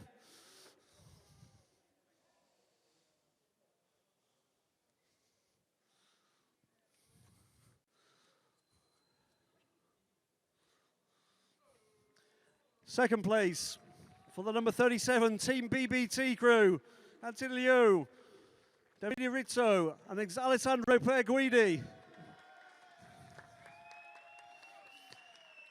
And the winning crew from DH Racing, the number 5 crew from Stefan Lemeret, Michele Rugolo and Mathieu Vasevier.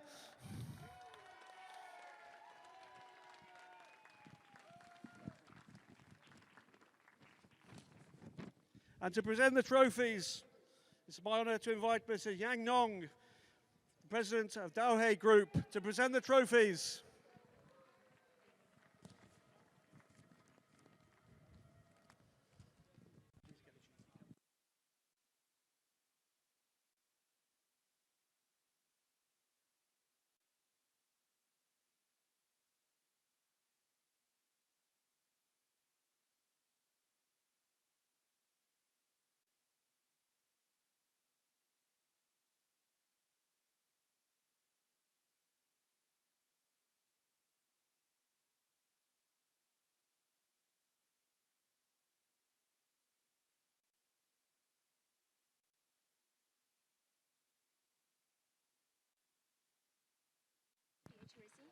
Team manager of DH Racing to the podium, please.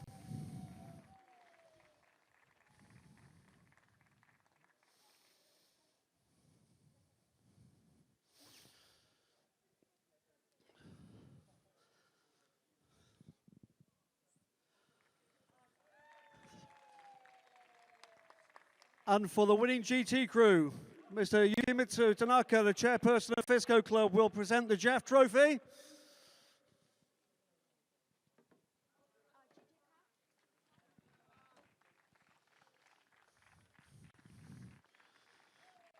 And let's not forget the winners in the GT Cup class for TKS, Shinjo Sano, Shigeto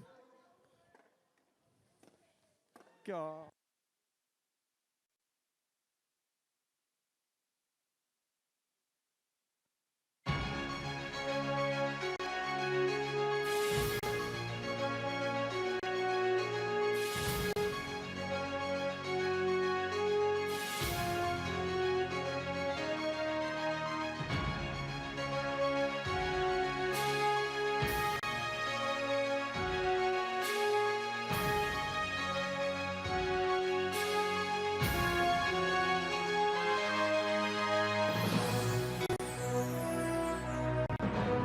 And now the winning team from GT Cup, the TKS Porsche crew of Shinjo Sano, my apologies, Shigeto Nagashima and Takuma Aoki.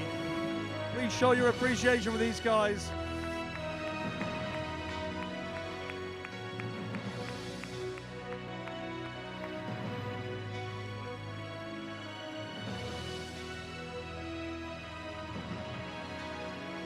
Again, the trophies will be presented by Mr. Jiang Dong, president of Daiho Group.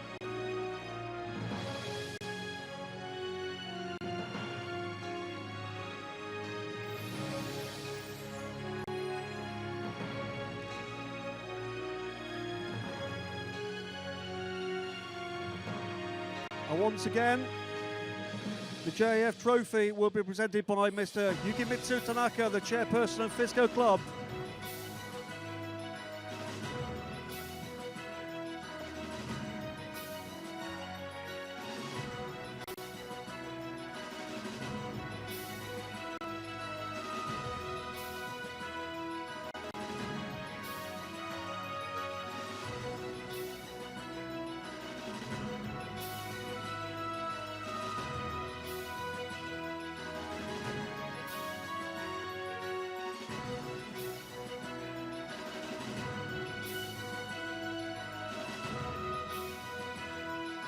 Ladies and gentlemen, that was round two. Round three is the first weekend of New Year in Buriram in Thailand. We will see you there.